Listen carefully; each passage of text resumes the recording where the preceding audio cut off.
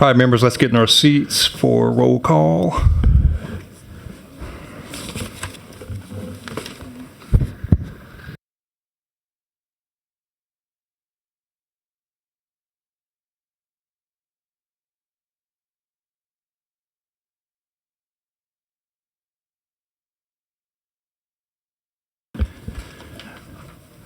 All right, good morning and welcome to the House Natural Resources Committee. Today is April 29th, 2025.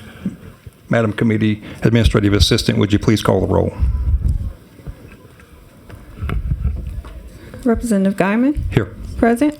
Representative Bro? Representative Bryant? Representative Carrier? Present. Representative Coates? Present. Representative DeWitt? Present. Representative Domain? Present. Representative Travis Johnson? Present. Representative Kerner? Representative Lacombe? Representative Landry? Present. Representative Mack? Present. Representative McCormick? Present. Representative Orgeron? Present. Representative Reiser? Present. Representative Ventrella? Representative Zerang. 11 House members present. We have a quorum. Thank you. Once again, good morning and welcome to the state capitol. What a great crowd. We're going to go over a few rules real quick. If you if you're wanting to speak or show your support or your opposition to any of the bills, you need to fill out a green card for if you're yes, a white card for information purposes only, a red card if you're in opposition. On that card, you'll see a spot to check if you want to come and speak. Today, we have some security requirements. As soon as we start in a few minutes, we are not going to allow you to use your phone to take pictures or video. So if you want to do that now, get you a quick picture for your memories, your photo gallery or whatever, do it now because we're going to not allow that. You're not going to be able to lift your phone up above your shoulders. You can text or whatever. If you have a phone call, please go out in the hall. Make sure your phones are silenced right now if you can double check that. We're also going to do a zero tolerance for security reasons today.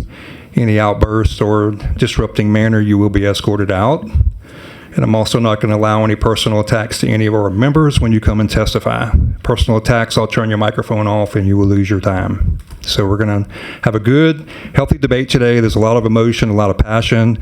We want this to go good. We want everybody to get a chance to speak. All right, when we're about 3 o'clock or 3:30 today, we will have to go to the floor and vote. So we will recess. We will make that announcement and we will tell you what time we will be coming back. You can leave, you can go eat, you can go outside, get fresh air, whatever you need to do. Come back in, go back to security, get back in here by the time we announce that we're coming back, and you won't miss anything. So that'll happen somewhere probably around 3:30. That's a guess, okay? But if you're just kind of watching your time, that's what's going to happen. Time limits. We're going to have a 3-minute time limit today. So if you have a card and you want to speak, we'll call you up and you'll have 3 minutes. We'll bring 3 people up at a time, either opposition or proponents. There is a light on the table. It's got a green, yellow, and red light. So when you get to 2 minutes, the yellow light's going to go off. That means you have 1 minute left. So start wrapping up your testimony and get to the finish line, because as soon as the red light and the buzzer goes off, you're going to finish your sentence and we're going to turn your mic off. We have to go with strict time today because of obviously what's going on. We're already going to be here late. All right, so I think that's it. And Vice Chair Orgeron for opening comments.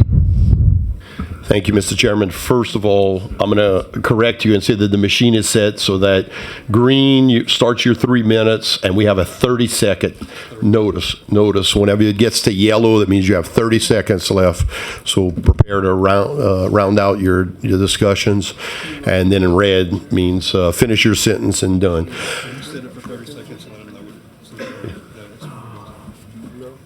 Yeah. We're going to practice. We're All gonna right, practice. everybody. Put me on This is a 3-minute practice timer. drill. I'm not going to take 3 minutes, but let's. All right. So where are we at? All right. So here's 1 minute. You see the green light on the table. At 30 seconds, it's going to go yellow. And look, I know when you get to the table, sometimes you get nervous and you forget and lose your spot. That's messed It's up. fine. Start over. It's going to be great. We're all just regular, normal people. Come up here and do what you need to do. That yellow light tells you need to start wrapping up. Just like that. So I'm going to start wrapping up by saying thank you all very much for coming. Have received calls on the topics of today's agenda. Everyone who called me, whether pro, con, whether we agreed or disagreed, I pretty much said, as a legislator, hearing from the people, especially the people within our district who are caring and concerning about any particular interest or any particular topic is very important to us. And just looking forward to a good, healthy, robust debate. And I thank you all for taking the time to coming down to the Capitol and being able to voice your opinion on these important matters. Thank you very much.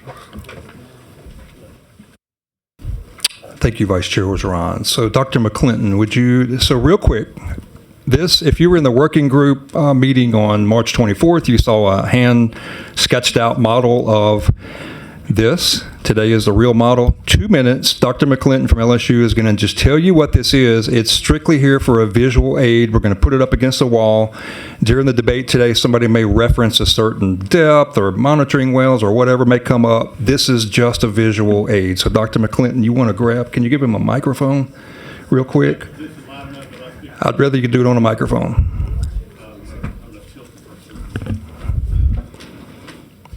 2 minutes or less. Thank you very much. And Thank no you, sir. questions from the committee. If you have questions on this, you can ask it during a bill, but not right now. Thank you. So this is a model that we thought was in need for these conversations.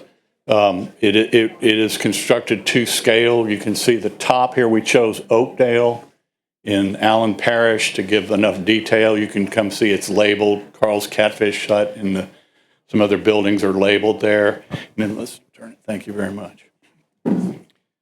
And then the major components are, we have our drinking water aquifers up here in blue. An essential component to those, and they're labeled, are the confining zones, the Doe Hills confining zone. Those isolate the drinking water aquifers from the saltwater aquifers below them. So it took these confining zones to allow fresh water to flush the salt water out. The other major takeaways, you can see these major stratigraphic intervals. And I will say that the geology here is accurate and to scale. It is from the Louisiana Geological Survey cross-section, which runs right through the town. Another reason we chose this. This is the Wilcox interval. This is a period in geologic history when the Rocky Mountains were in active uplift. There was a massive amount of sediment flushing into the Gulf of Mexico. It built these delta systems. They extend from the Sabine River to east of Denham Springs across the central part of the state. And then the influx from the Rocky Mountains died off. And this is the Sparta through the Vicksburg, which is primarily clay layers. There were not active deltas being built. So this is just mud accumulating on the continental shelf. These create widespread, impermeable clay layers, which we have defined as the confining zones. There was another period of activity here in the Miocene, which is significant further south of here, but up here, again, delta deposition. And we've labeled this as the monitor zone. So I think most operators are going to have above zone monitor wells in this zone, which would be able to monitor any leaks. I'll put this on the side, but also for scale, this is a scale model of the state capitol here. So you put that on top there, and you can see this to scale. Thank you very much, Mr. Thank you, Dr. McClinton. Vice Chair Ogeron, do you have a quick comment? Yeah, Hang on. Yeah, I just wanted to see the Capitol up there, knowing that we're in a building that's 30 stories tall and 380 feet to the peak. That is to scale. the Capitol? All right. So, all right. That's, Thank you, Vice Chair Orgeron. Thank you, Dr. McClinton. Could someone help him move yeah, can y'all just get that off to the side and put the chair back? Senator Reese, ready? When you are, sir.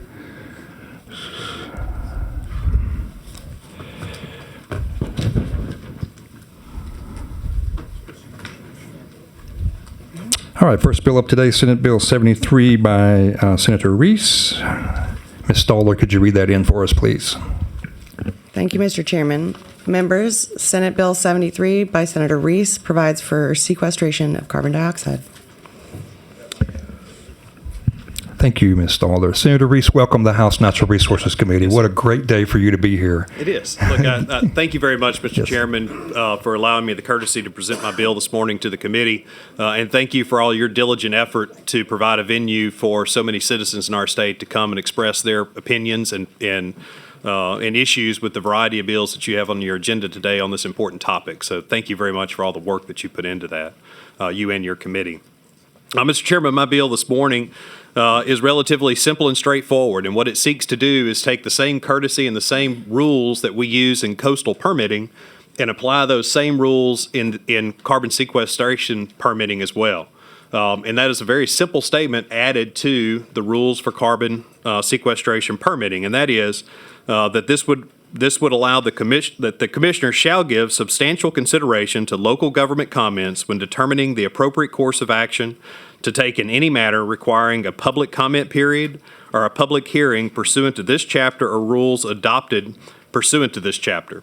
And so what that has done in coastal permitting for many years now is that coastal permitting process has to give substantial consideration to local government input. And when they do so, should they choose not to issue a permit based on that substantial consideration they've given to public comments from local government, and they deny the issuance of a permit, that is then defensible for that department. If the permit applicant wants to seek to challenge that in the future, and they have relied upon this provision to deny the issuance of that permit, that is a defensible action that the agency has taken. And so I think it's an important tool. That tool has worked in the coastal permitting process. There have been multiple permits just in the last couple of years that have been denied in the coastal permitting process under this provision. That has been a defensible action in that regard. And so I think this is an important tool to add to the Department of Energy and Natural Resources provisions for carbon permitting as well. I think that in all cases, substantial consideration should be given, but absent this kind of language being in the bill, it no longer is a defensible action. It's not a defensible action that the department can take to deny a permit based on just the input from local government. So I thank you for this consideration. Happy to try to answer any questions that you may have. Thank you, Senator Reese. Representative Landry for a motion on the 3-minute rule. Without objection, 3-minute rule is adopted. Question, Representative Landry. Senator Reese, I like your bill. I was just wondering if you would work between here and the floor on some possible amendment on some landman professional acts, kind of clearing up possible issues that we may have with getting title or even getting right of way for pipelines, where we have actually good actors and not bad actors or bad apples coming into our state to try to get right of way or clear right of way. So I just wanted to ask you if you'd be open to working with some language on that to firm up this bill. No, I absolutely would, Representative Landry, and I appreciate you and I have had an opportunity to have some discussions along these lines. I know that you really wanted to make sure that we're protecting citizens' rights when it comes to acquisition of pipeline right-of-way, and I know that there are a multitude of steps that should be gone through in that process before you get to an act of condemnation or eminent domain or something like that. Correct. And I think you've got some great ideas along those lines that would really strengthen the process that has to be followed to protect property rights and protect citizens, and I'd be more than happy to work with you as this bill moves forward to get that right. I appreciate that, and I thank you for your bill. Yes, sir. Thank you. Thank you, Representative Landry. Representative Razzle for a question. More, I guess, Mr. Chair, maybe a point of order is that you mentioned the 3-minute rule, and I would like to also reiterate the way you run committee is that when someone presents the bill, that they point out the line in the page, and the conversation stays germane to the bill.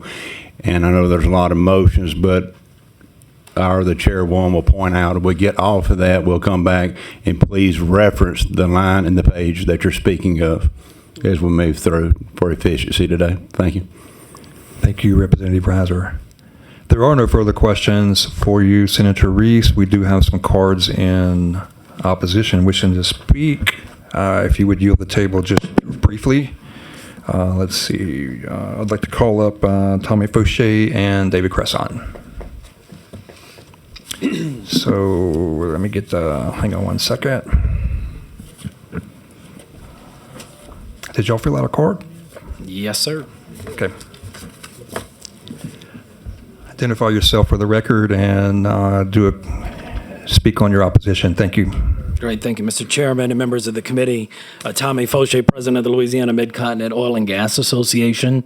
I'm going to speak, Mr. Chairman, hopefully only once this morning, my testimony on this, my opposition to this bill and all that will come today. I think the chair, maybe you appreciate me only speaking once. I see you smiling. I also want to thank Senator Reese for bringing this bill in the dialogue, and I'm interested as well to see the amendments that may come before this bill gets to the floor. Louisiana's energy industry is not just our leading economic driver. It powers our communities, supports our families, and fortifies our economy. 25% of our economy, 15% of our total state employment, that's nearly 400,000 jobs, depend directly and indirectly on energy.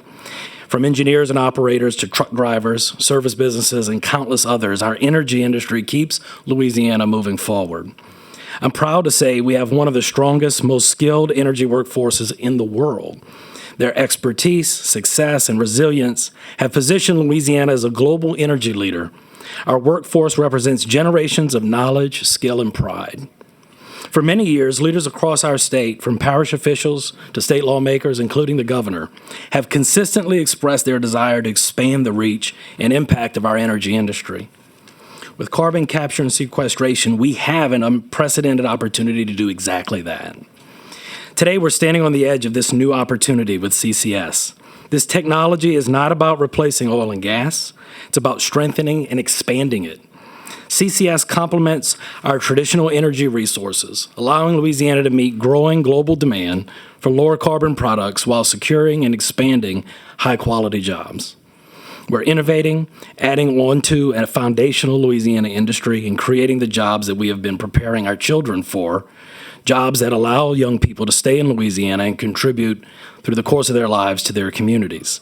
By investing in CCS, we are ensuring our future and maintaining our competitive advantage.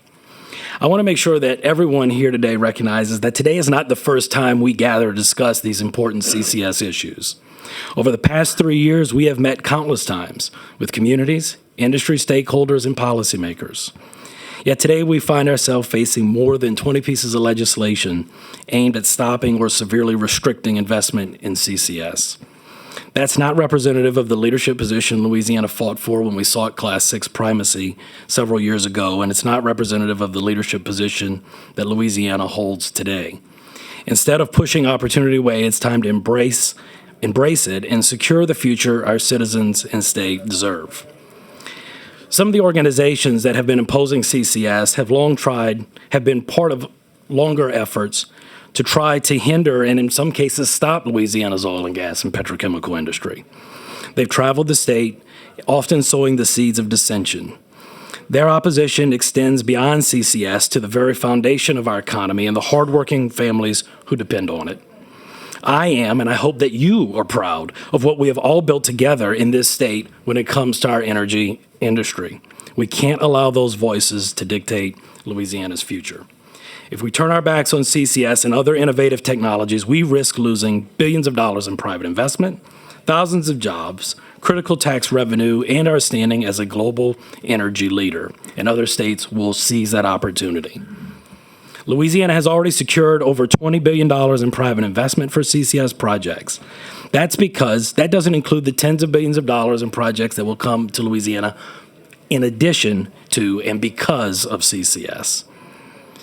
I also like to point out, because there has been discussion in past hearings, I think when President Trump announced his American energy dominance agenda earlier this year and then followed up last week with his explicit support for investing in innovative technologies such as CCS, he saw the opportunities that we see in Louisiana as a pathway to great American energy achievement.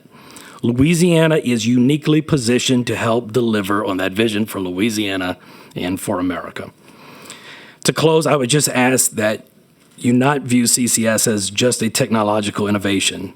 It is also an economic strategy, a job strategy, and an opportunity to create prosperity for generations to come. It's a path to energy leadership. The decisions we make today will help shape Louisiana's future for decades to come. I look forward to continuing the dialogue with all of you. I want to thank you, Mr. Chairman, for a continuous dialogue that we have had, and look forward to that partnership going forward. Thank you. Thank you, Mr. Chairman, and good morning, Chairman Guyman and distinguished committee members. Thank you for the opportunity to address this critical issue. My name is David Cresson, and I serve as the president of the Louisiana Chemical Association, representing 70 major chemical manufacturers that anchor Louisiana's industrial economy and the communities where they are located. These companies employ more than 35,000 women and men who work, raise their families, and pay taxes in those same communities. When I was interviewed for this new role earlier this year, the search team asked me to describe the greatest strengths of Louisiana's chemical manufacturing industry. And I listed many: our natural resources, our infrastructure, our exceptional workforce. But one of the most important that I listed is a rare privilege that we enjoy today: a presidential administration, a governor, and a legislature that together are all pro-industry. We're already seeing this alignment pay dividends, with over $75 billion in announced industrial investments poised to transform Louisiana's economy. However, there are bills being considered today that would severely undermine this momentum. These proposals are decidedly anti-industry and would cripple Louisiana's ability to deliver on these historic projects or to compete for future ones. That is why I've come before you today to voice strong support for CCS, a transformative technology that will secure our state's economic future, protect our environment, and position Louisiana as a global leader in the clean energy economy. But CCS is not just an opportunity. It's an imperative for our manufacturers, contractors, and workers to thrive in a world demanding lower carbon emissions while still producing the essential products we rely on every single day. CCA is safe, it's scalable, and delivers unmatched economic, environmental, and strategic benefits that are perfectly aligned with Louisiana's unique strengths and pressing needs.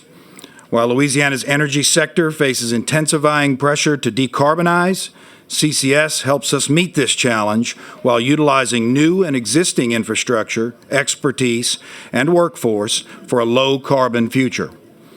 These projects, many of which rely on CCS, will cement our leadership in low-carbon production. We simply cannot afford to miss this opportunity. Our companies are deeply invested in their communities. They support local initiatives. They respond to real concerns and are working to be good neighbors. They do not do this just when it is convenient, but consistently because they live and work alongside their neighbors. Meanwhile, we cannot allow ourselves to be misled by out-of-state radical NGOs funding propaganda and hysteria against this technology. These groups are the very definition of anti-industry. Make no mistake, they have no concern for Louisiana or her citizens. Their sole goal is to shut us down. They oppose carbon capture precisely because they know that it's a pathway for industry to thrive and expand in a lower carbon world. Louisiana is a manufacturing state, employing tens of thousands of Louisianians in high-paying industrial jobs, generating billions in tax revenue. But manufacturing inevitably produces CO2. That's why CCS is essential. It captures these emissions at the source, allowing facilities to meet increasingly stringent standards without sacrificing production. The CCS projects already planned could remove millions of tons of CO2 emissions annually, create thousands of jobs, generate significant tax revenues, and strengthen our competitive edge. Without CCS, Louisiana risks losing its industrial base to global competition or even to neighboring states. By embracing CCS, Louisiana doesn't just adapt to the future, it defines it. I respectfully urge this committee to support policies that accelerate CCS deployment, not hinder it. In doing so, you will help secure jobs, investment, and Louisiana's bold leadership in American manufacturing and energy. Thank you so much, Mr. Chairman. Thank you, Mr. Cresson and Mr. Fauché. There is a question from Representative McCormick. Thank you, Mr. Chairman. Not really a question. I just like to be honest, guys. I think both of y'all comments were kind of insulting. I don't believe this is far and out of state. These people in this room that have on green shirts, they live here in this state. I live here in this state. I've been in the oil and gas business probably longer as anybody in this state. It's insulting for me to you say I don't support the oil and gas business. I'm going to say the people in this room support the oil and gas business. I'm going to say most of them have family or friends or they work in the oil and gas business. This is about one thing. This is about taking a people's property without their permission. That's what it amounts to. It doesn't matter how many jobs you create. You do not. You see those that model over there? If that all belonged to you, we wouldn't be discussing this. That belongs to the people in this room. And to accuse them of being influenced by out-of-state sources is ridiculous. I doubt if any of them knew about this till about a year ago, till they found it was coming to their property. So I think it's important that private property rights in this country is the basics of what this country was founded on. Doesn't matter. People gave their lives for our private property rights. They didn't give our lives so we can get money printed in Washington, come down here and pay a bunch of people to come tell us that we were against the industries we made our living in our whole life. A little bit excited this morning. I appreciate you. I know both of you, but I feel like it needed to be said. Thank you, Representative McCormick. Take a deep breath. All right, there are no further questions. Thank you, gentlemen, for your testimony. Senator Reese, if you would like to close. Before you close, Senator Reese, well, actually, go ahead.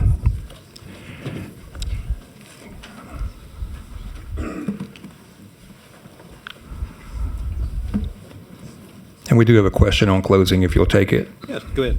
Go ahead. You want to take the question now? Yes, sir. Okay, Representative Coates.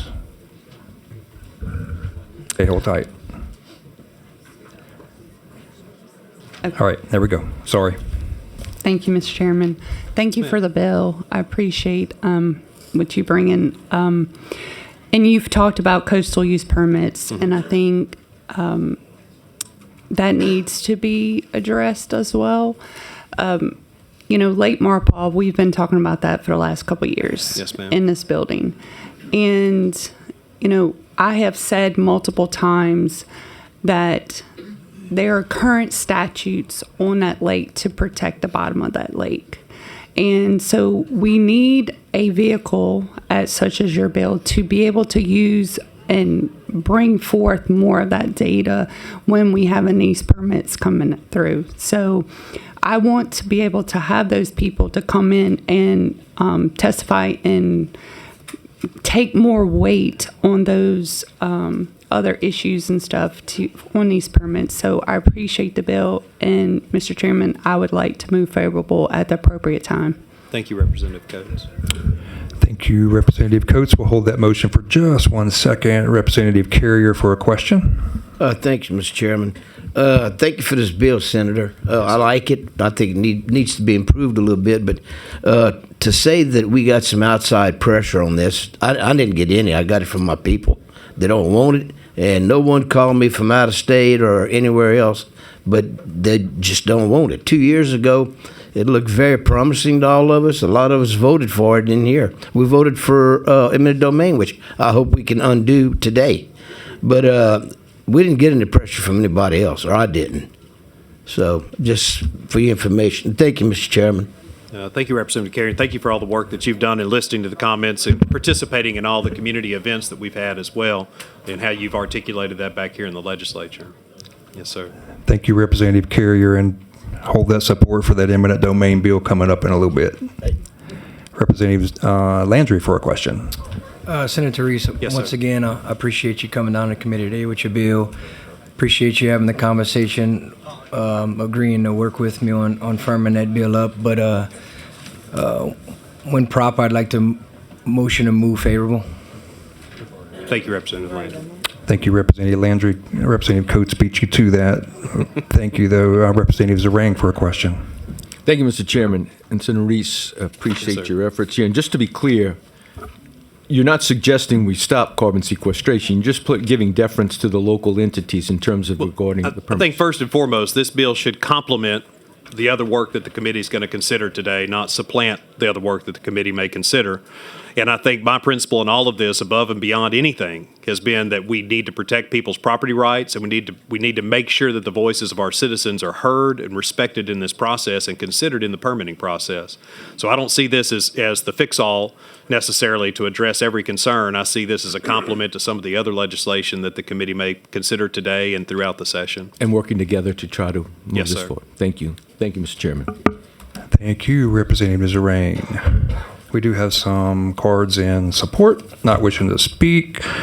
Elizabeth Powers, Angel Bradford for Sierra Club, John West representing self, John Harmon representing self, Michael Nichols, Pitkin, Louisiana, We the People, Renee Savant, Louisiana CO2 Alliance, Manga Putman, I'm sorry, I can't read it, but Vernon Parish, David Daly, Vernon Parish, Petra Daly, Vernon Parish, Mary Labrie, representing self, and Larry Putman, Vernon Parish, all in support of the bill, not wishing to speak. We do have some cards in opposition to the bill.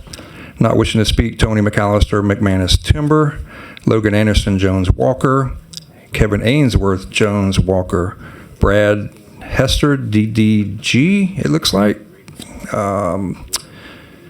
Blanche Gallagher, Industry Makes, Desiree Lemoyne, Director of Governmental Affairs for the TJC Group.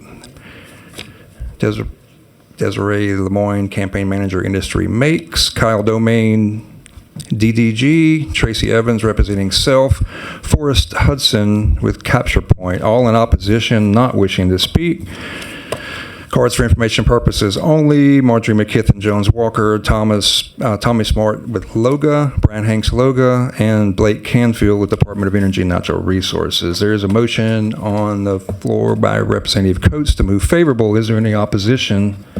Hearing no opposition, Senate Bill 73 is reported favorable. Thank you, Senator Reese. Mr. Chairman, if you would just oblige me for 30 Absolutely. seconds.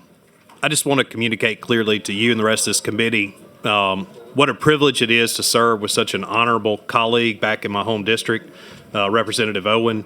I've not witnessed somebody put as much time, effort, energy into studying an issue, into listening to the public, and to try to develop solutions that met the concerns of the public, that are both well-researched and well thought out, and they come with passion.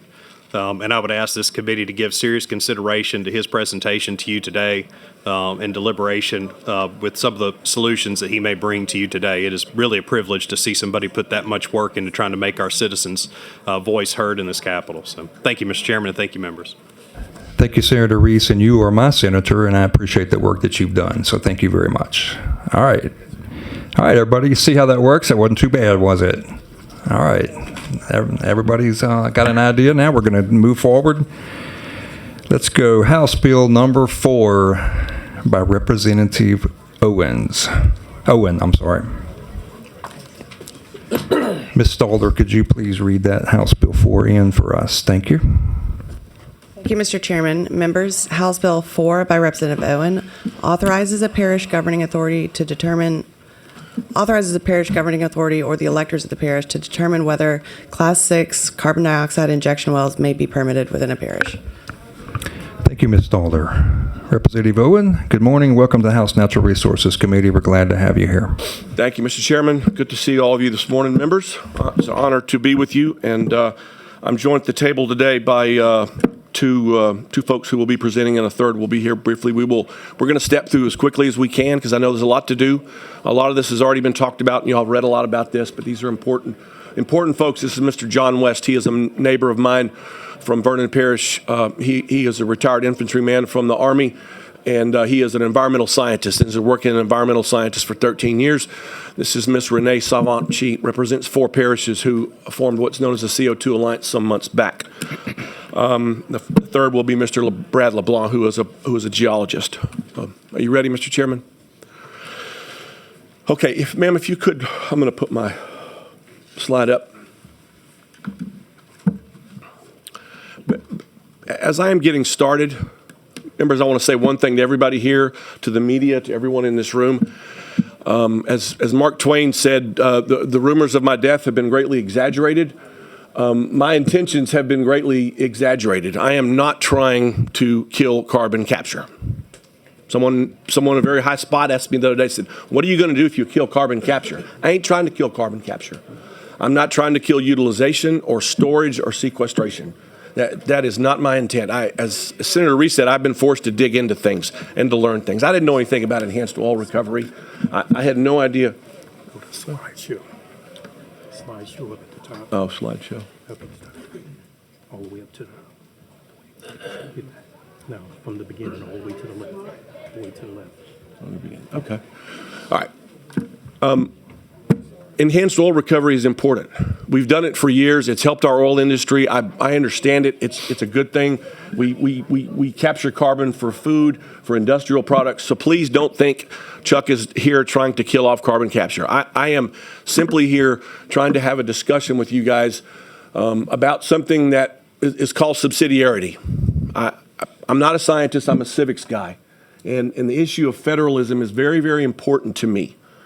And I thought I was talking about federalism, but the right word is home rule or subsidiarity, as we talk about in Louisiana.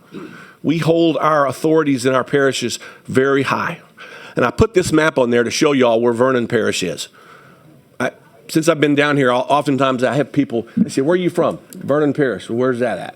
It's a long way from here. And then I tell them I'm from Leesville, and they say, oh, that's down by Houma? And I say, no, that's Leeville. And they said, that's where the pies are? And I said, no, that's Lee's in LeCount. I am from Leesville, kind of right where you see Vernon. And I put that map up there to show y'all that in the 70s and 80s and into the middle 90s, that blue dot was about the only place you could get a drink of liquor between Lake Charles and Shreveport. We have a belief in this state that parishes know what they're doing.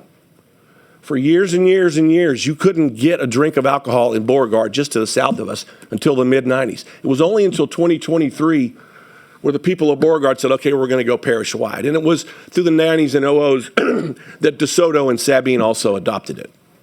We believe in the authorities of our parishes. We do that with lots of different things.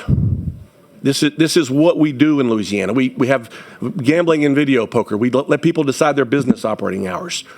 Of course, hemp and cannabis, we've had those discussions before. Fireworks sales, all sorts of things we do in this state inside of business activities to allow local authorities to decide what business operates at home.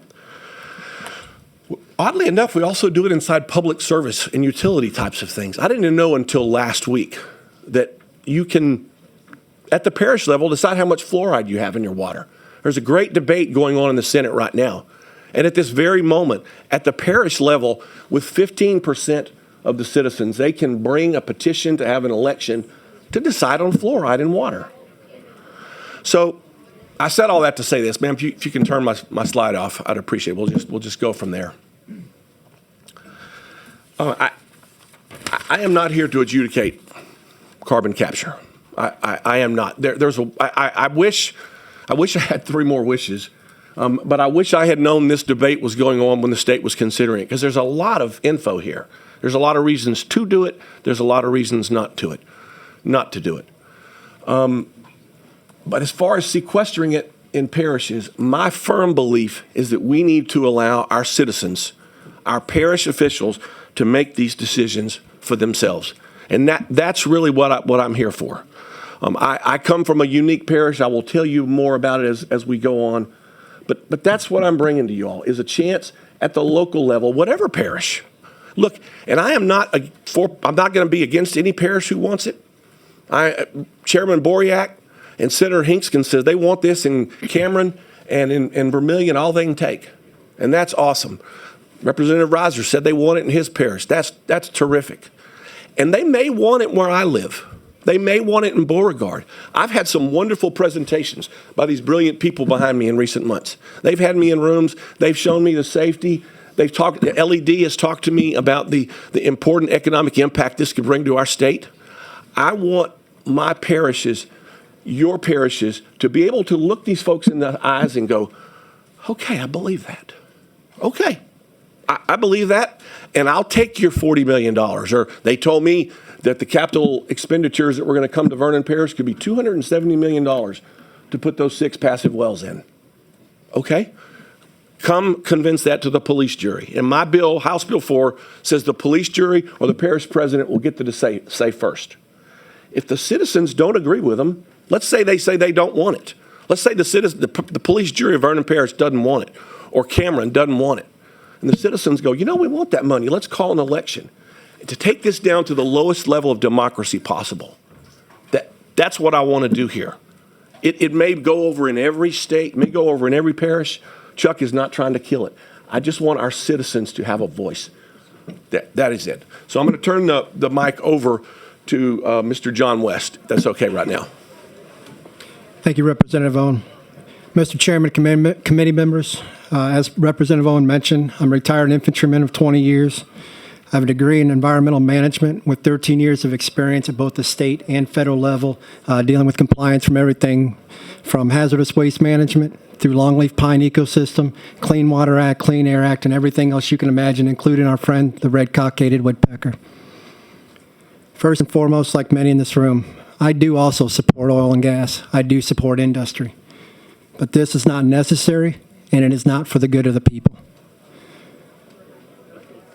In life, individuals, collectively or as individuals, choose a path. For me, that path took me and my family around the world to many locations, including multiple combat tours in Iraq and Afghanistan. That was just me, not my family. I went on those alone. That path ended in November of 2012 when my family and I chose Vernon Parish as home. We chose here because it's a slower paced lifestyle, tight-knit communities, and a rural setting that was absent from large industrial processes and influences. We fear that all this will be taken away from us and replaced with dangerous CO2 pipelines, wellheads, large tracts of clear lands, and all that for the almighty dollar. I'd be remiss if I didn't give some environmental reasoning behind my basis. You see, it is fact that the level of carbon dioxide has increased in our atmosphere. Starting at the mid-set of the mid-1800s at the Second Industrial Revolution, it was about 0.04%. Currently, it sits just shy of 0.06%. Some will argue that it's because of industrial processes, use of fossil fuels, while others will argue that it's nothing more than the Earth's natural cycles. One nation, let alone a state or a state, can solve this problem if it is indeed a problem. When looking at global CO2 emissions over the last 3 decades, China, India, and other countries have increased by over 30%, while the United States has reduced by 6%. That still leaves a net increase of nearly 24% across the globe. Greenhouse gases, such as carbon, do not know borders by state. They do not know borders by country. They do not know borders at all. Secondly, although socioeconomic benefits may outweigh environmental impacts or risk to human health in some parishes, based on commitments by industry that we've all heard about, that is not the same for all of the parishes being looked at. The temporary jobs that are being mentioned in applications with the DNR through their 5 environmental questions that they have to answer on some of their permits applications are a little lacking in my opinion, but that's something that I will address with DNR. The temporary jobs will be short-lived at best. because any delays in the construction will ultimately result in financial losses through the injection portion. My mother and father raised me well, and I've been on this earth for 51 years, and I live by something they taught me. Whether figuratively or literally, bearing a problem never ends well, and bearing a problem of CO2 is what the answer appears to be. Whether that problem is climate change, overregulation, or simple margin profits, it's not the answer, nor good for the people. How much should the people of parishes such as Vernon, Allen, and others be asked to sacrifice when clearly nothing but risk to human health and the environment, along with loss of individual rights, is all that is being offered? I ask to please pass this bill and give the decision-making back to the authorities at the parish level. I thank you for your time, and I'm available for any questions from the committee. Greetings, members and Mr. Chairman. I am Renee Savant, a daughter of Louisiana. I am here today representing the Louisiana CO2 Alliance, which represents Vernon, Beauregard, Jeff Davis, and Allen Parish. But in all reality, I'm speaking today for all the parishes of the state of Louisiana. Many people call us grassroots. The governor refers to us as ankle biters. I'm more of a thigh gal myself. As of this morning, our page, our little bitty Facebook page, has had 1.2 million views in 90 days, and we have not spent $1. Actually, 1.2 million and 11,000 views. Now, I got to give credit probably to 500,000 of those views to the lobbyists and industry and some of you guys that's been following to make sure that I don't say anything about you and seeing what we're up to. But I'm proud to be here, and I'm proud to speak on behalf of the people. Treat the earth well. It was given to you by your parents. It was loaned to you by your children. These are words that were spoken by Crazy Horse, a chief that fought for his people to the very end. I've tried to find out, as a savant strategist, a little bit about each one of you guys. Not each one, but a lot of y'all. And what I have found out is that they will be 3 to 4 of you guys that no matter what bill comes up, y'all gonna go for the people. And there's 3 or 4 of y'all that no matter what bill comes up, you're gonna go with the lobbyists and you're gonna go with industry. That's your choice. But who I really wanna focus in on are the guys that are in the middle. And the only thing that I ask of you as these people get up and speak today on House Bill 4, to have open ears and an open heart and hear their words and what they are saying. You're going to have a lot of people, mainly the lobbyists in industry, and probably the Secretary, Mr. Tyler Gray himself, come up and oppose House Bill 4. Now, Mr. Gray knows Senate Bill 353 that brought us all here today better than anyone else, because he helped Denbury and Senator Hewitt write Senate Bill 354. When Bill 353 was put in place, I watched every single hearing with Senator Hewitt. And here is Senator Hewitt. We're going to take CO2 out of the air, and we're going to put it into existing pipelines, and we're going to send it, and we're going to do sequestration with it. Never did she mention about the hundreds and hundreds of miles of new pipelines that were going to be run across the state of Louisiana. Never did she say about the millions and millions of tons of toxic CO2 byproducts that was going to be put in the ground and under our aquifers. And the main thing, she never mentioned anything about our property rights being taken away. Many of y'all said y'all did not understand the bill. Y'all thought y'all were voting for an oil and gas project. At least Representative McCormick admitted that he don't even remember voting for the bill. So you have to keep that in mind today when we introduce House Bill 4. If you didn't understand what you were voting for and all 96 members voted yes, you have to give it back to the people and let the people have a right to vote. Let the parishes have a right to decide what they want. Let's begin to wrap it up. Okay. I'm going to wrap it up right now, but I appreciate each and every one of y'all supporting House Bill number 4 for the people, but for the state of Louisiana, so she can remain as beautiful as she is today. Thank you. Thank you, Renee. Brad, I have you down as public testimony. Are you using that right now? I mean, you're with Chuck. Okay. Go ahead. And the board is lit up like a Christmas tree, so keep it as short as you can, please. I will.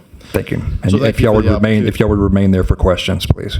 Thank you. Thank you for the opportunity to speak. Just first off, I'll say that everybody knows the concentrations of CO2 in the atmosphere at 0.04%, which is about 420 parts per million. But not many people may recognize that mankind's contribution of that is only 10%. Some people call it 3%, depending upon who's counting. So now we're talking about controlling not 0.04%, but 0.004%.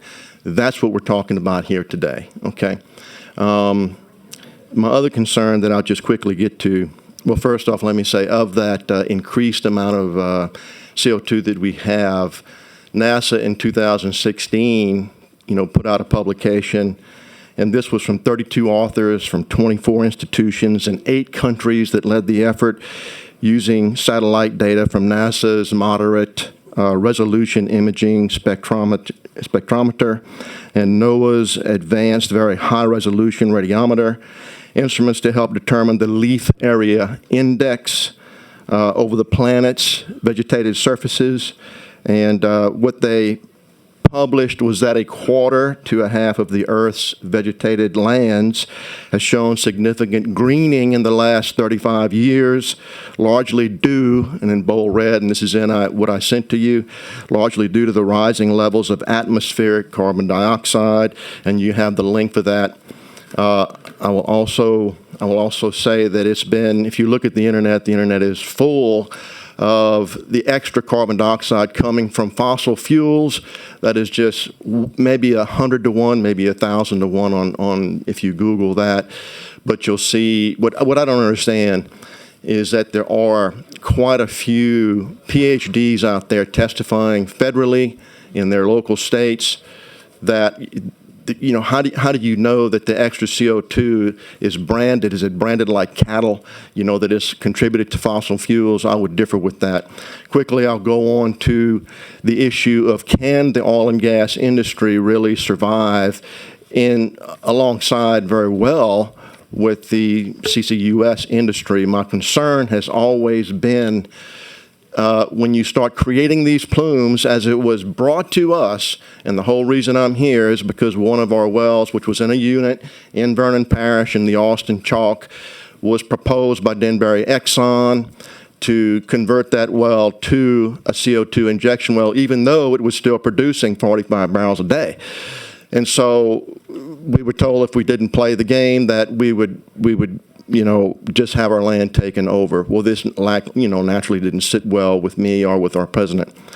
So since then, we have seen that, carbon sequestration is only relegated to pipeline use for eminent domain purposes and maybe not pore space.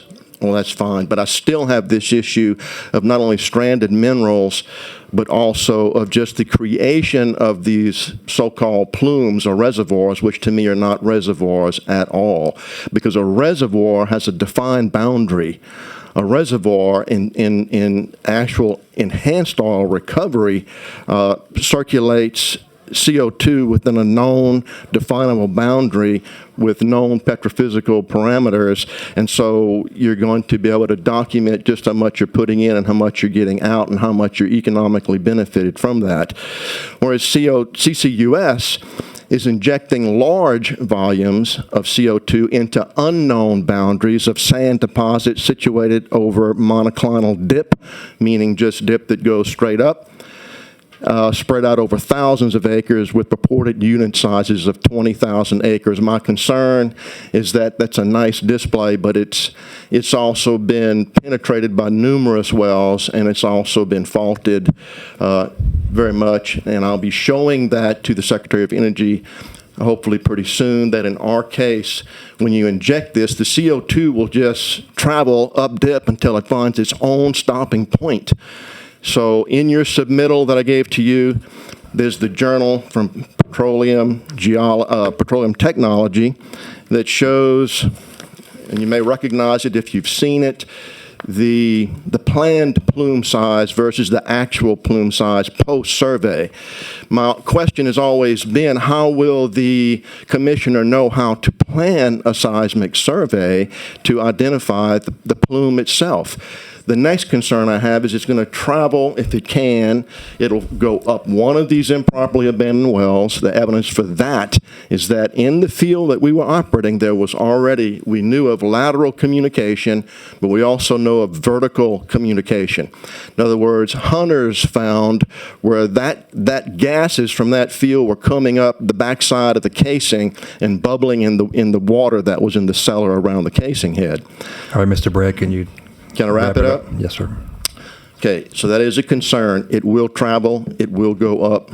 My next concern is the grand authority that the commissioner has been given to become an assessor of mineral values. We would want to speak against that. The oil and gas industry is the best evaluator of remaining reservoir life and value, and so we would hope to always be brought to that table and not be just overrun by the commissioner on that. All right. Thank you, Mr. Brad. Okay, everyone, here's where we are. We have 20 public comment cards wishing to speak. We have 8 people in queue, and we haven't gotten to the opposition yet. So we're going to stay on point. Today's bill, House Bill 4, is about local option. Let's stay on message. Committee members, please, as we're asking questions, we're talking about local option. Let's don't go down the rabbit hole. We have all day to talk about carbon capture on numerous other bills. So let's try to stay on message. And one thing, Ms. Renee, thank you for your testimony, but Secretary Gray cannot speak in opposition or against. He would have to do a white card for information only if he comes to the way table. you always correct me so politely. All right, so we do have questions. If you three would be willing to take them. Representative Reiser for a question. Thank you, Mr. Chairman. Representative Doan, highest degree of respect and your passion as the senator spoke earlier. My concern when we do it, and I was very well versed and was in the Senate with Senator Hewitt at the time, so I can speak for myself that I knew exactly what I was voting for, and she put an immense amount of time and conversation with us, and respect your opinion, is that when you go this route and you got the 64 parishes and you go, that was a state law. You know, it went into state statute, as Mr. Fauché stated that, and others have stated that they're in the energy sector business. My concern with it to the point is that you're impeding intrastate commerce and then potentially interstate commerce once you do it. You can go where you go you could go, and let's say that I was major opposition, which there's some out there that's got the money to spend. You go to parish till you go straight across the state, and you have killed this industry. So I see it, I'm making more of a statement than anything else rather than asking a question, what my objection would be to it, and you can respond to that. But that's my concerns, and I understand where you're at completely and respect that. Thank you, Senator Reiser. And listen, this is simply about the injection well. We're not talking about pipelines or anything. Understand pipelines are controlled in law, and that's something else we've all learned as we've been here. A pipeline is a pipeline, and it's controlled in law. You want to run pipeline across the parish, that's another discussion. But the injection well is the issue. And if they want to, I don't see how it would impede interstate commerce, but I see your point. I guess if all the parishes across northern Louisiana did it, it might. Correct, and that's my point. It could go that, and that's respect to yours. And when you have a Class 6, I'll continue. My concerns is you have Class 6, and I don't know. Maybe the presumption back when we went from the horse-drawn carriage to the automobile, there might have been those that had the same concern about oil and gas drilling. So I've seen legislation through the years, and this will perpetually go on into long after we're here, that the fact somebody comes back and says, adds it to a Class 2 well, says we're going to do on drilling, and that's someone that has the same amount of passion that's against oil and gas could be right here if this statute was to pass, and you hear it all the time. Members, we hear that. We're simply amending this, something that's already done in law, and we're going to do the local option on drilling, on whether it be for natural gas or whether it be for oil itself, or whether it be for lithium or whatever it might be, the things we having, and that's just my personal opinion, and that's where I'm at. And what worries me, and we'll repeat this all day long, is I have never been convinced as to how burying carbon is tied to the oil and gas industry. This is collected waste.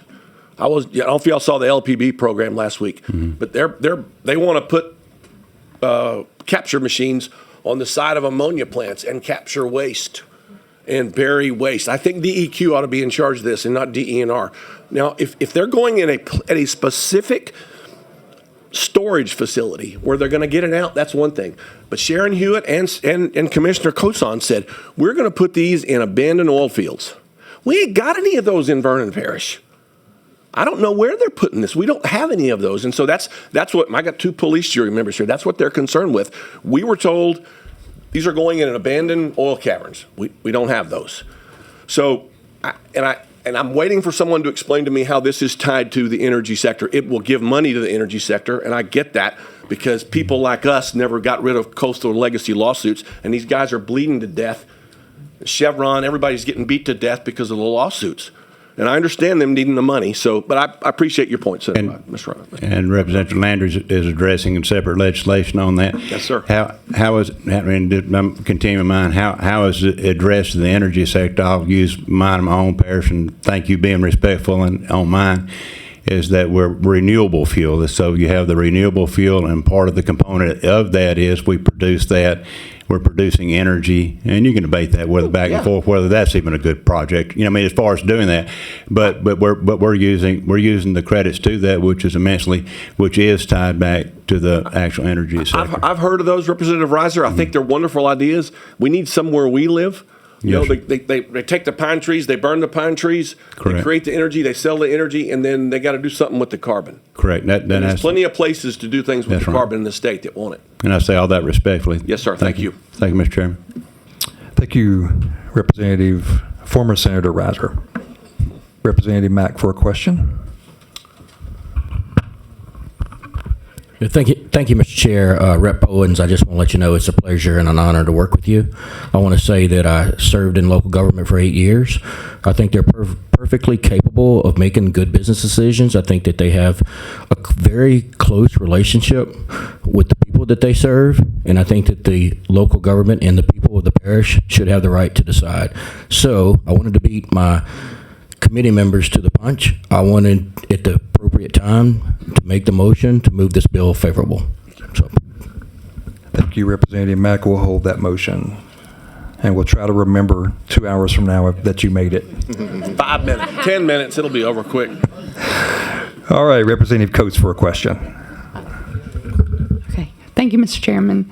Thank you, Representative Owen. We back home have had a lot of opposition to the carbon capture for Lake Maurepas. Lake Maurepas is owned by the people, and it's been very frustrating also to those people that make a living, recreate, and love that lake, and seeing any kind of damaging impacts to it. But your bill doesn't actually help us.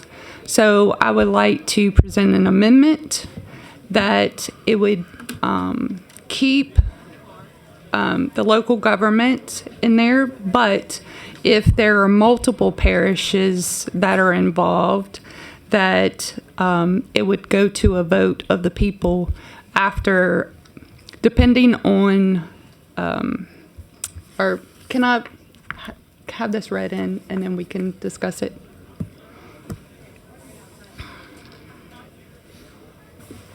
I'm sorry, Ms. Coates, what's that? Can we have this amendment read in and then we Okay, can discuss it? Representative Owen, you do have an amendment. Do you want to take that now? If she wants to give it now, we can do it now, or, I mean, Okay, do you think, Mr. Chairman, we should wait till the end of the questioning? You want to do it now? Let's just knock it out. Okay, go ahead. Yes, ma'am. Yes, sir. Ms. Winkler. Mr. Chairman, members, before you is a set of 10 amendments labeled 1919 in the top corner. I believe they're being passed out to you right now. But numbers 1 through 9 of these amendments add storage facilities to the topics for which there can be a vote in each parish. And then amendment number 10 provides for if there's a tie to have another election. And then if there are multiple parishes that have voted differently, that are all affected by a storage facility, whichever, if it's yes or no, whoever has the most votes wins. Thank you, Ms. Winkler. Representative Coates, you offered the amendment. Is that correct? Okay, so do you want to speak a little bit on the amendment? Yes, so like I said, Representative Owen's bill is tied to the Class 6 well, but there are parishes that would have the waste or the plume, but no well, so they wouldn't have the ability to cast a vote or be able to vote on that. So I'm just including all parishes that are affected by the actual sequestration. So all 4 parishes would then have to make a decision Yes, so collectively? Yes. If there's something that and then affects them all? majority. Yes, sir. Then majority gets the vote. Representative Coates, I have a question. Sure. Let's just use an example of Beauregard, Allen, Vernon. Walk me through how that's going to work, please. Like, give me an example.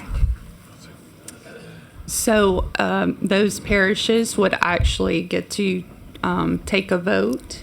And if it's 3 of them and 2 vote yes, then it would move forward. If there's 2 votes no, then it wouldn't. If the parishes do not, or I think we included that if the people, like if the parishes don't, if the parishes take no action, then the people could bring it to a vote, and then across all three parishes would have to hold an election, and the majority would win from all of the. So in your example, Beauregard Parish could vote yes, Allen Parish could vote yes, and Vernon Parish could vote no. And what would happen? It would be yes. It would be yes. I thought, I thought you were talking about the situation in a lake. And my understanding is you're talking about a state-owned land where the well goes out and then the plume bleeds over into those locations. Is that what you're talking about? So it would be decided, the vote would be decided on where the area of review is in the permit. If that plume is permitted for 3 parishes, then those 3 parishes are involved. So does that mess you up? Here's what I would like to do. I would like to continue this debate we're having right now and let's see what this will of this committee is, and between here and the Senate floor, then work on that. Because look, that is an important thing, and I knew that question was going to come up. The question of Lake Maurepas is very important, because the state's going to go out there and like if they put a well down in Bossier Parish and it bleeds over into Webster, that's a trespass problem. Yes, that is It not. is is a trespass problem, and it's demonstrative of the step what Mr. LeBlanc's talking about. We are doing something that we have no control over, and that's really the heart of the matter here. Is that the parishes need to control what goes on within their boundaries to the greatest degree possible. So you have my word. I will work with you on this. Okay. After we have this review here, because that's very important, and that's important for everyone to understand. We put something in the ground, and we think we know what's under there. We would if it was going back into an oil cavern, as Senator Hewitt told us. But that's not what they're doing. They're just finding spots where they're pretty sure it's going to go. All right, so Representative Coates, you want to withdraw that amendment? Withdraw it for Okay, that amendment's been withdrawn. So we're back on questions. Representative DeWitt for a question. Thank you, Mr. Chair. Members of the audience, I've been very sick here in the last week, and so I may start hiccuping as I'm talking. So please bear with me. Representative Owens, I don't think me and you probably voted different on 1% since I've been here of all the issues we've been together. So I appreciate everything you do and your passion. I want to give you a real life scenario. Have you heard of Sundrop Fuels? Mm-hmm.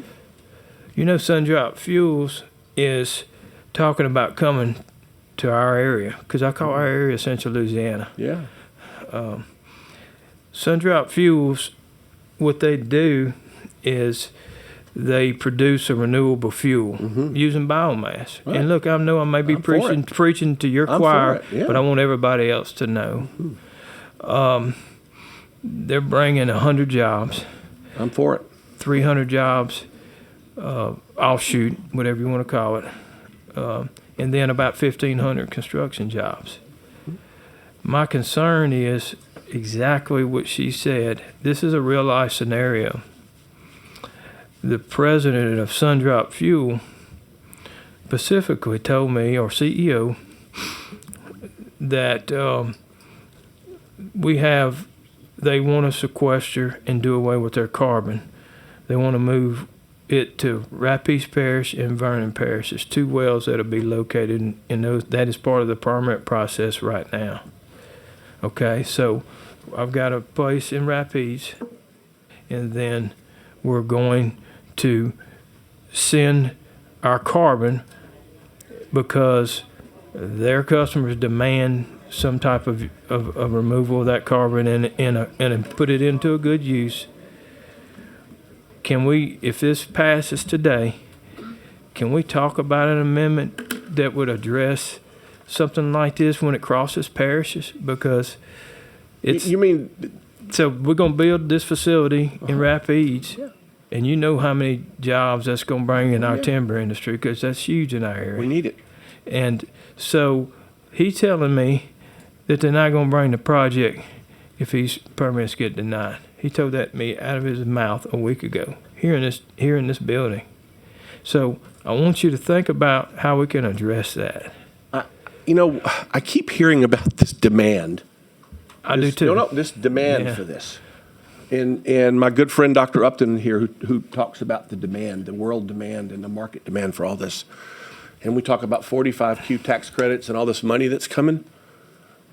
Within 200 miles of there are concrete and fertilizer plants in South Louisiana. That if LED would get busy, we could retrofit some of those things and put carbon in there. 45Q has bins other than just burying it in the ground. There's lots of things that can be done. It doesn't just have to be this. But even if we're out, why are the only place they want to send it Vernon Parish or Beauregard? There's plenty of places they'll be able to send it. If this is as good as they say it is, I'm sure there'll be plenty of places. They actually just have the permit application in for Rapides and Vernon. It's two places they're going to send this carbon for this facility.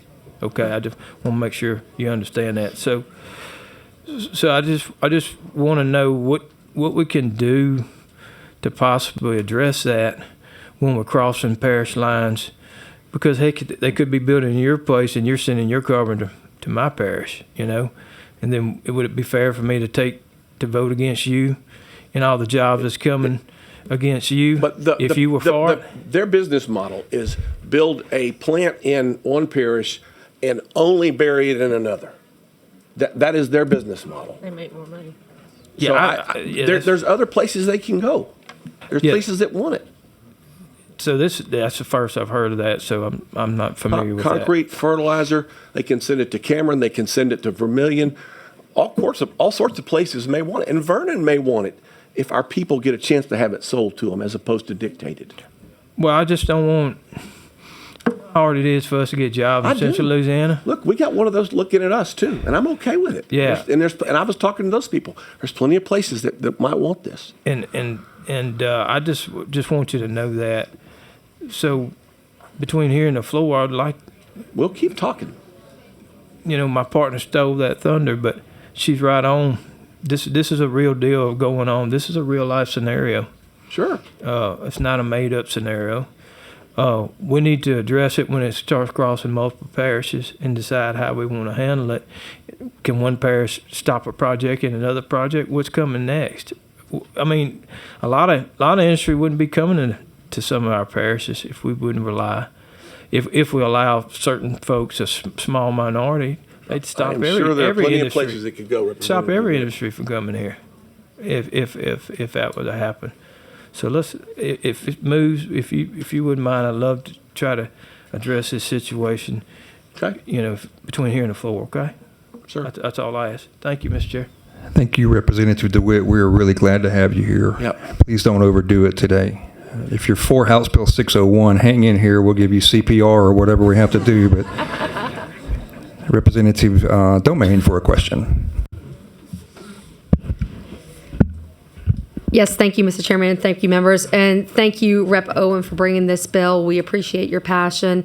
And all of my questions are coming from love and, with all due respect, I want some clarity kind of what you're doing with your bill, right? Mm-hmm. And your bill specifically related to the injection wells and the parishes having the ability to opt in or opt out. Is that correct? Mm-hmm. Okay. It has nothing to do with pipelines. Is that correct? My bill has nothing to do with pipelines. All right. Thank you for that clarity. I appreciate this. And I come from local government, and so I understand local government, and I understand, I can appreciate what you're trying to do here. However, we're talking about a lot of invisible lines in the state of Louisiana, correct? Like the parish lines, they're invisible lines. I mean, how do we differentiate the land between, let's say, Vernon Parish and Rapides Parish on the border? Like, what other than an invisible line differentiates that? Well, I think what you're driving at is how do we control what goes on beneath the earth? No. I'm asking specifically to your bill. How do we differentiate between those invisible lines between the parishes? Like, what's the difference between, let's say, Vernon Parish and Rapides Parish? Well, the population and the people who vote and the people who decide and whether it's a parish president or But when you're police driving team. down the interstate, is there like a wall or is like We do there it a the mountain same way. or anything that says like there are places you you're in- can't buy lottery tickets. Like right now, if you go from Vernon into Sabine Parish, you can't do sports betting. Mhm. Your computer stops working. You just can't do it. Okay. And it's a business decision. All right. I understand. So let's just pretend that, let's say, Natchitoches Parish, right? Natchitoches Parish decides to have an injection well. And I don't know what they want to do in that area of the world, but they want to have a well that's very, very close to the border, that invisible line between Natchitoches Parish and Vernon Parish. How does that well affect the people in Vernon Parish if it's that close to the invisible line between your parishes? Well, the people inside of Department of Natural Resources and U.S. Geologic Survey and other people who have an understanding of what's below the earth should be adjudicating where they authorize these wells to go.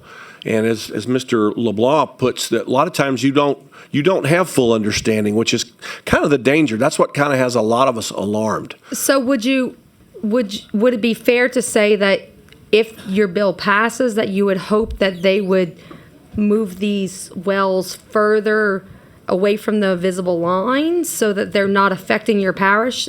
I don't know that below the ground they're not invisible lines, but below the ground, the GS Geologic Survey and the Department of Natural Resources, they claim to have a pretty good understanding of it. I don't know that I believe it fully, but that's their due out to say, okay, then we're going to do that there. We see that's where it goes. That will be safely contained there, just as Senator Hewitt told us these would do inside of abandoned oil fields. Okay.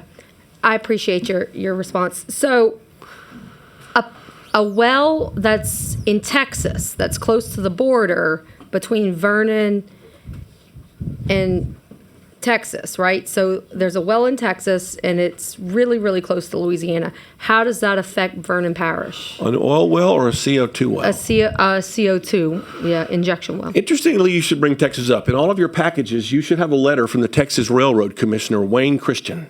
There's 3 railroad commissioners in Texas.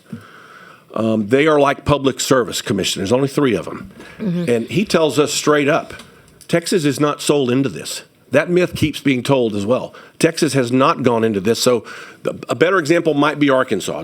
But just so you know, Texas is not full throttle into this. You know, I think it also would come back to a trespass issue. If the state of Louisiana doesn't want this, or a parish doesn't want this, then that would become an adjudication between that parish and the state of Texas. Okay. Or Arkansas. It won't be happening in Texas.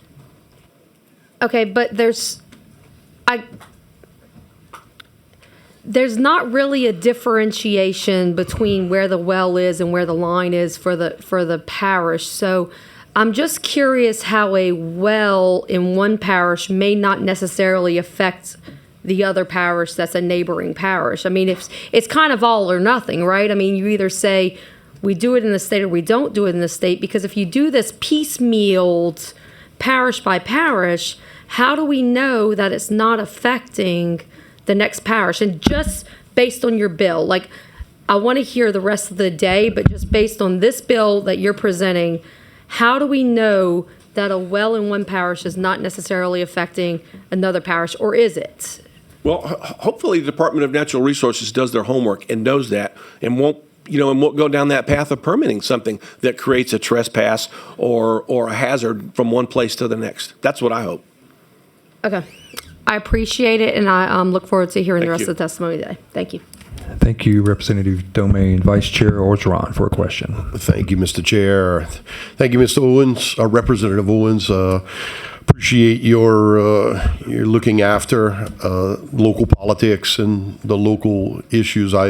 For 5 years, 6 years now being in the legislature, I've always said keep your problems and your politics as local as possible. The problem that you could solve in the town hall in 1 or 2 days will take longer at the parish seat, and even longer at the Capitol, and definitely an order of magnitude longer in Washington. So I think local politics is very important. I want to ask you how your bill in its current form would affect a hypothetical, let's say, and I'm going to use Lafourche Parish, my parish. I got a property owner that has a 20,000 acre piece of property, and he wants to do a Class 5 appraisal well right in the middle of it, and basically the pore space of the presumed plume from seismology is within 12,000 acres of his own property, fully contained within his own property.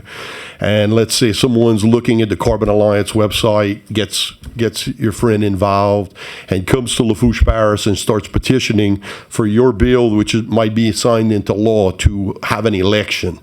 So I got one property owner whose appraisal well would be wholly contained within their property, but the parish has some sort of vote as you're proposing, and the parish votes against it. Does that preclude my property owner from being able to go forward with carbon sequestration on his property? That's a really interesting conundrum, Representative Orgeron. I kind of faced it myself behind my own house.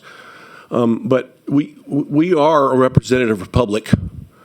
I had my butt chewed a few weeks ago by a landowner.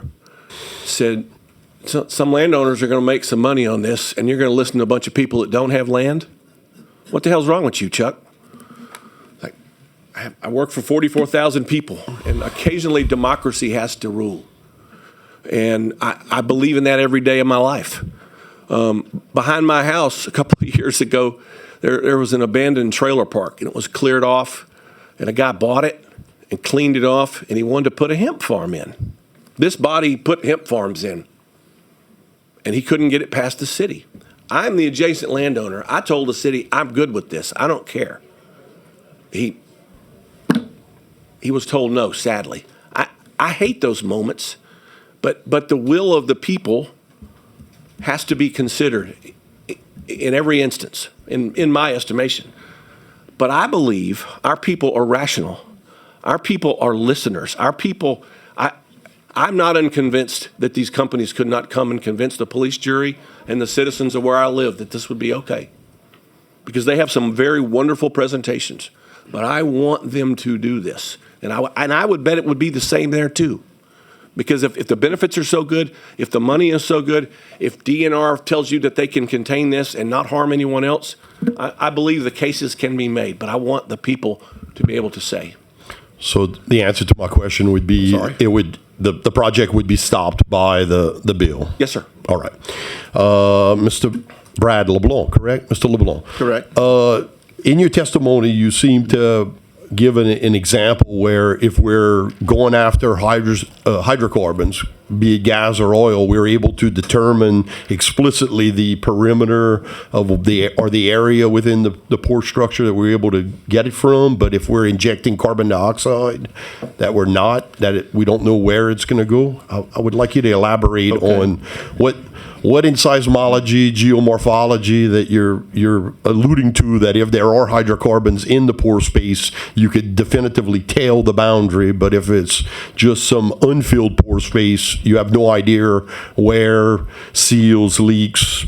I understand the perforations. Louisiana's a well-perforated environment, and my parish is as well, but is there any science you're aware of that could better describe the pore space so that we know exactly where the plume is? And to Representative Owen, I know you used the word cavern a couple of times. No hydrocarbons are in any open space. In the biggest cavern is probably the size of a marble, maybe, because everything is in rock, and in a porous permeable rock is where hydrocarbons are stored. So continue, sir. Okay. Thank you. No, listen, when we find oil and gas, it is representative of a hydrocarbon trap. In other words, it hasn't gone anywhere else. You know that the oil that has migrated into those sands has found a stopping point. Correct. And that stopping point is generally on structure. Maybe it's a four-way structure or a three-way structure against the fault, or it may be stratigraphically trapped. It may be in limestone or sand. Or a salt dome. Shell. Or it might be sands along a salt dome. So once you submit that, and often it's submitted to the Conservation Commission, various geological, geophysical types will get up and give their evidence for the boundaries of that reservoir, and a unit is created specific to that reservoir. Sometimes it is a geological unit defined by the geological boundaries. Other times it is just a geographical unit, maybe a square or a rectangle. But in any case, it's got defined boundaries, and the oil and gas industry knows that those boundaries, if they're supported seismically by amplitude, various algorithms of amplitude or seismic data, will show exactly the limits of that boundary, and the sand thickness, and the petrophysical qualities of the sand, how much porosity, how much permeability it has, and therefore the recovery factor.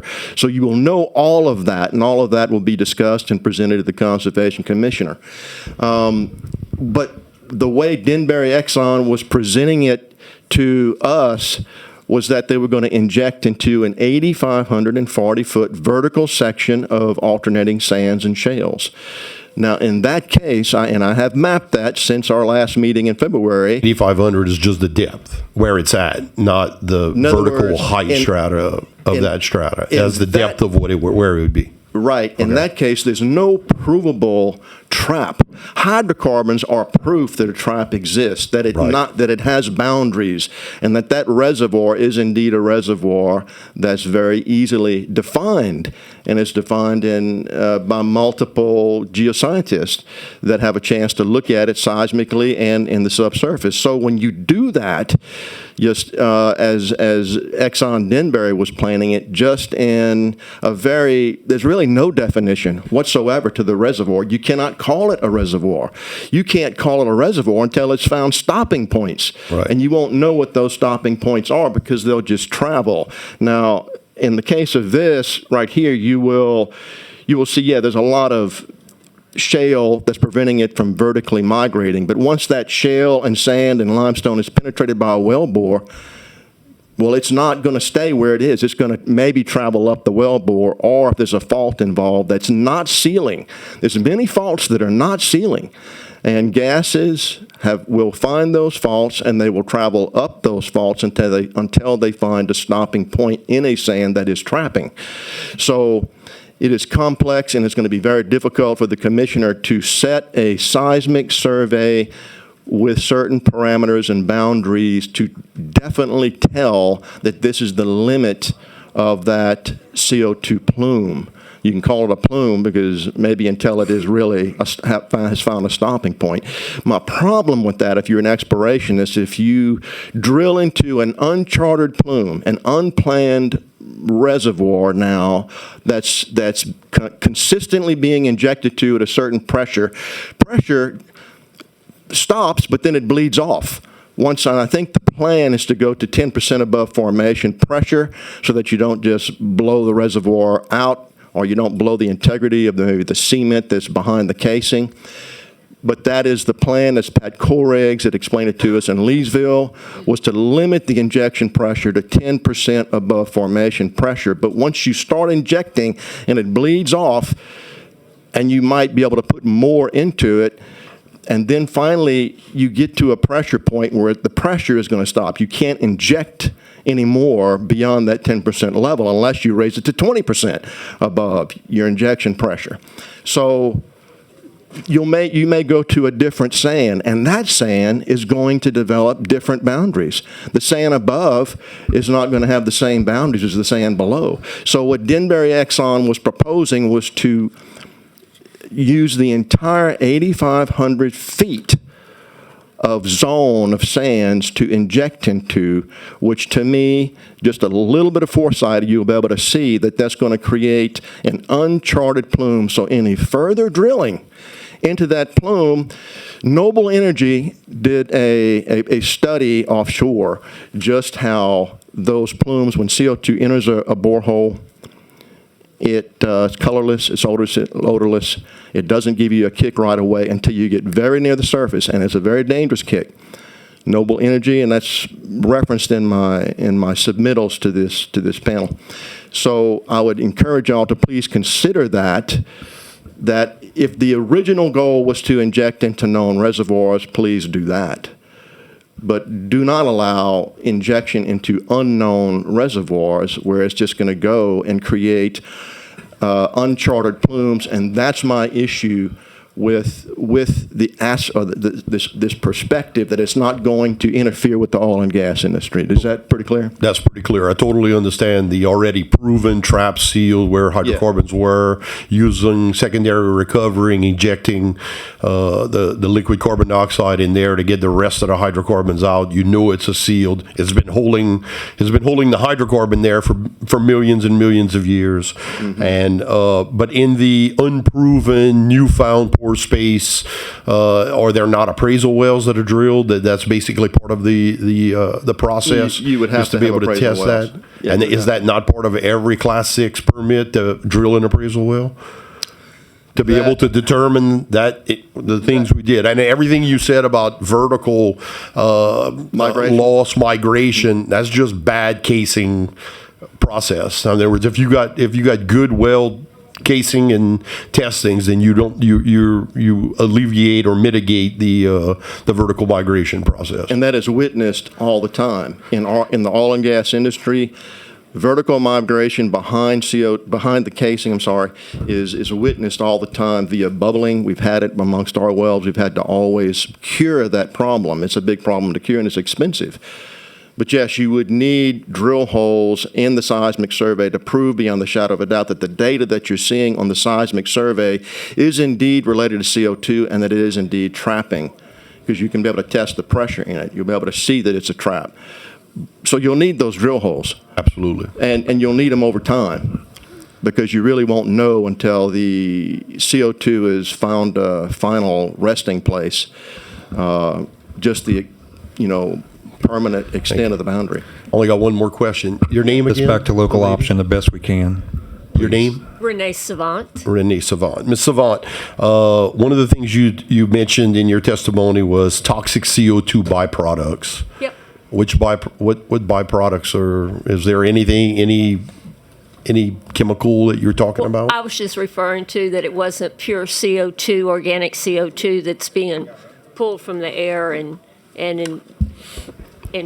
As I ask you the question, I'm breathing pure CO2 right now. So, I mean, but that's not what's being put and sequestered into Okay, the land but and there- under our aquifers. but besides my breath, there's no other byproducts or anything. There's no other chemicals And I that don't are. know. In other words, we don't know of any carbon sequestration company that wants to add something to the CO2 to put down in there. We got this extra little difluorochloromethylene, and we're just going to stick it in there and put that in there as well. No, there's no conspiracies to add additional chemicals. Let me answer real quick, Representative Wars. I don't know. Did you see the LPB special? I did not. I recommend you watch it. LPB did a great job on this. It was very even-handed. Someone told me, they said, as a right-wing nut, you shouldn't go on their air.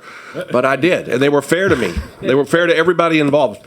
But they had a vignette from down in St. James Parish where high propensity of cancer, and the desire down there is to capture the CO2 emissions coming off of there. Of a chemical of a plant that produces hydrogen or something else. Right. And so that is, to me, different than the direct air capture, which actually is just pulling CO2 out of there. Right. So it seems there's two possibilities. Gotcha. Never been a fan of direct air capture myself, but do you the know when point you catch source, I don't know. But point source collection has been the only thing that, in my time working in the Clean Hydrogen Task Force, that we've been trying to do.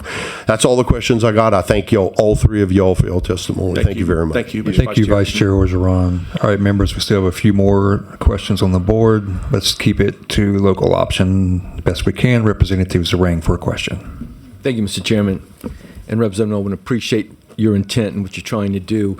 But just to carry a thought a little bit further in terms of how we would address some potential issues. So your bill is specific to the well itself, right? In terms of if that parish doesn't allow it, then it wouldn't be allowed within that parish. Yes, sir.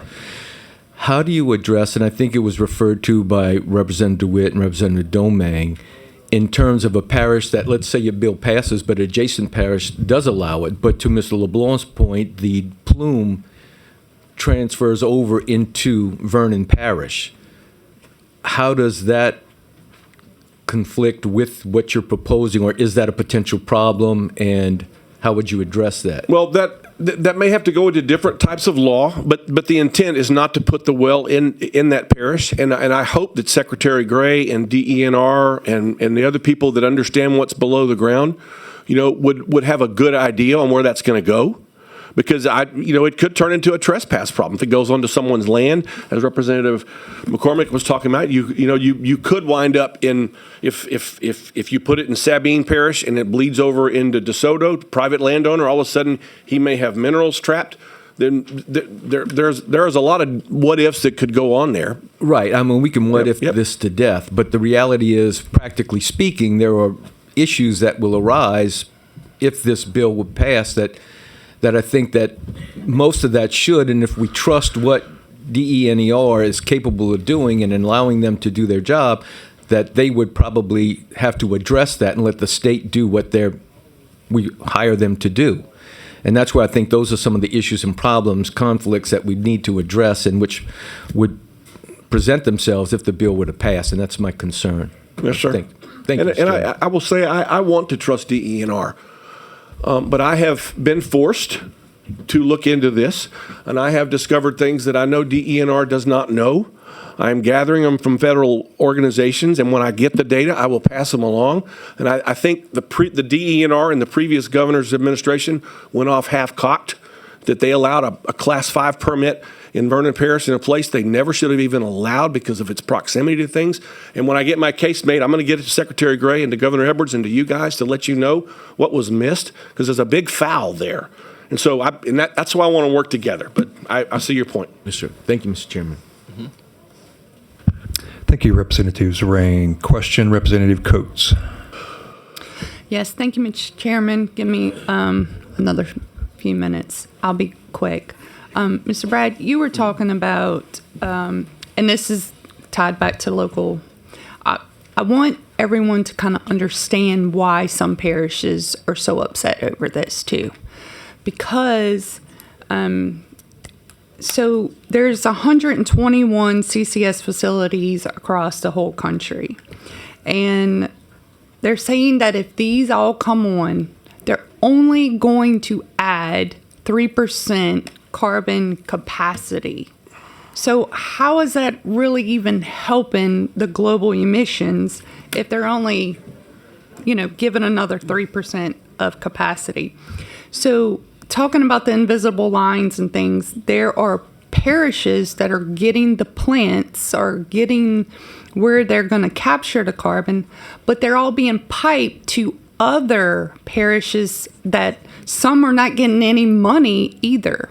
But those parishes are taking all the risk. And I think that's where all of the objections and the people's concerns are, is they're getting all of it, but they're not even getting the jobs, they're not getting the money. So I think that's where it's coming, and that's why this is being pushed forward. So thank you. It is, and real quick, and I'll let Brad also respond very quickly, but it is completely unsettled science that this is going to change the earth. There are pockets of people that believed in, and this is not about local option, but you ask a question, so real quickly, no one on earth is doing this besides us at this scale. China, India, and Russia, no one's doing this. We're doing this to make ourselves feel better and to ostensibly meet world market demands that I can't find.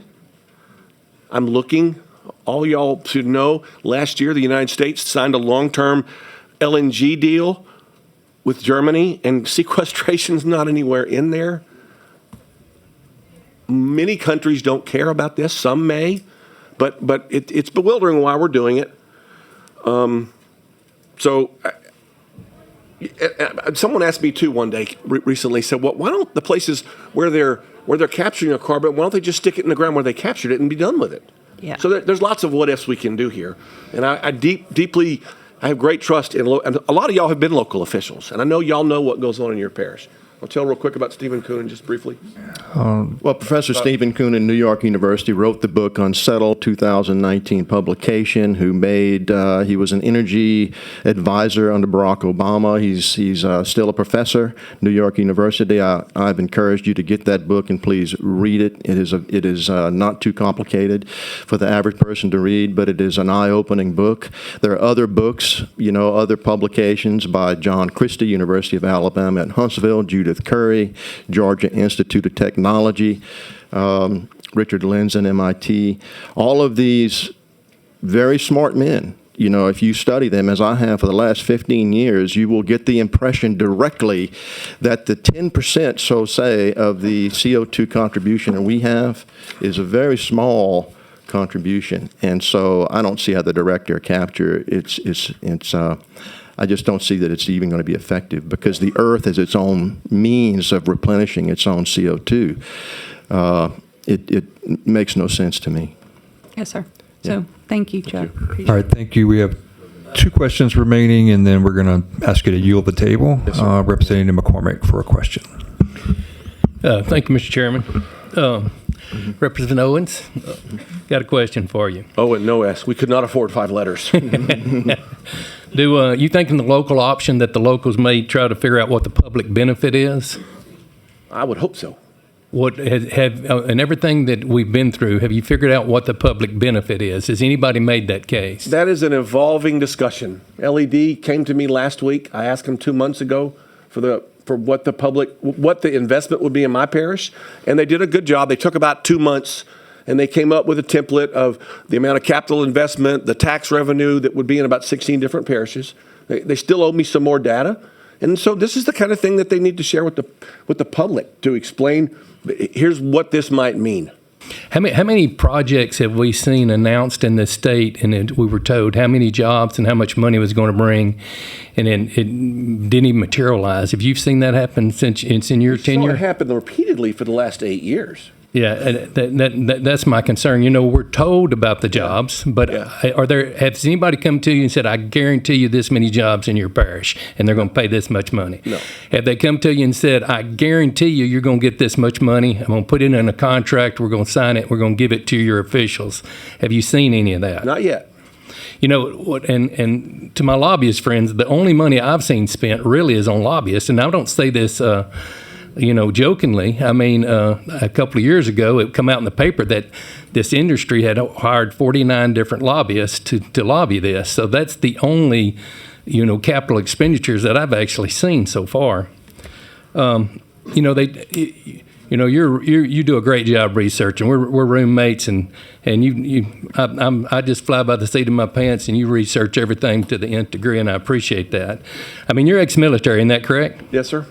And you did intelligence in the military, is that correct? I did. And you did research. A lot of research. And when you did research, lives depended on the outcome of your research. It wasn't just, like you said, fly by the seat of your pants. It was extremely important. It was not a hobby, no. Exactly. And haven't you done the research of the different countries have you found any proof that they're demanding this low carbon footprint, natural gas or whatever it may be? Have you found any evidence of that? I have found, I would say, tangential discussions of them wanting low carbon, but I have not found anyone that says there's 100% demand that we bury carbon. Some of them may say they want things to do with carbon, which took me down the path of what are our other options? Why do we have to bury it? And then the answer becomes, because that's the most cost-effective means. And so here's what that means to me. That means I'm driving down the road. It's more cost-effective for me to throw my Coke can out than to pull over and to find a recycle bin to put it in.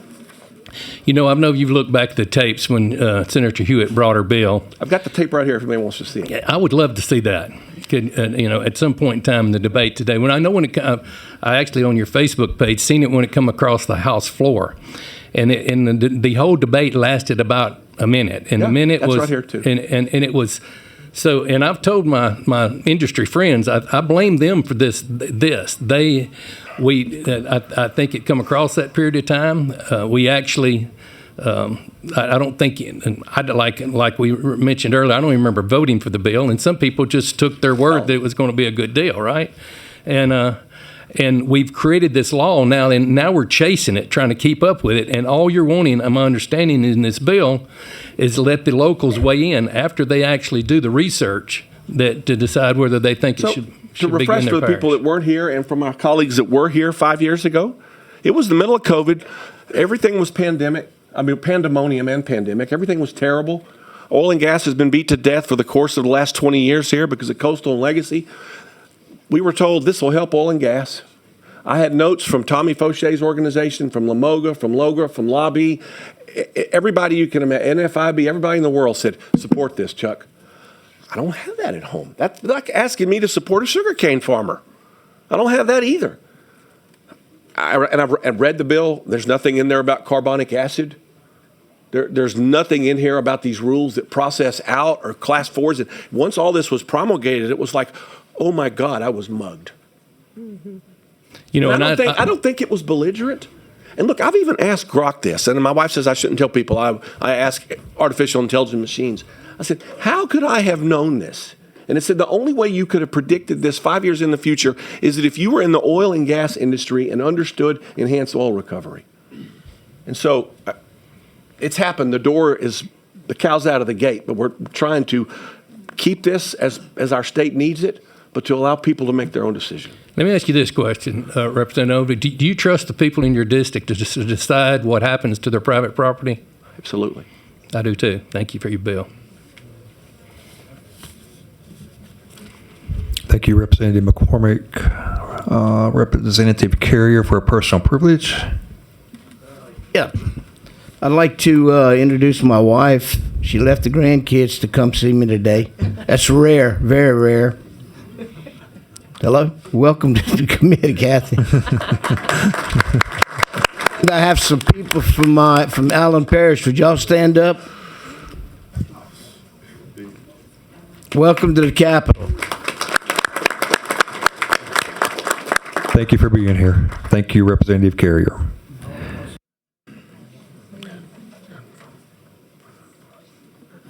Hang on. You're back up. You're done? Gotta talk to Chuck? You lost. Okay. Chuck, this is a great bill, and I have a backup bill if that doesn't pass for my parish. But yeah, you know, we back in the day, I think Robbie Carter, he and I spoke yesterday. He was the only one that was against it. But he voted for this. Yeah, I had to show it to him. Yeah, he voted. Yeah, he didn't believe me either. But we were told exactly what you said. And I've been killed on Facebook because somebody got one of those committee meetings back 2 or 3 years ago and put it on Facebook like it was happening now. And all we've done is try to change everything to help our constituents. And we have fought harder than I've ever done. I've never worked this hard in my life to try to clear this stuff up. And I got banged up pretty good for it. But we're gonna do something, and I hope to God we can let our people vote on it. Thank you, Chuck. And thanks for your hard work. As far as Facebook, I'm going to tell you, I spend all my time on MySpace now, so I don't see any of that. I have a lot to say about Facebook, but I'm going to hold it. Representative DeWitt for a question. Short one, please. Mr. Chair, I would just like to ask if we could have the LED secretary come to the table, please. Yes, we can in just a minute. We got a couple of other agencies that filled out a card that want to come as well. Representative Johnson for a question. Thank you, Mr. Chairman. I was presenting another bill, but I just got to go on record today. Representative Owens, I first want to tell you, you've been a friend of mine, my Louisiana Tech brother. You've often prayed for me many times when I had hard votes to make. And I know everything that you do it with conviction and passion, and you mean well by all. You truly do. As one of the poorest districts in this state, I'm speaking from that perspective of my people. I represent over 6 parishes. That's Concordia Parish, East Carroll, Madison, Tensas, Catahoula, Franklin. And, you know, I want to commend the governor as well. You know, we talk economic development. I'm a big economic development guy because we need it so badly in Louisiana. And this argument I'm going to make today is the same argument for so many bills on this list. I can speak for so many rural people with 6 parishes in central Louisiana, all the way to northeast Louisiana. And I commend the governor because he's putting the truth behind his words, trying to bring economic development to our state. And when I think about the Meta project, I mean, my folks are so happy. They never had a project like that, like, ever. And I know, as I look at some of the data and research, I know those type of projects do not come to this great state like Hyundai. When my good friend Representative Brass is right there with the President Trump, President Hyundai coming to Louisiana, those companies do not come to our great state without their business model, which has a lot of carbon sequestration in it. I'm a person who want to make sure I protect our land, our people. I want to make sure that protecting the waterways, the airways. Want to make sure we're supporting oil and gas. And I see this as the one thing that does bring folks together. I got all folks just supporting this, and it's like they're supporting it because it captures those emissions at the very beginning. And we say, especially a lot of black communities, you see a lot of emissions going into the air, and this capture that right at its essence. So I feel it's also protecting some of those communities. I want to add that when it comes to economic development, and the Meta project that's so close to my district, that's going to change the landscape of our area moving forward forever. Rural places don't get these opportunities. And if your bill, which stops going through certain parishes, giving authority back to those local governments. Can you imagine you investing billions of dollars in a project and we're bottlenecking because they got to go through the EPA, the DEQ, got to come to every parish just to get permission? That's going to really bottle up the process. It does not show good faith in business. And I think we've been trying to uniform this carbon sequestration process, and many bills that has been proposed as we promulgate these, we're trying to uniform this so that we can have the highest level minds making these decisions. And I know when it comes to eminent domain, some of those things you guys mentioned, I think, we're trying to get good bills in place to make sure our landowners are compensated properly if that were to occur in some instances. I'm not for eminent domain, but I do know when you get to some of these pipes going through the parishes, you got to make sure that you're able to get the projects done for the betterment of the state. And so again, as a friend, I'm coming to you as someone who has been researching this information and really looking into it. I mean, this is really doing good for Louisiana. It is really bringing jobs to places, your area too, that probably won't never get these projects. We talk about rural economic development over and over again. The big cities, New Orleans and Baton Rouge, they get all the money, they get all the resources. And for the first time in my short history, I'm seeing opportunities, economic development in rural communities. It makes me so happy. And to see your bills as a friend makes me sort of sad, but we got to do our job as legislators. But this is really, I think, industry killing bill that you have here. So real quick, thank you for that, and I appreciate your candor. I have dug into that subject. I can find nothing in writing where MEDA confirms that they must bury carbon. They want low carbon options. They want clean energy, which they'll get from oil and gas. And I looked within 30 miles of the MEDA facility. There are three concrete plants in Monroe. Within 170 miles, there's fertilizer plants down on the coast. There's all kind of parishes that want this. I don't believe MEDA would get rid of this if one or two parishes decided we don't want it. I don't believe they would back away. I don't. And I think there's lots of options other than just unilaterally burying it. Yeah. But I appreciate your thought. But we disagree. I think that once they're opting out, then you have 30 and then the industry's dead. And that's why I disagree with you on that. But again, we'll continue the dialogue, and thank you. And thank you, Mr. Chairman. Thank you, Representative Johnson. Representative Landry for a question.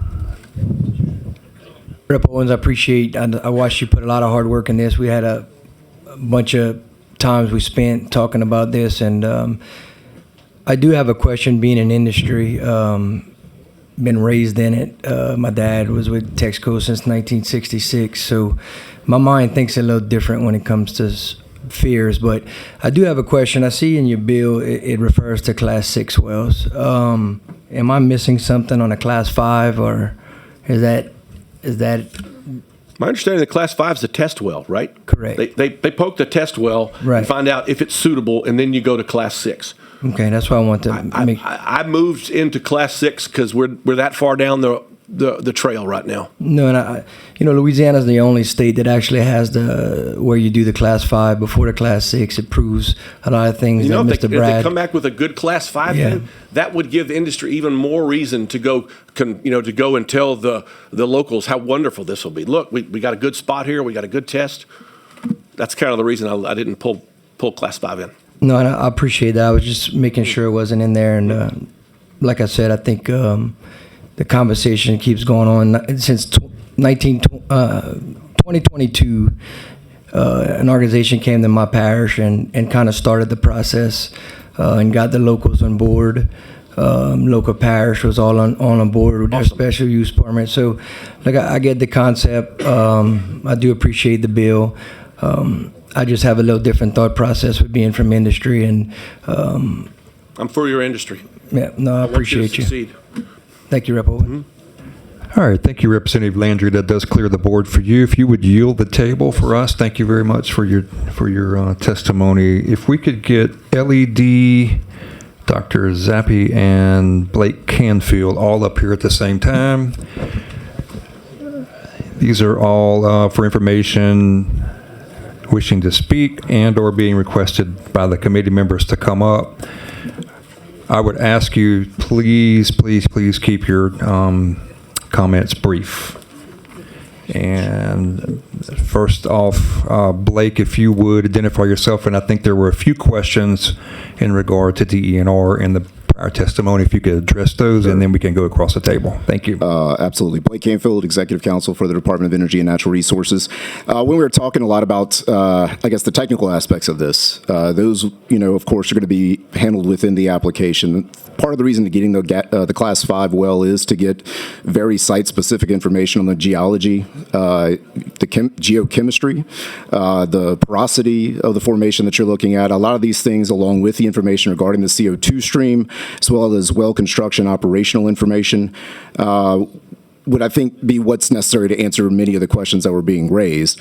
Not being a technical person, I'm not going to be able to answer those, but I really wanted to highlight the fact that it was a very project-specific and application-specific analysis.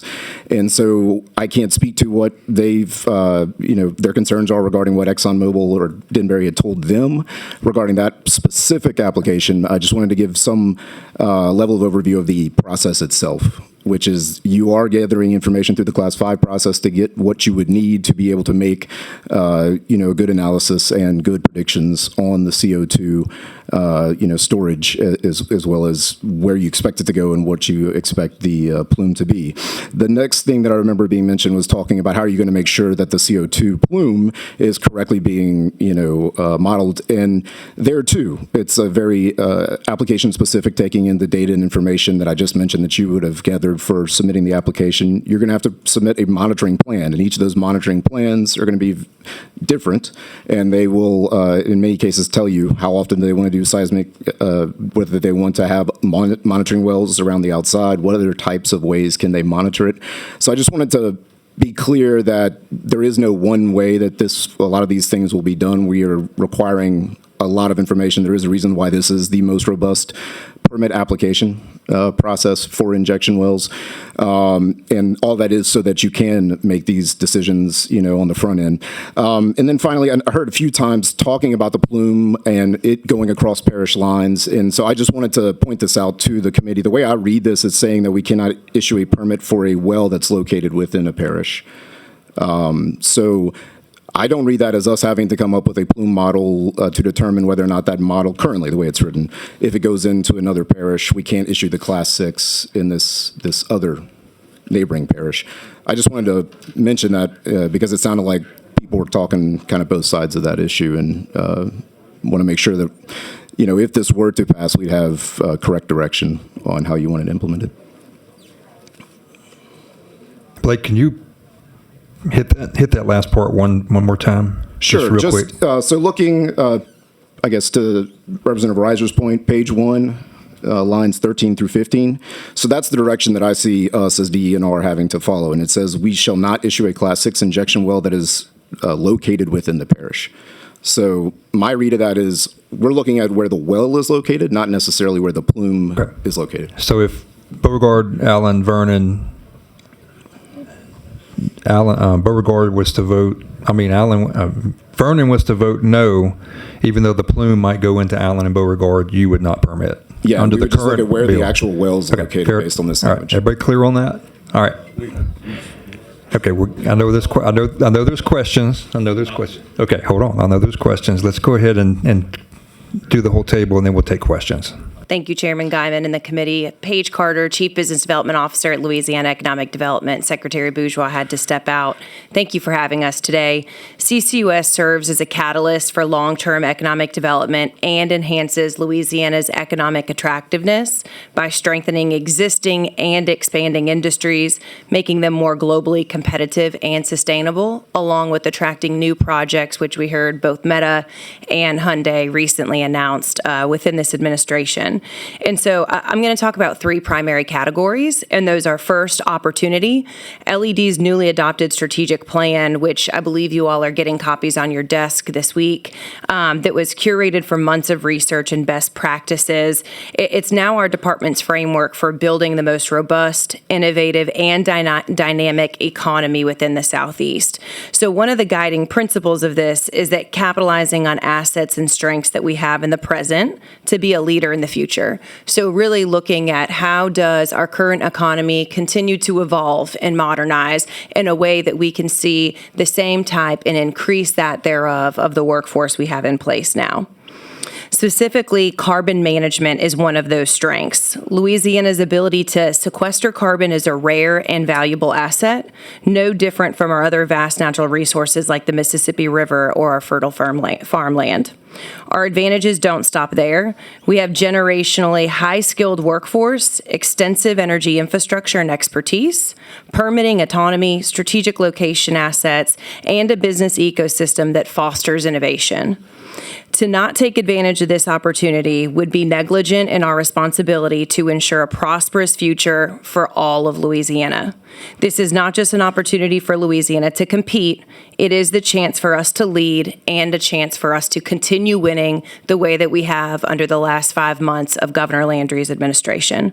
The second category revolves around stability. Since 2021, Louisiana has announced over 20 projects accounting for more than $75 billion in capital investment. That's over 16,000 jobs across the entire state of Louisiana. And you are correct, some of those have not come to fruition yet. Some of them are waiting on final investment decisions that do incorporate CCUS components. Those dollars and those jobs are just tied to the projects that we have announced that have a CCUS component. These businesses are investing real money and capital into Louisiana, and they need reliability and they need predictability. These projects are not exclusive to the energy sector as well. They range from data and technology in Richland Parish in that area. They also go all the way throughout, hold on one second, the steel and process industries as well. So we've heard about Meta, we've heard about Hyundai. CF Industries is another one, and within the last 12 hours, we also announced Woodside's $17.5 billion investment in a new LNG terminal as well. These are just a few recently announced projects with critical independent CCUS components and alone account for more than that $75 billion in capital investment. These statewide numbers are impressive. The impact of these projects is truly felt on a local level. And to Representative Owens' point, we have been working hand in glove with DENR to set up a new process in which LED and DENR can evaluate local and state revenues derived off these types of wells.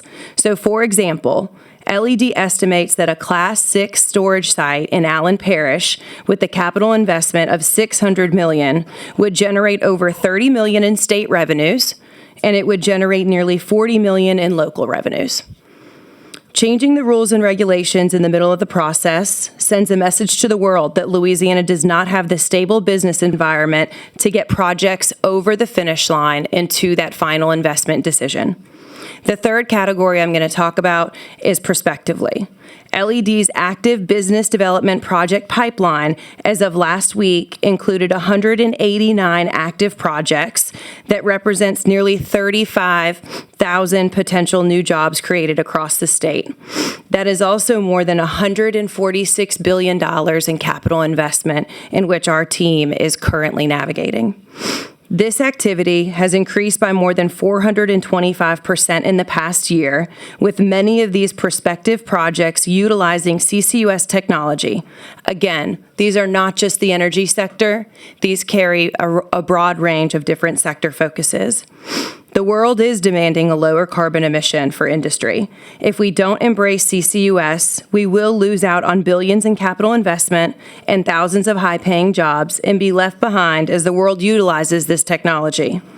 With an economy that is dependent on exports, our state's GDP will take a major hit as global buyers shift to a carbon-conscious exporter.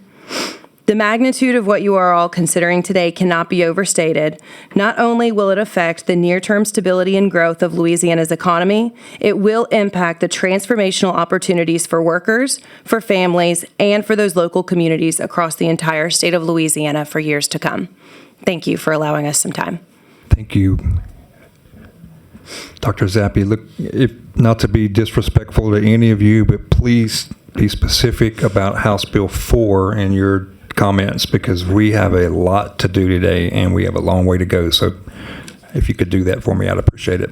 Okay, I wish I could because I was intending to give some general information that I think is germane not only to this bill, but the rest of them. So, okay, I'll keep it short. Mark Zappi, I'm a chair professor of chemical engineering at UL, and I'm the executive director of the Energy Institute of Louisiana.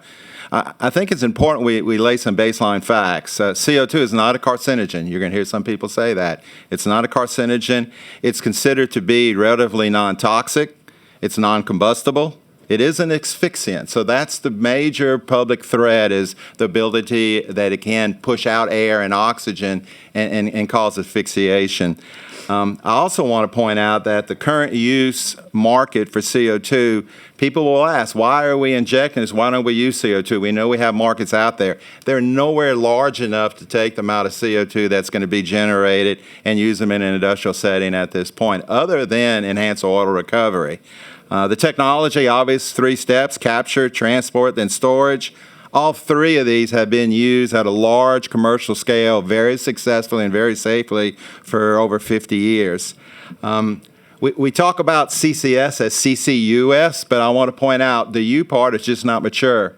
It's technically has some promise, but it's not economically viable. So really the only way we have to manage the amounts of CO2 we're going to be generating is going to be in geosurface, subsurface injection.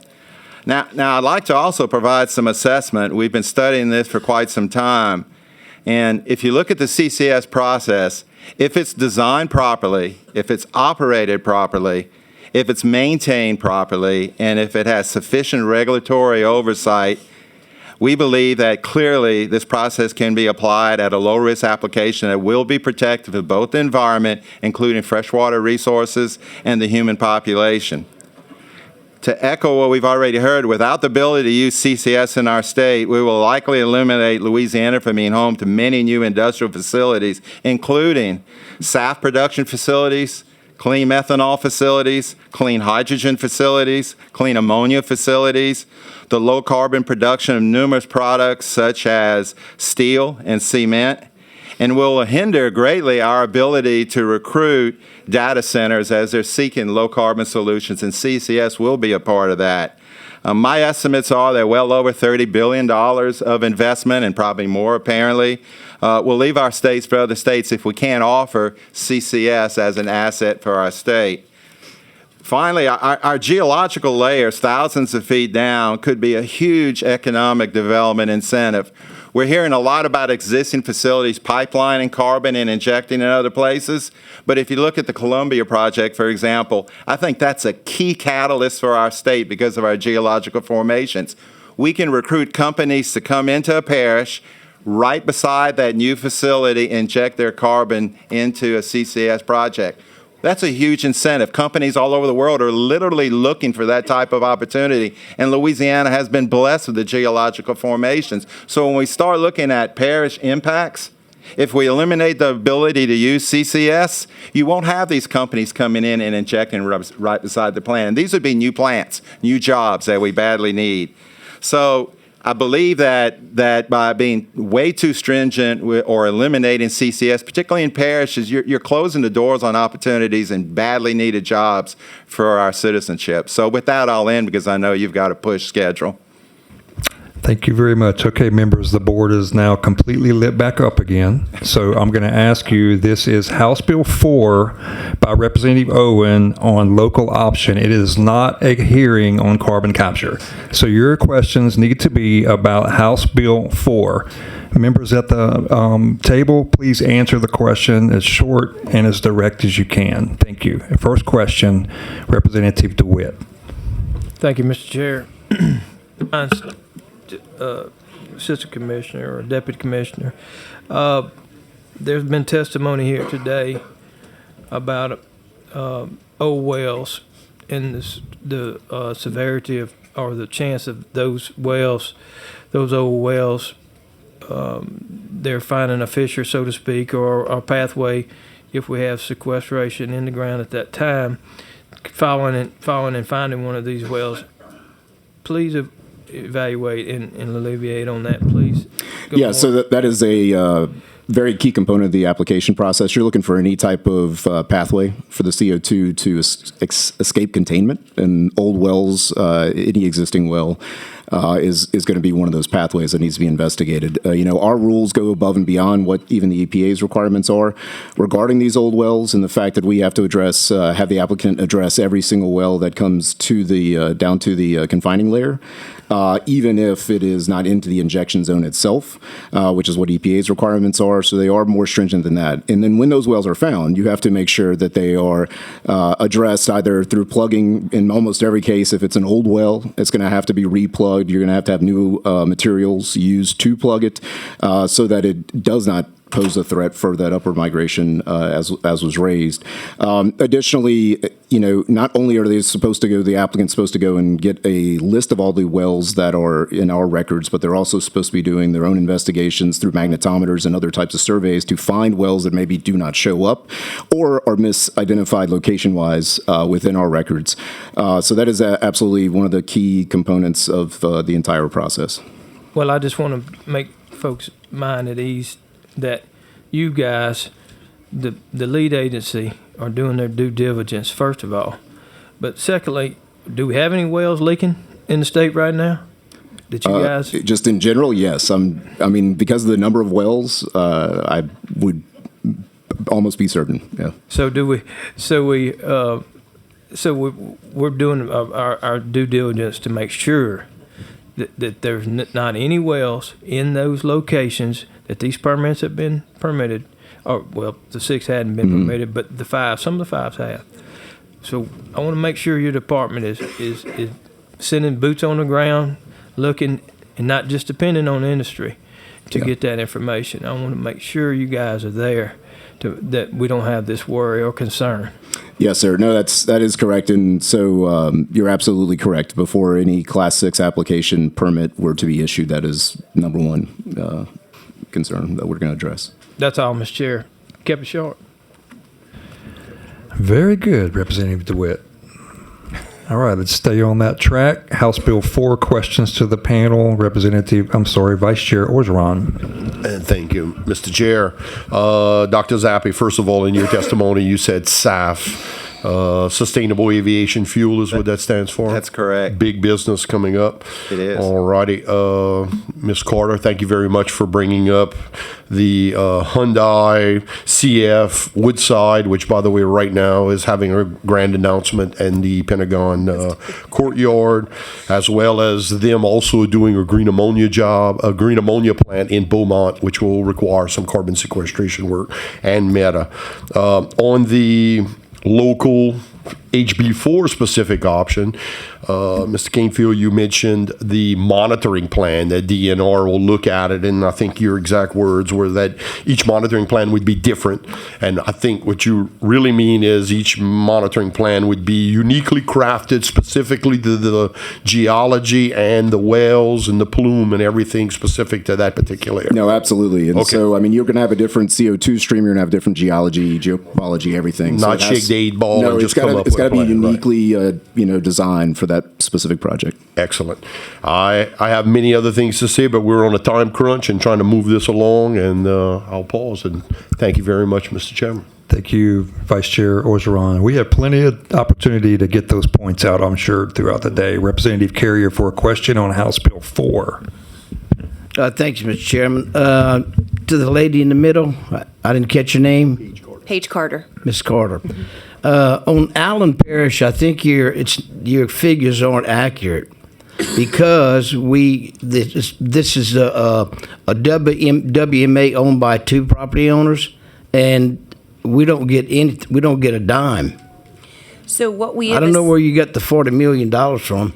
Yeah, so what we have assessed is taking a look at the capital investment, in which in this estimation would be about $600 million, and then taking a look at the ad valorem taxes and the revenues that would then be generated from the jobs. I believe there's 1 permanent job associated with that example, 2 indirect jobs, both of which have about a local salary 200% above the current local salaries. So it takes into account all of those different economics that would then generate local and state revenues. So the ad valorem taxes would be paid by, It'll actually be paid by the company okay. to the local taxing entities and to the state. So And that's what going to be $40 million? I mean, you're kidding.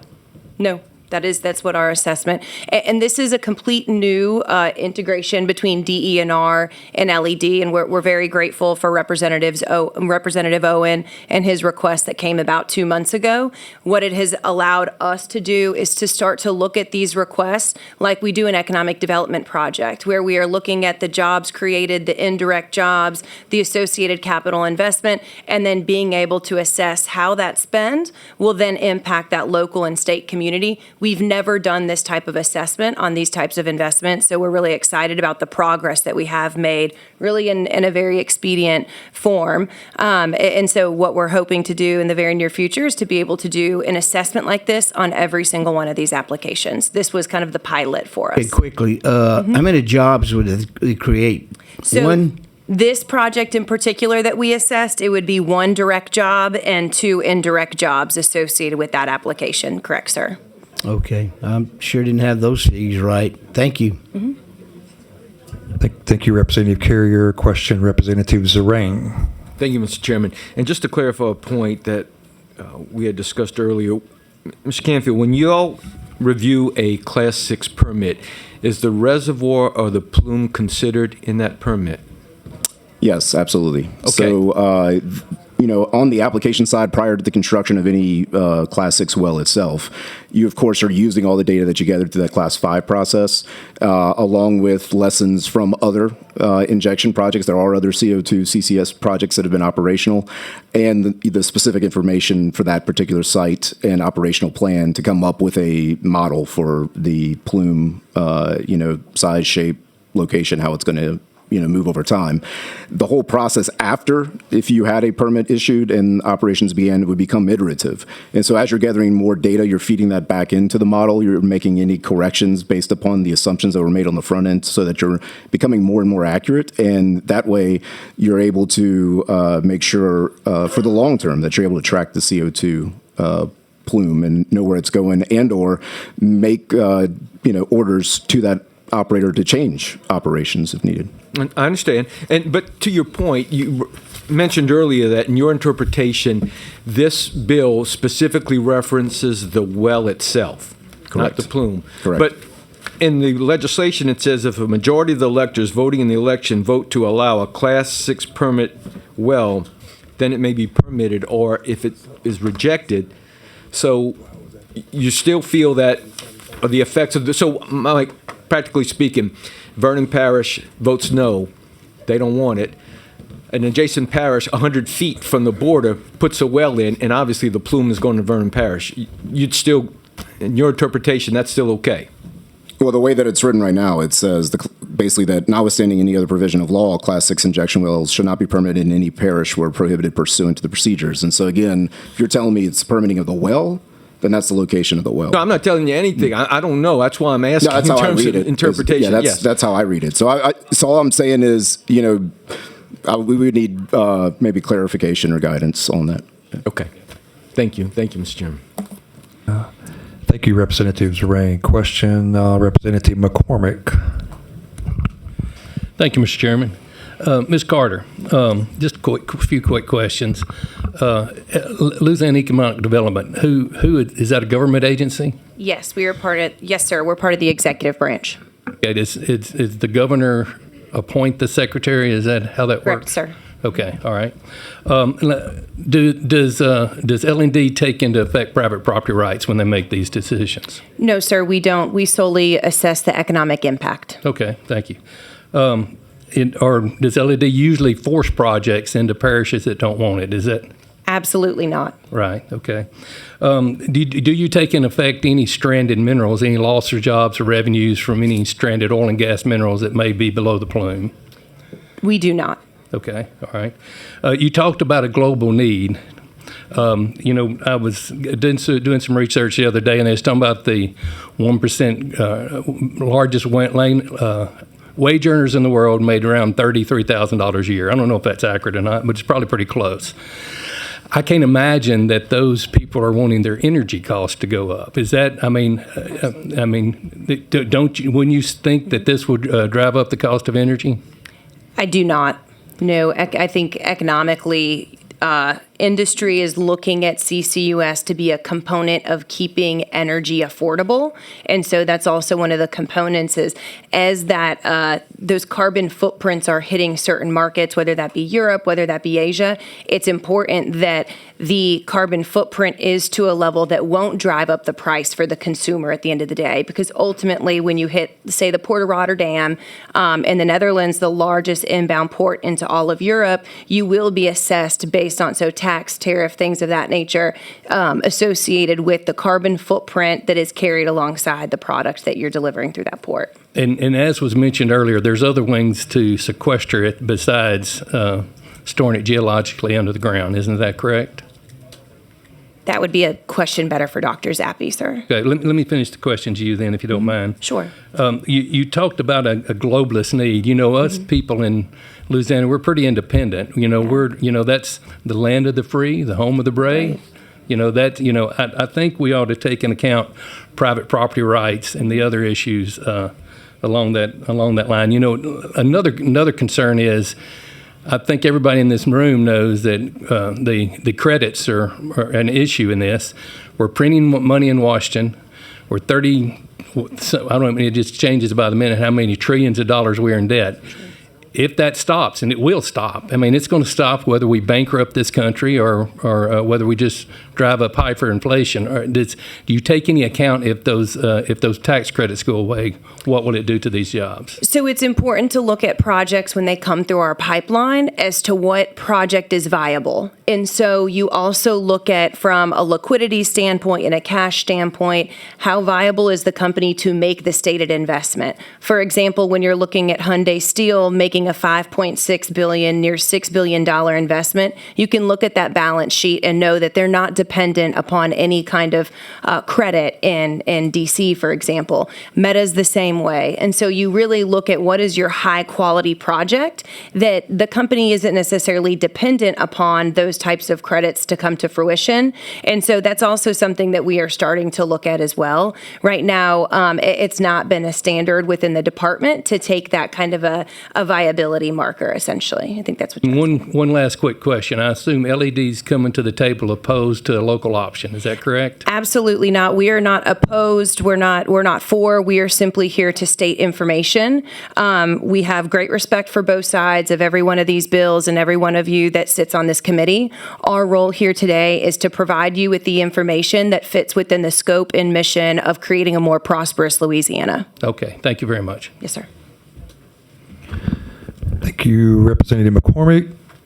Representative Mack, I'm going to recognize you shortly, but I do want to make a comment for the audience. You see a lot of members leaving their chairs. They are able to monitor the committee meeting from the room to the side, so please don't say anything on social media about us not paying attention, if you don't mind. Representative Mack, question. Yeah, thank you, Mr. Chair. Appreciate you all and y'all's testimony. It's my understanding this bill, we're supposed to be debating HB4. And HB4 is about whether the people in local government should have an opportunity to say if they support carbon sequestration in their parish or not. The argument that I'm hearing is basically whether you should, if you're pro carbon sequestration or against it, and you talk about, what it's going to do for the economy.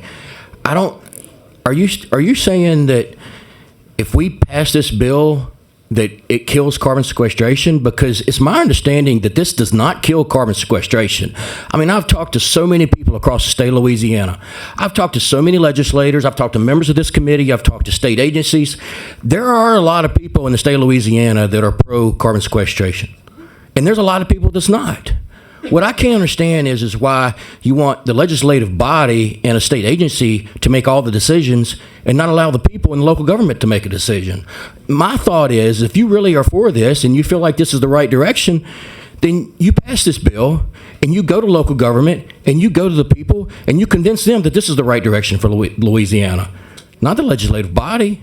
We're here to represent them. I just wanted to put my 2 cents in about that. Is that a question or a comment? Hang on. Yes? Well, my question is, let me go ahead and say that. It was a statement. But the question is do you really feel like this bill kills carbon sequestration throughout the entire state of Louisiana? Because let me say this too. There will be parishes that approve it. Okay? There are local governments, and I've spoken to them recently, that support carbon sequestration. Okay? My thought is give the people the opportunity to decide, give local government the opportunity to decide. You go do this, you prove this theory can be done safely, and it's what's best for Louisiana, and then everybody else gets on board. I say the argument is over if you allow the people in the local government to decide whether we should do this or not. I'm done. I'm going to eat lunch. Thank you, Representative Mack. The board is clear. Thank you very much for your time to come up and do that. If you don't mind yielding the table, we're going to go to, let's call up Michael Heck and Will Green in opposition to the bill.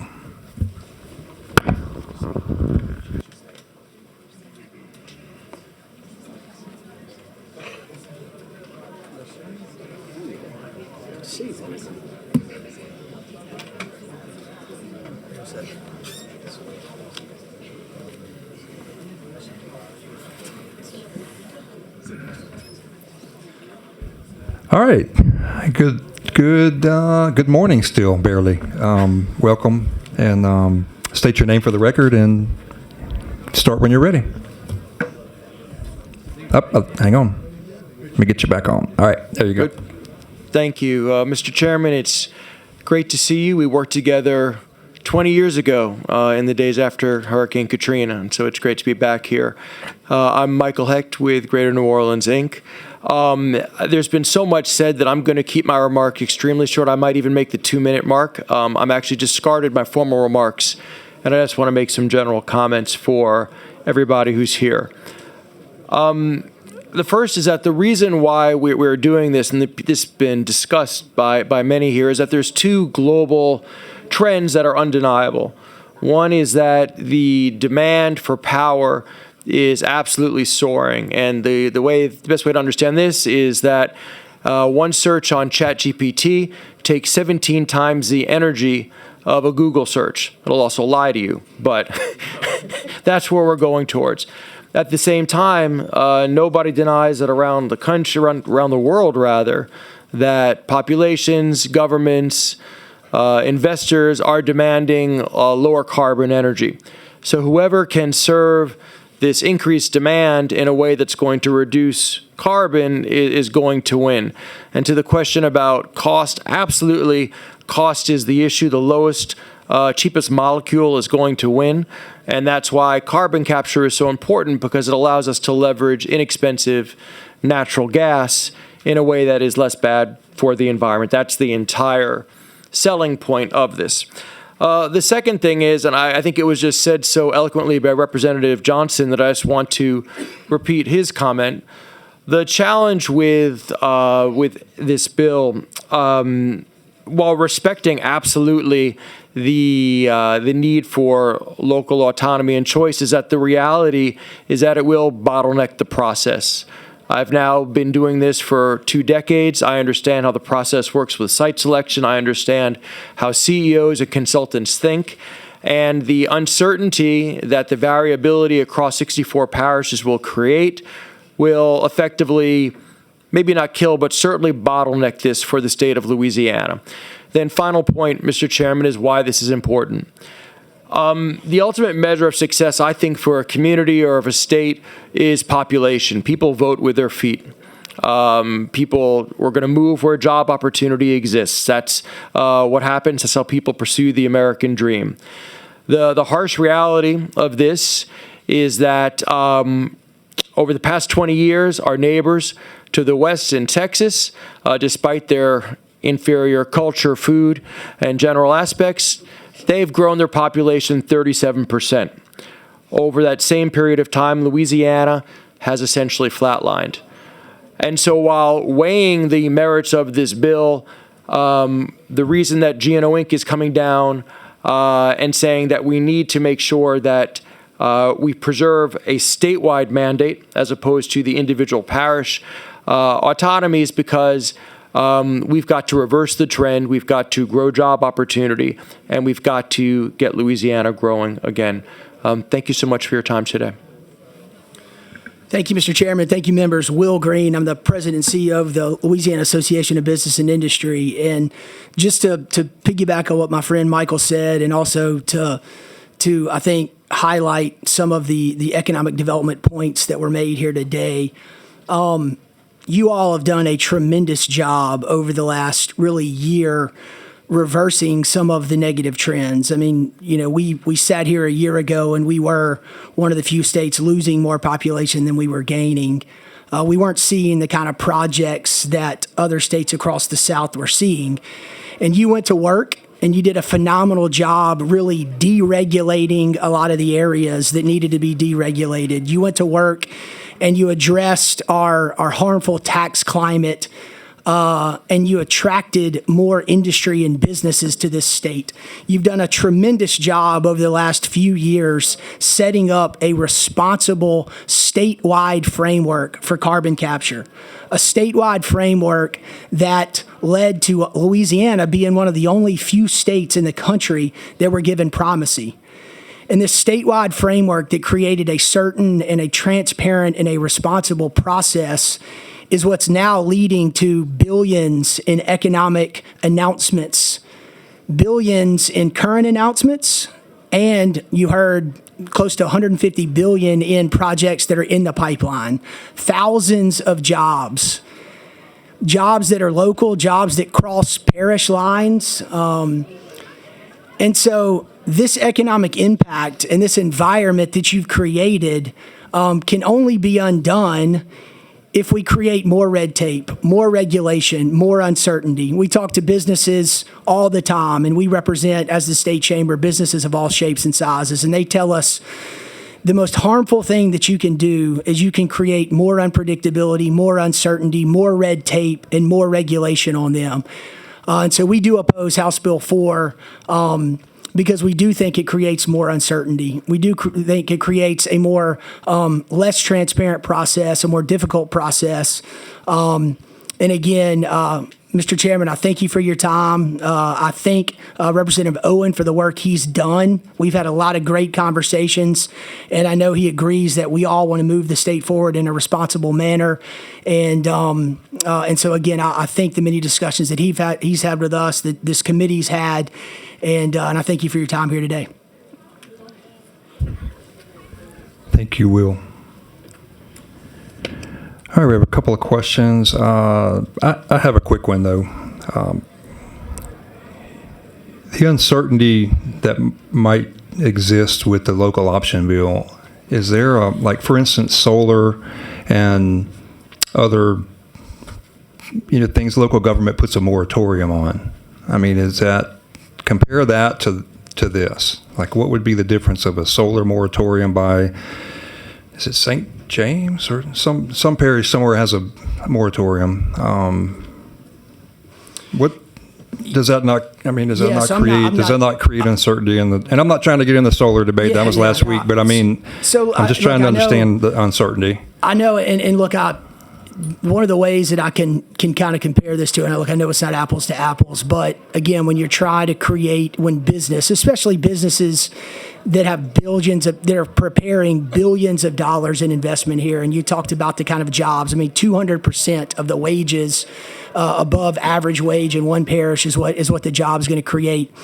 Businesses need speed to project, they need certainty, they need predictability, and the last thing they need is more layers of government, more politics involved in the decision. There's been a lot of questions asked about the framework of the bill and how it works. I know there's a lot of confusion. There's confusion amongst this body. How much more confusion is there going to be for the businesses and the potential employees of those industries trying to figure out what's going to happen? I mean, if a parish president disagrees, can the police jury agree? Do you go to DNR first? and get your Class 6 permit and then have to go through one of the projects? Or do you have to go through the local and the parish president can approve it? But wait a second.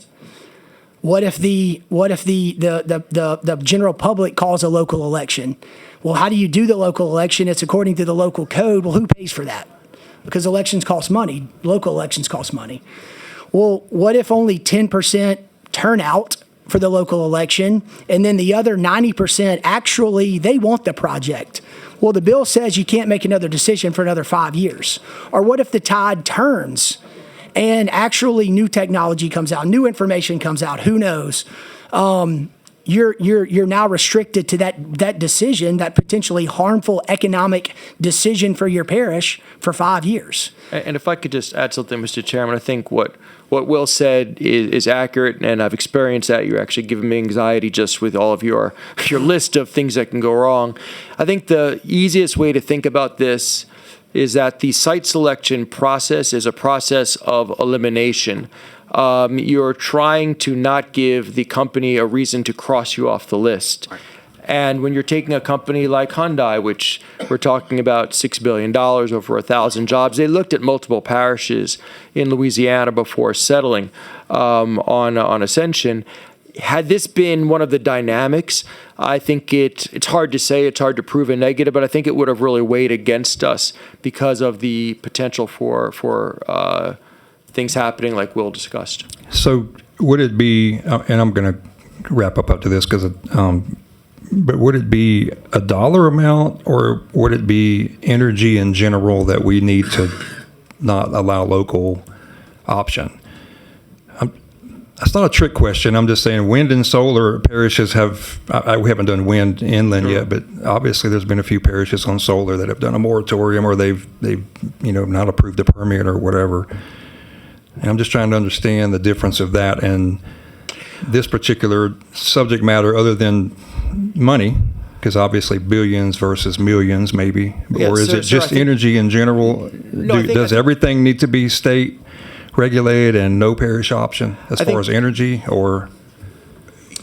Look, I think speed to project is incredibly important in a lot of these massive decisions. Okay. And any barriers to that, any additional layers and uncertainty to that is harmful to the process. Whether you're talking about energy or whether you're talking about, Representative McCormick for a question. Thank you, Mr. Chairman. Mr. Green, I just got a couple of questions. Does lobby take in private property rights when they consider these things? So we obviously take in the economic impact, the jobs that are created, the needs of the business, whether it's Main Street, all the way up to the suppliers that are going to be supplying the trucks, the houses that these employees are going to potentially be buying, the tools that are needed, the businesses that are going to be affected. The wages that are going to be created. You heard today, 200% of the average wage in the parish is what this project particularly is paying. And so those are the things that we take into consideration. That's what our members tell us are incredibly important to them. Then we take into the tax dollars. I mean, we consider the economic impact to the state as well in the form of generated tax dollars that it frees up for the state. Okay, all right, I appreciate it. What about another example would be stranded oil and gas reserves? That's another thing that I'm concerned about. Or is lobby worried about that possibility of stranded oil and gas reserves below the plume? And so, look, there's experts that can comment on that, and they're state experts. I know that there's a statewide framework. I know DNR is working on a lot of these decisions. And those are decisions that are made at the state because that's the responsible body making these decisions. And so I think that having that regulatory framework at the state where you can go in and have public comment periods, that's what the Administrative Procedure Act's for. When they create a new rule, you have a public hearing process. The public can come, can make those decisions. But it creates a central, vetting mechanism for that. And you have those experts looking at that, and you have a central expert and a central agency with the expertise to do that. And DNR is that central expert. And I agree, and it's their job to do the laws we passed. I mean, so we're their authority over them. So that's what we're doing here today.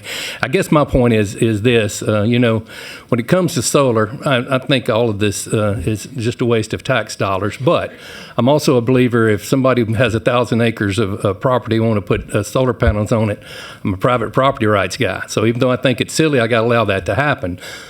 But he ought not be able to take my 100 acres and put solar panels on it. And that's what I see the difference here in this is, we're taking from other people that don't choose to be involved.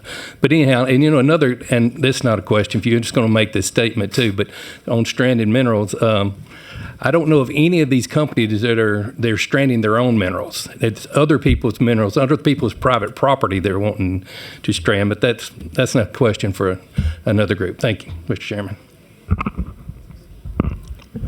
Thank you, Representative McCormick.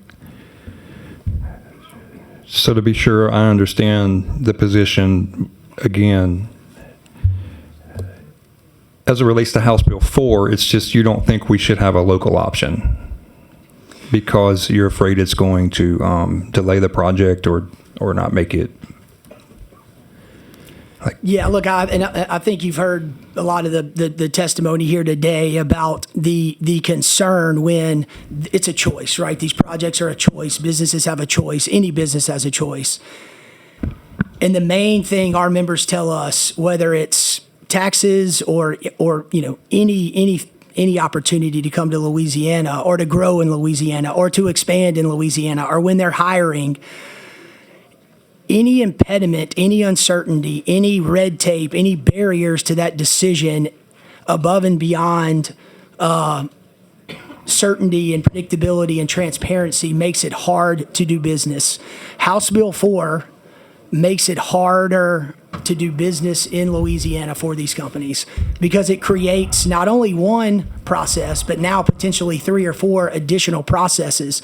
And again, the only kind of thing I can kind of compare it to, it's not apples to apples, is the ITEP process that unfortunately was created under the former administration that thankfully our governor rolled back a lot of that and created a little bit more of a central process for that. And so I think you saw the unintended consequences that created. And so I think that, House Bill 4, for those reasons, like I said, we are opposed to it. Okay. You make good points. I'm just wanting to know if they're consistent with all energy, and I didn't really get an answer for that. Yeah. Mr. Chairman, if I could address that, I think you raised a good point, and I think the difference is just scale. When you're talking about these energy projects that are literally tens of billions of dollars, they are at a different scale. You agree with that? I would have to look. The devil's in the details on a lot of these things, and I would have to take a look at that and make sure. Like I said, I mean, we want to make sure it's not in a vacuum, right? And it's hard to look at some of these projects in a vacuum. I think there is some scale to it, but without knowing specifics about the project, I can just tell you any opportunity to create as little barrier to economic prosperity in Louisiana as possible. That's what my members want to do. Okay. Well, consistency for the industry is noted, but I would like consistency from the industry reps. Yes, sir. Because the lines are really blurry as to, sometimes you're for local, sometimes you're not. Yeah, we don't want to do that because it makes it harder for you to obviously do your job and represent your people. And so I'll work with you as much as we can to make that as clear as possible. Okay. Well, it's duly noted that you would like state oversight of energy, right? Okay. Representative Johnson for a question. Thank you again, Mr. Chairman. So, Will, help me understand this for the public record. So I'm going to give an analogy, and you sort of tell me, is this accurate? So a big company invests $40 billion in a project at CCS, and they're running it through 5 parishes in North Louisiana, right? And you got one parish, let's say Caddo, or they say, hey, we're going to opt out. And so this bill says, okay, this big investment, no, we're going to keep running the project because we need to keep running. We're not going to go around because you want to stop this and going to make it cause all kind of hardships for the company to just make this big U-turn, then dip back up because you don't want to do this project, right? And then also, is it correct that, let's say a person say, okay, are you taking the land, or you just saying, look, we're going to run the pipes through the very deep in the ground. We're going to run the pipes, but we're going to pay you for running the pipes. We're not taking your land in this process. We're just saying, you're saying we're going to run the pipes through the ground. So we're not necessarily taking your land, right? We're just running the pipes. And sometimes folks say, I don't want anything to do with it. But we say, hey, we're going to run it deep in the ground, but we're still going to pay you to run it deep in the ground and not take your land. Is that sort of how this works? Representative Johnson, I think you're talking more about the eminent domain legislation, and I know Representative Guyman's going to give me a look if I comment on not on that bill. But I think your point is it's very difficult for a company, and Michael touched on this, when Texas is close to getting primacy. And I know, look, there were some comments on Texas. Do they want it or not? Well, why are they begging for primacy? I mean, I can tell you that. West Virginia has it. North Dakota, I believe, has it. There's some other states. We have it, and we are an economic energy leader, and that's one of the reasons we have it, because we can do it. And I think the feds, who don't want to give up control of anything, they said, you do it well and you can do it. We're going to give you primacy. Okay. After that, companies looked and said, well, Louisiana does it well. They've got primacy. We trust the state, but we also, it's billions of dollars on the line, and other states have it too. So we've got a couple of areas we can go to make a decision on where we go. If other states are saying, look, we do it in a very centrally regulated way the public has input, it's responsible, but you know exactly when you come here the boxes you need to check. And if you check the boxes and you do it well and you do it responsibly, here's the rules of the game. Mm-hmm. This legislation, we think kind of unwinds some of that, or makes the rules a little less certain, a little less predictable. And so when you've got more certainty and predictability in other states, where are you going to go? You're probably going to go to those other states. We want that here. We want that economic prosperity here. We want 200% of the wages here in Louisiana. Because again, I've heard it say, well, it might only benefit one parish. Well, I talked to your Meta project. I talked to in your area. I talked to a couple of people in Shreveport that said, I'm actually going over there to work there, every couple of weeks. And so you know what that means? That means life-changing dollars for that person. He's going to be able to maybe buy a bigger house for his family. He's coming back. He's spending the tax dollars he's getting for the Meta project in Caddo Parish. And so, yeah, there's that project's in Richland, but the economic benefits are spreading across parish lines. And that's tremendous. And we want more of that in the state. And my last statement is very clear, as you already said, that these companies coming in, all the regulations from parish to parish, it makes it hard, right, to do business.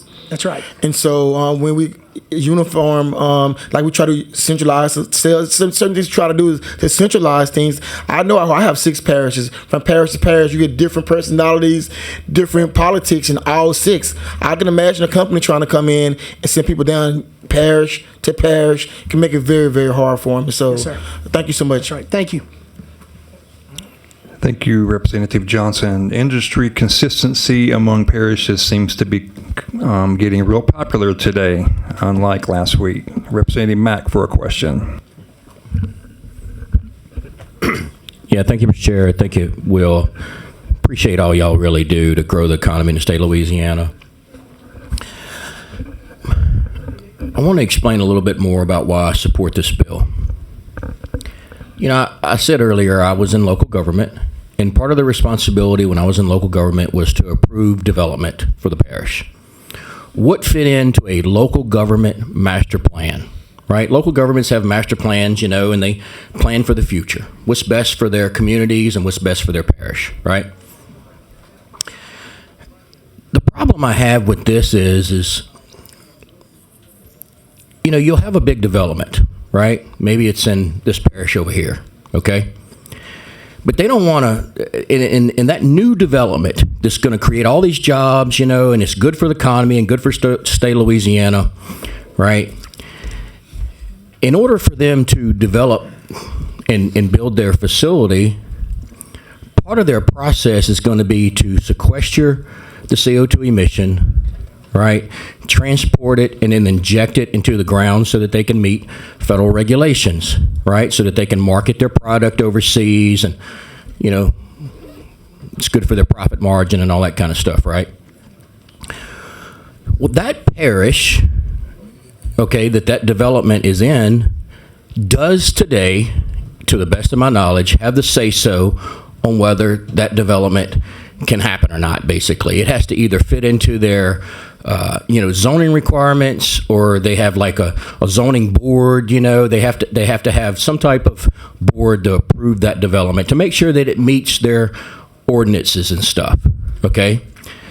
My thought is the carbon sequestration, to me, is an industrial development. I mean, you're going to have, 5 to 12 Class 5 wells, and you're going to have, 2 to 6 Class 6 wells. I mean, you're basically, and you're going to have pipelines. To me, this is an industrial development in a parish, okay? That the parish government and the people of that parish had absolutely no say-so on whether or not it could be constructed in their parish, and whether or not it met their master plans, and whether or not it fed into their zoning requirements. That's the problem I have here. I think that in some capacity, when you start to change the landscape of a parish without including the people and without including that parish government having any say-so in the process at all, I just totally don't agree with that. Look, I want you to know that I greatly want to do my part to grow the economy in the state of Louisiana. I don't know of any legislator or anybody in the state of Louisiana that doesn't want to grow the economy, keep our people here, the story. But to me, we need to make sure that in an industrial process, in a new facility, where you're going to rely and put your waste in another parish, that they have some say-so on whether or not that development should exist or not, right? If you were going to sequester the carbon within the parish that approved the development, well, you are basically given the authority to the local government. But whenever you're sequestering it in a different parish, to me, they don't have any say-so, and I just don't think that's right. Just want to make that statement. All right, we have one more question, Representative Domain. Thank you, Mr. Chairman. I am so sorry I was in the back, and excuse me if this question was asked already, but projects like Meta or the Hyundai facility, did they have to go to the local governing authority, like the council or the parish president, to request permission to invest in their parish, or do they choose that parish and then say that we're making an investment? Like, does there has to be an ordinance or something that comes from the parish government to say we're making that investment, or we want this investment? Does that make sense? Oh, yeah. Good question. All right. The process is going to include them going to the parish and meeting with the president and meeting with the council. And it typically is a matter of process that if they are not wanted or not welcomed, then they're not going to be there, because it portends that there'll be challenges down the road. So in effect, if they're not wanted in the parishes by the elected officials or by the population, it's difficult for that to happen.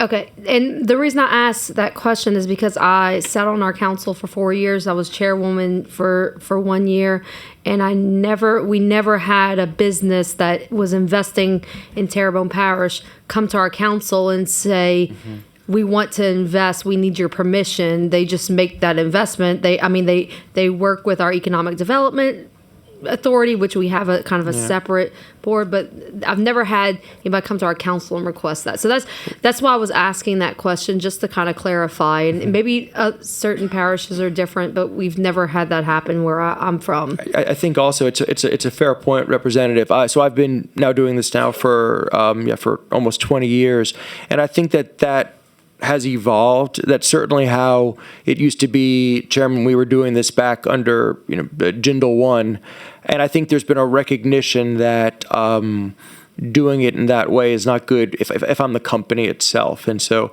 even if it's not the law, it's become the practice generally, from what I see. The difference is, I think it's not a mandate, right? It's not a regulation or a different burden, but I know at least the members I've talked to, our members, they obviously, if they're going to come and make that kind of significant $1 billion investment in a parish or in a locale with that many new jobs, they want to come in and be a good partner early. I mean, you're going to see their name on the back of baseball uniforms and in high school gyms, and because they want to be they want to be a good part of that parish.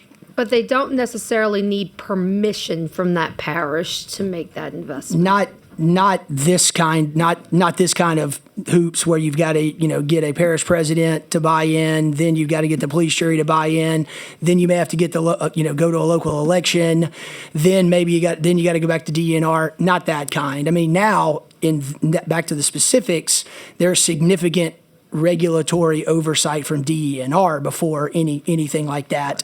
But as a practice, good partners want to come in and set up a good relationship and be a good partner of that parish. All right, I appreciate you providing that clarity. Thank you.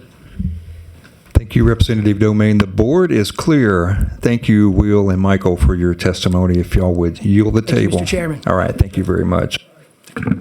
We are now on public testimony. If you remember, a couple hours ago, we talked about the lights and how they were going to work, 3-minute rule.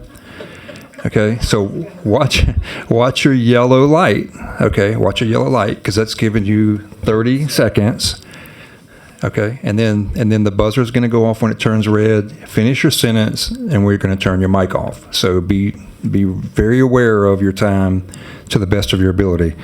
We're going to go to green cards in support, wishing to speak. Chris Alexander, Louisiana Citizen Advocacy Group. Roland Hollins, Louisiana CO2 Alliance. Michael Nichols, Pitkin, Louisiana We the People. We're going to take 3 at a time. Are you ready?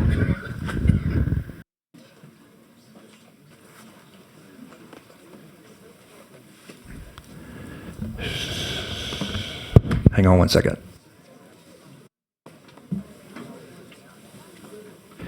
The vice chair is going to take the chair for a few minutes.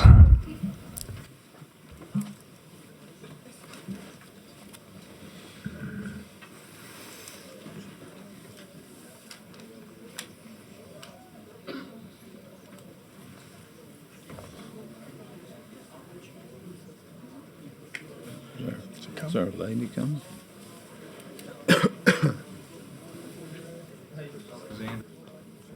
You want to put him back on the bottom of the pile? All right. Chris Alexander. Call it available. Mr. Scott Eustace, you could, if you're in the room, you could come up and take the empty seat at the table. In the meantime, Mr. Nichols, if you'd like to go first, please begin. Okay, thank you, Mr. Chairman. Thank you, the House members and the Natural Resources Committee, and thank you for the public for showing up here today. I know it's a lot of time out of your day, but my first comment is, boy, what in the world did we ever do in this state without CO2 injection wells? Because if you hear that here today, it's like this state's going to fall apart. And I just don't believe that. I think we're still going to have industry. I think a lot of that stuff is smoke and mirrors, and we're still going to have great jobs and great people. I'm very proud to be a part of this state, a fourth-generation Louisianian property owner, and too bad that this model over here doesn't have a crystal ball, or we could look into the future, and y'all could absolutely prove to me that this was safe, because I wouldn't be here today. I've never been here to Baton Rouge to speak against the industry. My family works in the industry. Okay, oil and gas is very important to us, and we've never had any issues with that. We've never had any issues with gas pipelines, but this stuff scares the bejesus out of us, okay? And another thing about that model, I don't know if they've modeled our communities with our grandchildren swinging in the swings and going horseback riding and going fishing and all the things that we enjoy here in Sportsman's Paradise. We want to continue that, folks. But I want to tell y'all why we're scared to death. That's why I'm here today. Our communities have never argued against every well being unsafe. All it takes is one well, one blowout with this CO2, and we got problems, folks. We got a lot of dead people, and this is different from enhanced oil recovery, and I think we need to talk about that some more today. And I do have documents I've submitted for the official files. When you're doing enhanced oil recovery, you're pumping CO2 in a hole, and you're getting the oil out of another hole. You have a relief valve. That's called a relief valve, just like on your propane bottle when you're cooking in your backyard, just like on any other pressure tank. You put too much pressure and it blows out. So what do we compare this to? How do we say this is safe? Okay, the closest thing I can find is methane storage. Well, let's talk about that real quick. You know, for those of us who living on groundwater, if we inject this stuff, it becomes a matter of luck over time. The more and more CO2 you inject, and sooner or later our luck's going to run out. And I'm going to share some industry incidents with y'all throughout the day and hopefully demonstrate that to y'all, even from industry comments, people from within the industry. A retired EPA scientist, he had 30 years with EPA. He's proved that fracking polluted groundwater in Wyoming. This is recent research. And we know that fracking causes earthquakes and a lot of other things. This is very similar to fracking, except you don't have a relief valve. So you could say it's a lot more dangerous than fracking, a lot more problematic. Most studies indicate that long-term methane migration along well bores presents a threat, okay, more than the active drilling. So yeah, we're not really concerned about things right now that's happening right now while we're drilling. What about down the road? What about 10, 20 years from now? Thank you, folks? Mr. Nichols. Your time is up, unfortunately. Mr. Hollins, 3 minutes, please. Good morning, sir. Good morning, sir. Thank you to the committee. You know, I had some stuff written down, but as I listened to everybody today, I started thinking, you know, when has it become important that industry who we believe in, and always have, the industry that we have made our livings on, and that in our part of the country support strongly. But here we find ourselves, this is not the industry that we know. This is not the industry that I made my money and supported my family in, because my industry has never come to my home district and my communities and said, we're coming, and we coming without your permission. It just don't make good sense. It's not the industry that I care about and believe in. And just like, for instance, in our parish right now, we got a 5-class well already drilled in our parish, and you know what? Our people didn't even know what it was. I mean, if you're talking about buy-ins, talking about coming and treating a community the way it should be treated by our industry, that didn't happen. And right now, tomorrow night, we got a hearing for 2 5-class permits from Exxon and Natural Resource Department.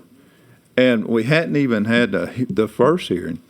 And yet they sending us notifications for a Class 6 application. Now, what I'm trying to say is, what's going on down here in Baton Rouge and industry that our people across our state and our parishes has no ability to have any say? This bill is for the Louisiana people that believe in our industry. I don't know where them guys was in the beginning that said we don't believe in our industry. They idiots. But let me tell you this, and there was a question asked is this, back home where I'm from, when you cross the watermelon patch, we know how to get you back on the other side of the fence. So what I'm trying to tell y'all is this, simple, that we should be allowed to let our people decide if these things come. But you know, everything that we see, it looks like it's being forced upon us. We're Americans, and we're Louisianans, and these people up here in Baton Rouge making the decisions with this industry, let me tell you what, why not give us our opportunities? That's what's right. Mr. Carrier, you agree with me? I believe so too. Thank you. Thank you very much, Mr. Hollins. Mr. Alexander. Good morning, Mr. Acting Chairman. I may be the only one here today who's going to really try to keep this under the time frame. I know you won't be disappointed about that. My group is Louisiana Citizen Advocacy Group. We've had a lot of people across the state contact us in support of Representative Owens' legislation because it is an issue that should be decided by local jurisdictions. There's no question about that, because the people who are living in the local jurisdictions are the ones who are going to be living with the effects of this.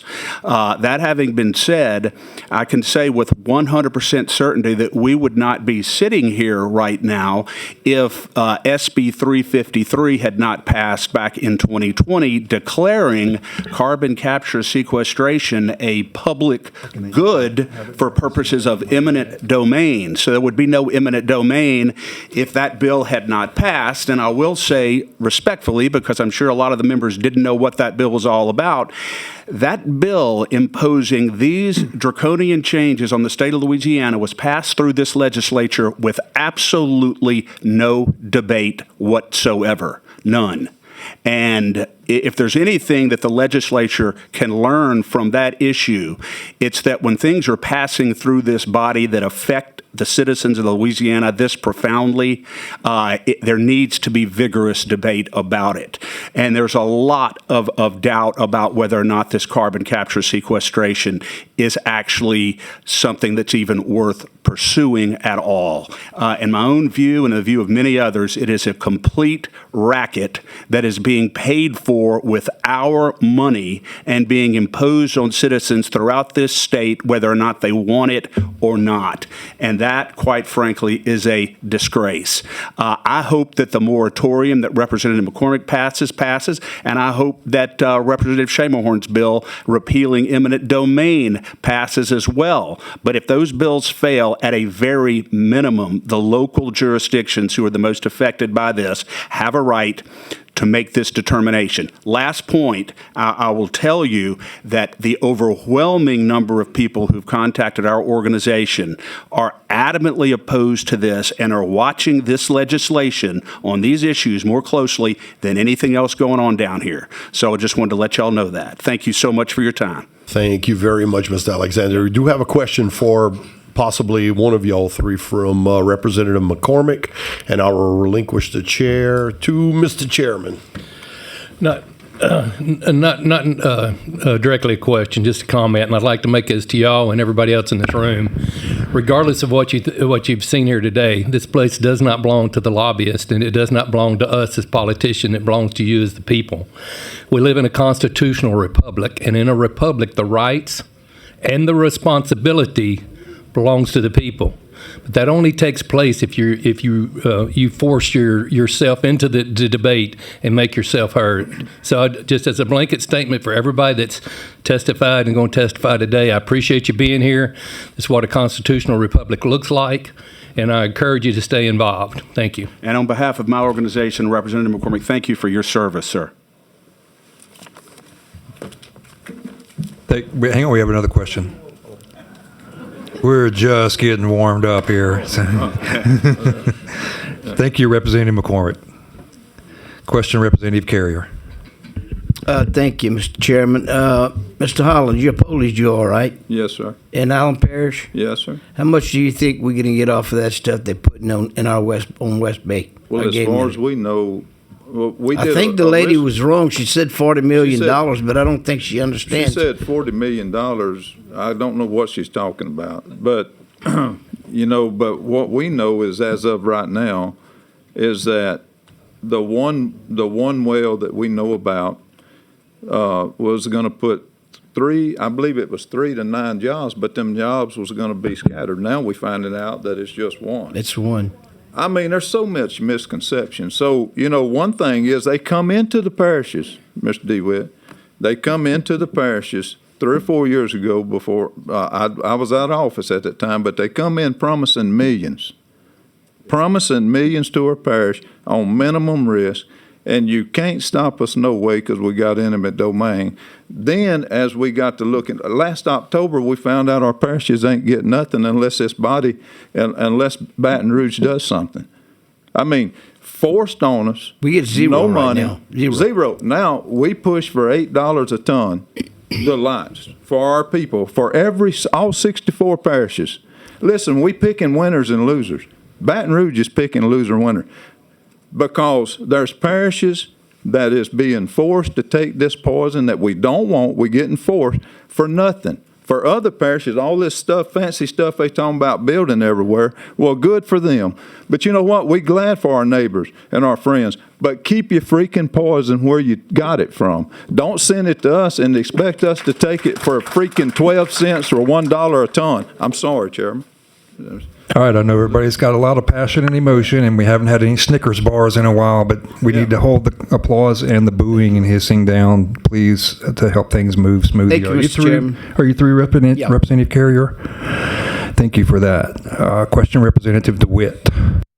Yes, sir. Thank you, Mr. Chair. Mr. Hollins, you had made a statement about somebody came to your district and said that we're coming and with or without you. Who was that? I want that name. You want the name of what? I want the person who said that they're coming. I wasn't elected, sir, then. But you made that statement. I want to know who it is. Well, I don't know who their name is, other than the two companies that was coming in here. That's what the police juryman told me when they come to my house. The reason I run again was because I was told that we were supposed to receive millions of dollars at minimum risk, and that we couldn't stop it because it's eminent domain. And I'm with you. That's why I'm asking you. Okay. Well, why would you want to? I want to know who told you that, because I want to address them. The police juryman that come to my house. Who told you that we're bringing this CCS? And with or without you? The police juryman told me that. And what is his name? Craig Visnall. Craig Visnall. Yeah. Okay. And I had a question for Mr. Nichols. Thank you for being here today. Thank you. I had one question. Were you in the area? You said you've lived here in Louisiana, and when I say the area, is in Vernon Parish. Were you in this area when the Austin Chalk hit this area? Yes, sir. Because it was in my district too, in Rapides. Yes, sir. Are they doing that now? Well, it's very little activity. We did have some activity.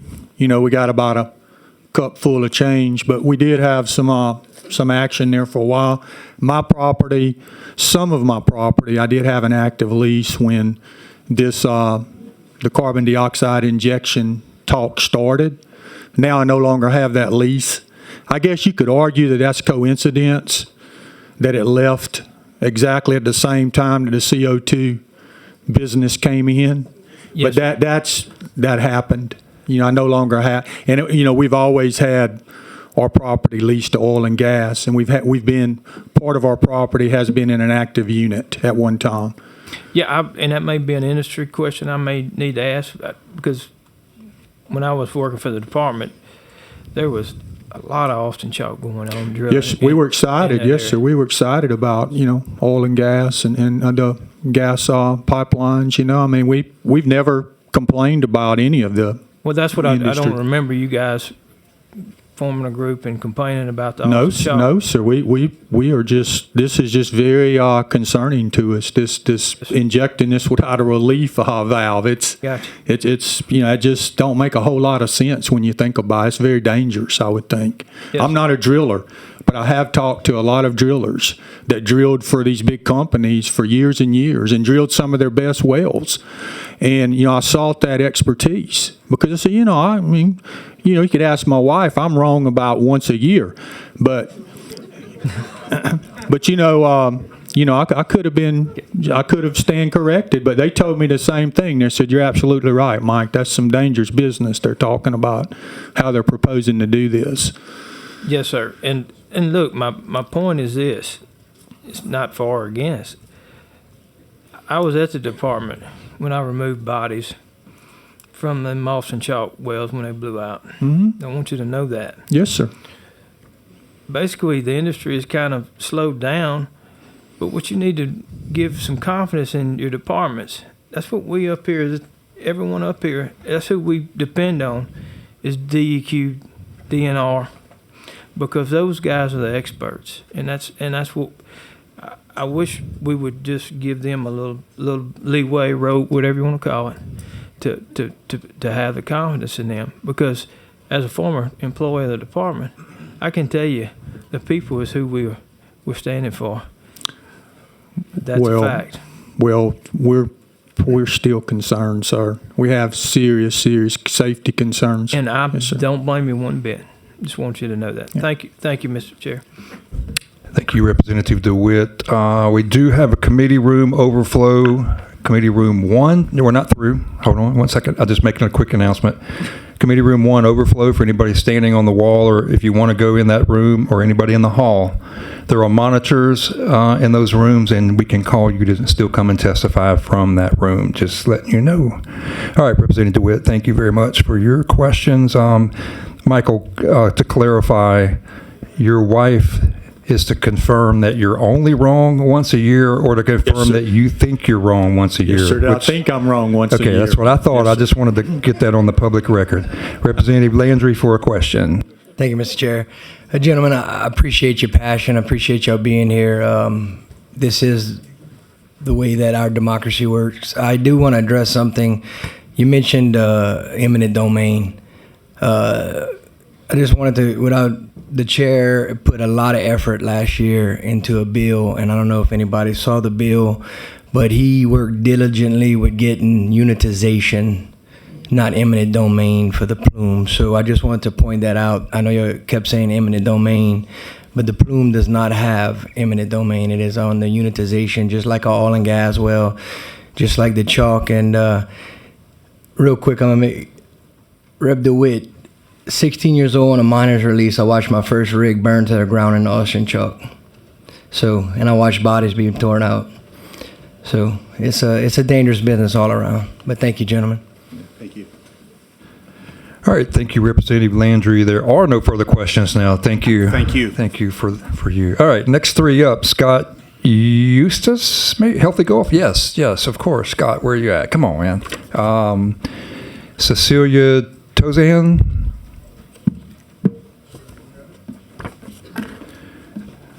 Marana Sickey, Sickey, Cashada Tribe in Jefferson Parish. Oh, well, please. Come on up. I wasn't planning on doing this. Well. All right, so the 3-minute clock is going to be set again for your presentation, and just identify yourself for the record, and you can start. Let's start on this side of the table. What do you think? Yes, sir. Are you ready? You want to go first? Okay. I'll tell you what, we'll start on the other side of the table and work over. How about that?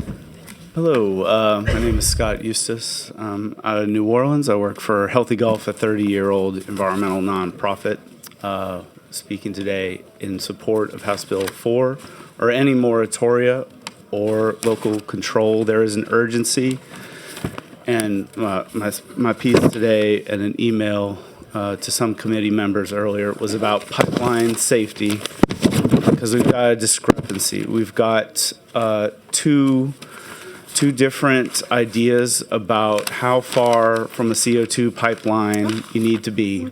And these applicants are applying for these pipelines in parish planning committees right now. I was in St. James last night. Because of the Denbury incident that put people out a mile, 0.4 away from the rupture,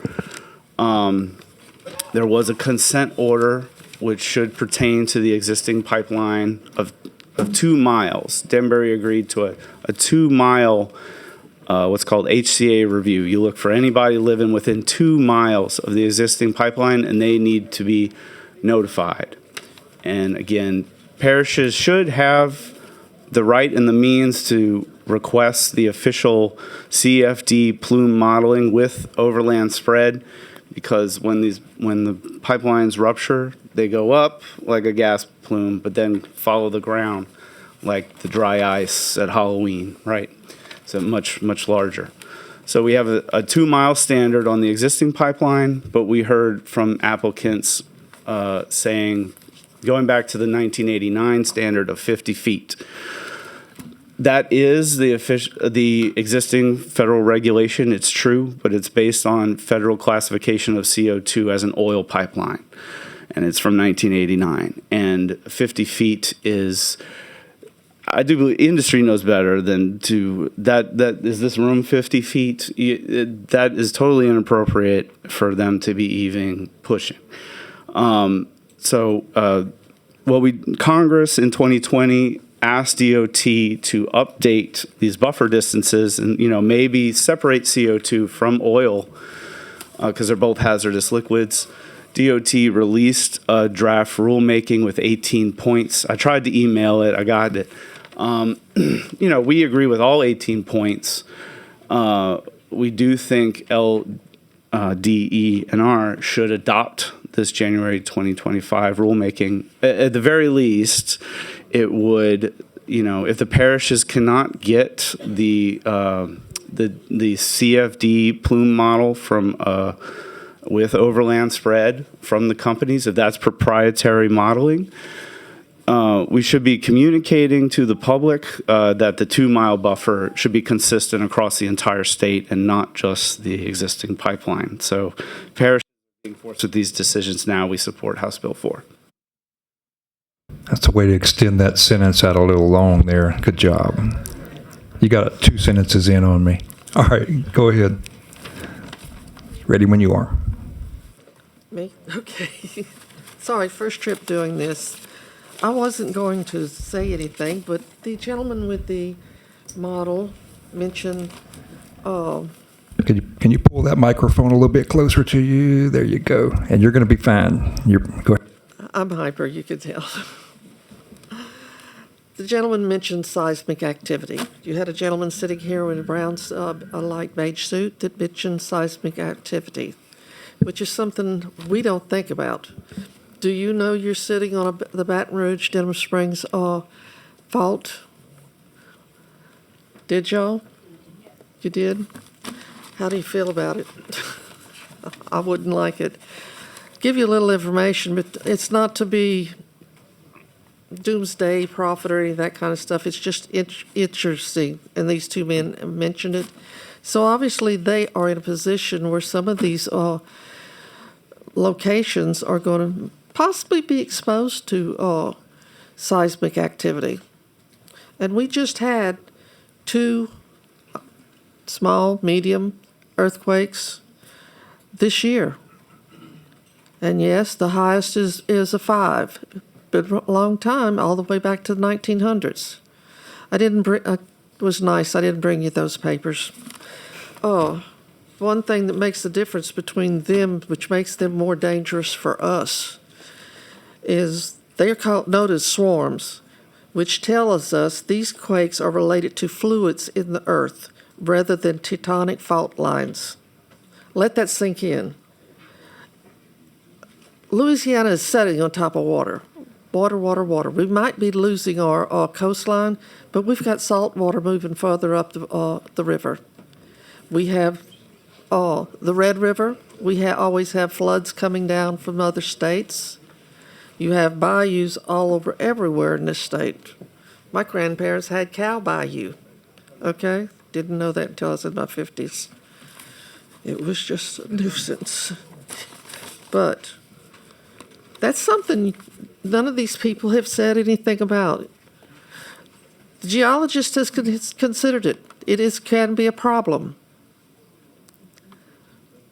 But it's not a serious enough problem to anybody to look into that might cause problems for our children, our grandchildren, and ourselves. If any one of those canisters are put in the ground in a lower quality pipe canister, and we have some seismic activity, if there's something in the soil that eats at that metal, which they don't know about because they can't test every blessed inch of it, it's going to sink, float, get into the water system. and it's going to come all the way down from, let's say, Allen Parish to wherever any one of y'all live. Okay. Could you identify yourself for the record real quick? I'm sorry, my name is Cecilia Tozan. Okay.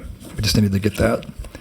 Those lights are kind of like that game where you put all the little pieces in and it pops up, and at the end it scares the heck out of you when it goes off. So, I'm sorry. Mariana, am I saying that right? Mariana. Mariana. Okay, you're next. All right. My name is Mariana Sicki. I'm a proud member of the Coushatta Tribe of Louisiana. Regarding House Bill 4, I'm speaking on not only the behalf of my tribe, but the generation I was born. I'm young. I am 16 years old, to be exact. It's wonderful. The effects of this are long-lasting, and my generation is one that will live through the guaranteed consequences of the actions that come with the progression of the CO2 sequestration. The decisions made today will not only impact your generation, it will impact mine and will probably extend further. And it is only right to provide those who will be affected by the sequestration with proper and thorough education and preparation for the proper judgment made by the people. The majority of my tribal community remains oblivious to the fact that there is a pipeline being constructed dangerously close to their reservation. This community, filled with sacred culture, heritage, land, and endangered language, could be subject to the potential dangers, and most of them have no idea. The few that are aware feel that they should be the ones to decide if they want to take this risk, and this is why I'm here today. As a democratic nation subject to the Constitution, I believe that we should be able to vote. And that's... All right. Yeah, we do have a question if y'all would be willing to take that. But Mariana is with the Coushatta Tribe in Jefferson Parish, and Cecilia is with Four Winds Tribe. All right. There was a question, and it's no longer. So the board's cleared. No questions for you. May I ask another question, if you could explain it to me? We can't. Nope. Sorry, your time is up. Thank you. Thank you so much for coming and for your testimony. All right, the next three. In favor of House Bill 4 and wishing to speak, Letitia Taylor, concerned Citizens for St. John, Elizabeth Soychak, I know I'm killing these names, but I'm trying, Grady New Orleans Interfaith Climate Coalition, and Linda Langley with My Family. If those are y'all here? Okay.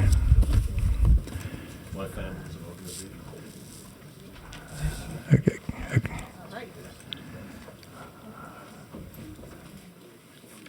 All right, and you are? I'm Linda Langley. Okay. Hang on, Linda. See who else did. Is Miss Taylor here or Elizabeth Soychak? Okay. How about Russell Wilson? Russell, come on up. And how about Avery Williams? All right.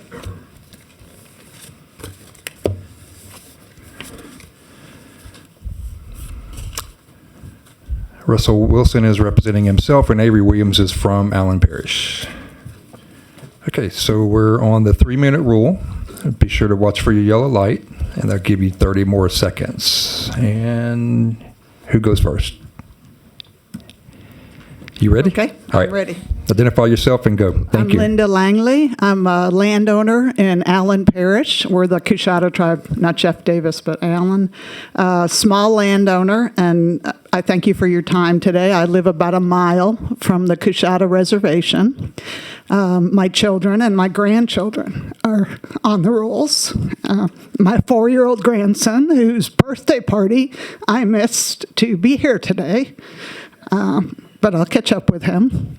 He goes to the Little Indian School on the reservation. He plays on that playground that is within a half mile of this proposed injection site that none of us knew about. This debate today on H.R. 4 is about the voice for the people. There's been much debate about the possible economic development, with all due respect. I'm a transplant to Louisiana. I've been here for almost 40 years. I was a professor in both the LSU and retired from McNeese. I have a PhD, but that's not relevant either. Every person's voice matters equally. We didn't know about it. We weren't told about it. If it was injected, now the crew is out there working. If it was injected and my grandson was the first to die, there would be no recovering from that. I want to put a human face on everybody's comments today. I understand money. I've got a PhD. I've read the refereed journals on the science of it. I didn't know anything about this whole debate till I got a phone call and was asked to join in. It's critical that you honor our rights as citizens of America and of the great state of Louisiana and give us a vote on what matters to us. We'd call it local option. We've called it local control. That's well recognized. There was a time my aunt actually remembered her mother bringing her to vote. When her mom could vote, she was too young. And she said, she gave me my first votes for women because she said, never miss an election for anything at the local level or anywhere because every voice matters. That's what this bill is about. If your grandson was playing on the swings where this stuff was being injected, you'd read about it too. If he's not and you don't care, that's fine. We're not against commerce. With all respect, I use lithium batteries and I drive a car and I understand what economic development is about. But I'm asking you to pass H. Bill 4 and honor our right to vote. Thank you.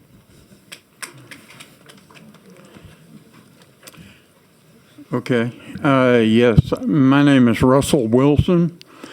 A lot of the things that I was going to speak on today have been covered by a lot of the other people. But I was going to bring up some other things that haven't been covered. Number one is the immense danger that this stuff carries with it, the liquefied carbon dioxide. When it comes up to the atmosphere, and it's my theory and a lot of other people's theories, that it will not stay down in the ground. It will find a way up, whether it's through fissures, cracks, whatever, or old oil wells, regardless how, it will get out. Okay, other than that, or the pipelines themselves could crack. Okay. Now, you all have been told about the pipelines. There are misconceptions about the pipelines. There's over 3 million oil and gas pipelines in the United States. Over 3 million. There's less than 5,000 CO2 pipelines in the United States. It's apples and bowling balls. That's the comparison. Okay? Now, that's one thing. Now, another thing was that in Africa, there was a lake just naturally had carbon dioxide seep up into this lake. And this lake was 390 acres, okay? Not very big, almost 1/2 of 1 square mile. It had a little landslide into it, and it released the carbon dioxide that was held in place by the water above it. Now, we don't have that here in Louisiana because we don't have any deep lakes. But this carbon dioxide cloud that came out of that lake killed 1,765 people and killed 3,500 head of livestock as the cloud of CO2 floated down through the area and propagated outwards. Okay? That hasn't been in the news very much and never has been. It was in 1986 when that happened. But I'm going to bring just 3 more things to your attention that everyone in here knows about or has actually seen. And right down here in New Orleans, everybody knew that those pumps would keep New Orleans dry. So everybody stayed during Hurricane Katrina. Everybody just knew those pumps would stay and work, okay, until the levees broke. And then those people drowned in there or died because they couldn't get out or died in the attics of their house. Now, you may hear from the industry people and everybody else that just how sure they are that this stuff is just fine. There is no safety problem with it. but you will see that other things can happen along the way. Thank you, Mr. Russell. Avery? Hello, everyone. My name is Avery Williams, and I'm 16 years old. I live in Grant, Louisiana, a small community in Allen Parish. I'm a student at Fairview High School. I'm an active member of my school and community, and proud to say I was your 2022 Junior Miss Allen Parish. My house sits directly in between the injection site at West Bay and the high-pressure CO2 pipeline. This land is our home, and it has been for my parents, grandparents, and great-grandparents. I want a future I can feel safe in, and that's why I'm here today. I would like to give you a glimpse of what life is like for me, my sisters, and other young people in my school and community. When school starts each August, we'll fill the basketball gym for the next 8 months. Fall brings the excitement of hunting on our leases and in West Bay. The new year brings the community out to support our baseball and softball teams. Spring is when we break out our fishing poles and fish our beautiful creeks and ponds. And finally, summer. This is where we'll spend countless hours swimming and camping on our creeks and riverbanks. I say all of this to remind you this is not just a place we reside in. Our lives are centered around our school and our land. This is our livelihood, and we love our way of life. I can't vote, but I do have a voice. And I'm using my voice to ask you, the people who can make decisions, to stand up for those of us who can't. My teacher gave my class an assignment to research carbon capture and CO2 pipelines. After our research, we had to present our findings to the class. Surprisingly, this is what we learned. First, the Institute for Energy Economics and Financial Analysis found that 80% of carbon capture projects fail or do not live up to expectations. Meanwhile, those same billions of dollars be going to real solutions that don't put kids' lives at risk. Secondly, carbon dioxide, when it's transported in pipelines under pressure, is treated like hazardous substance by the government. And the worst part, these pipelines aren't being built because they don't work, but because they help fossil fuel companies keep polluting while pretending to be green. No matter how we break it down, it is clear this technology is dangerous. Remember, I can't vote, I can't sit in Congress, but I'm here begging the people who can vote and who are our leaders to think about us. As young people who can't choose what gets built in our backyards, we can't stop a pipeline with a ballot, but you can. We need you to be our voice, to stand up and say this isn't safe, it isn't right, and it doesn't belong near our schools or in our future. We are your greatest resource. Protect us, listen to the science, and listen to the next generation. Because even though we're too young to vote, we are not too young to be affected. Thank you. All right, go ahead. I mean, for her. Yeah. All right. But that, Representative Carrier. Thank you, Mr. Chairman. Avery, what's your last name? Williams. Who's your dad? Cody Williams. You got a good dad. Sometime, right? Sometimes. You want to tell them how many state championships the girls have won? Is it 13? Yes, sir, it is. So, 16. Oh, 16. Anyway, so let's give them a hand.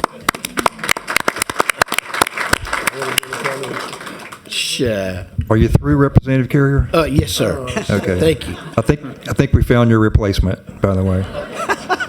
All right. There are no questions for the panel. Thank y'all so much. Very good job.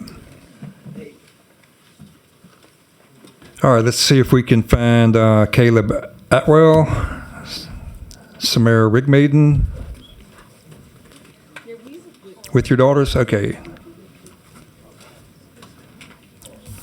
How many? Letitia Taylor. Okay. We were in the other. And Elizabeth Soychak. We were in room number 1 upstairs when you called us. Okay, I'm sorry, I didn't hear it. They were upstairs when you called their name. Okay.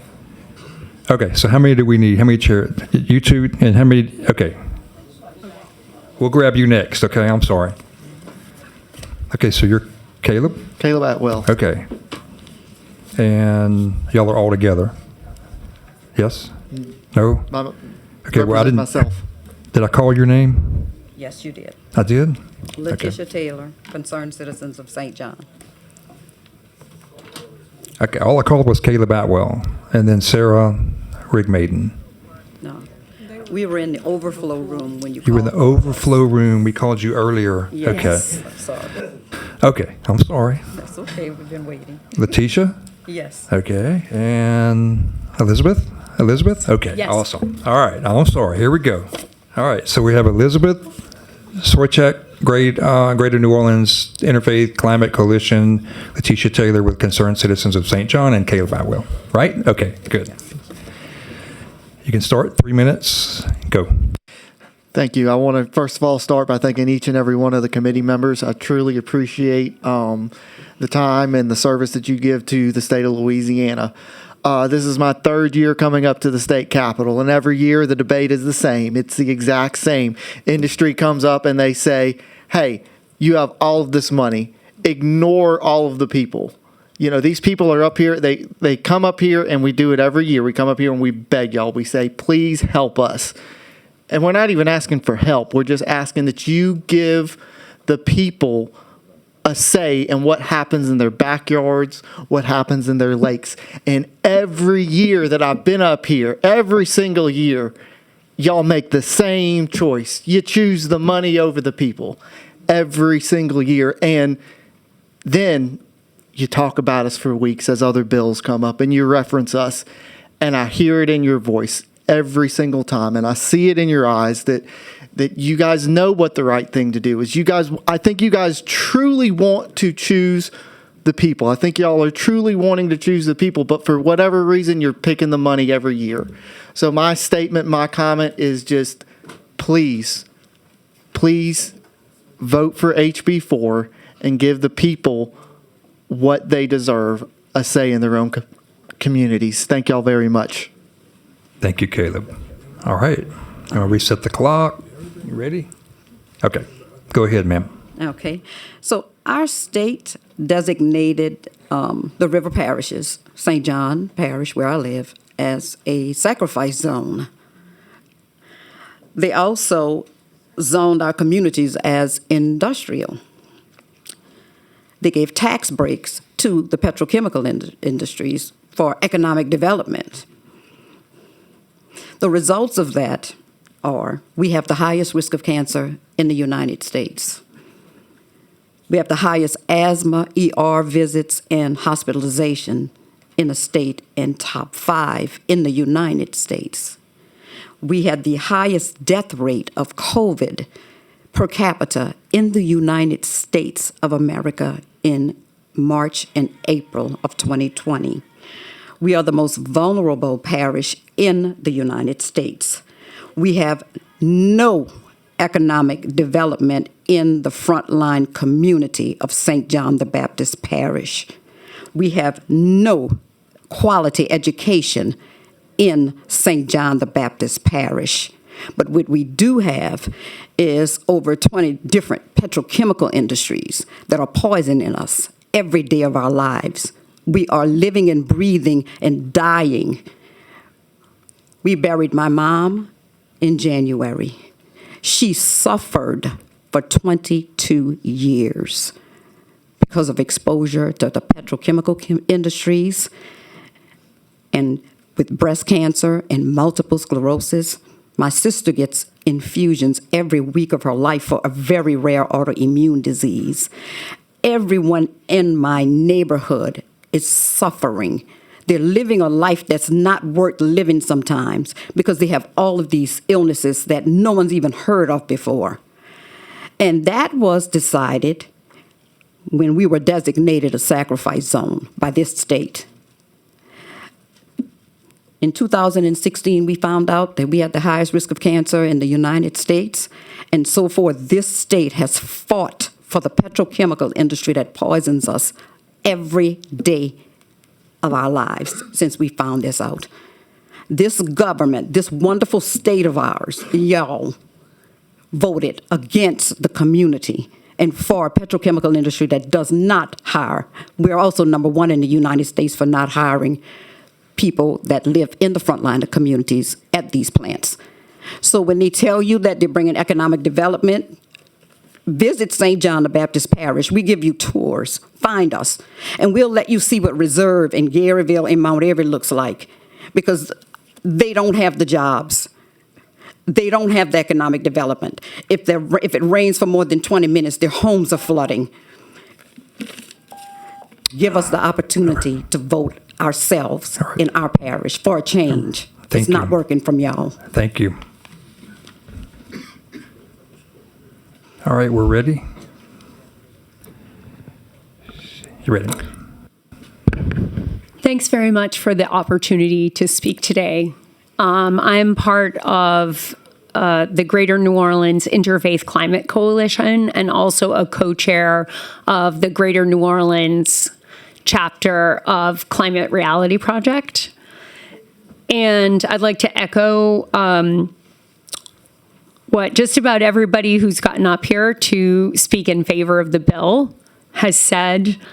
I was really moved by what the two youth said about their communities and what's important to them. And I would like you all to keep that on your minds as you vote today, because they are the ones that will inherit the legacy of carbon capture if it becomes as much of a reality in Louisiana as the industry wants it to be. But it is not your grandfather's or even your father's oil and gas business, carbon capture and waste injection, we like to call it. It's super dangerous. People living within a couple miles of these pipelines and these injection sites, really bad news. And, you are putting people's lives in danger, even more than they already are if they're, say, near a petrochemical plant that could have a fire, or a normal oil and gas line that could explode or leak. This is much more dangerous. The parishes have the right to decide for themselves. The people of Louisiana have the right to decide for themselves if they can have these in their communities. I'd also like to say that really the technology of carbon capture has not been proven to work to the extent that industry is telling you it does. And unfortunately, Representative Johnson has gotten up, but I just wanted to say to him that the amount of carbon that has been captured it's not going to help protect these communities where the plants are. That is a myth. It has not, no carbon capture has worked, to my understanding, beyond 40%. And I think that's actually 40% of the carbon captured. And I think that's actually optimistic. So once again, the Greater New Orleans Interfaith Climate Coalition encourages you all to vote for the people today and vote to pass this bill. Thank you. Thank you so much. The board is clear. There are no questions. Thank you very much for your testimony and for being here today. Ms. Rigmaid.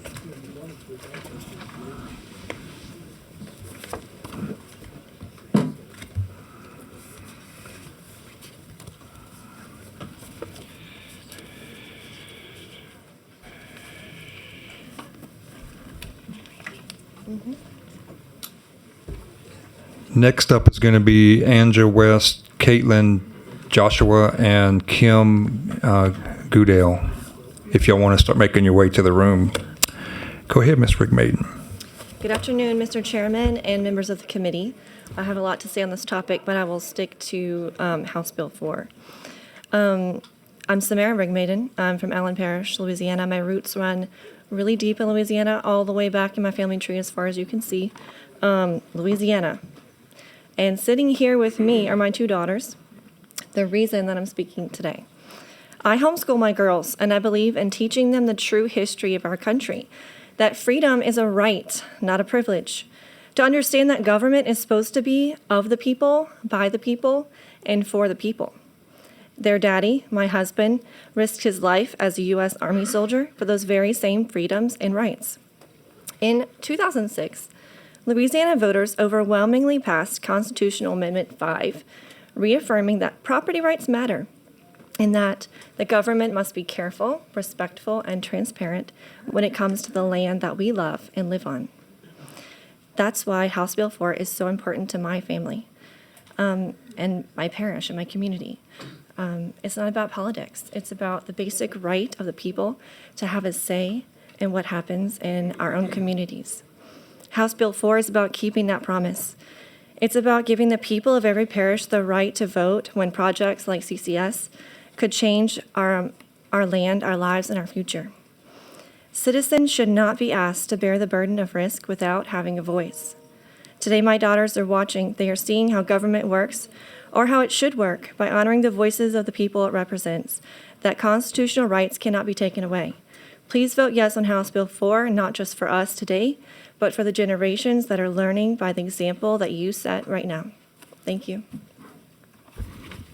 Thank you. Do y'all want to say anything?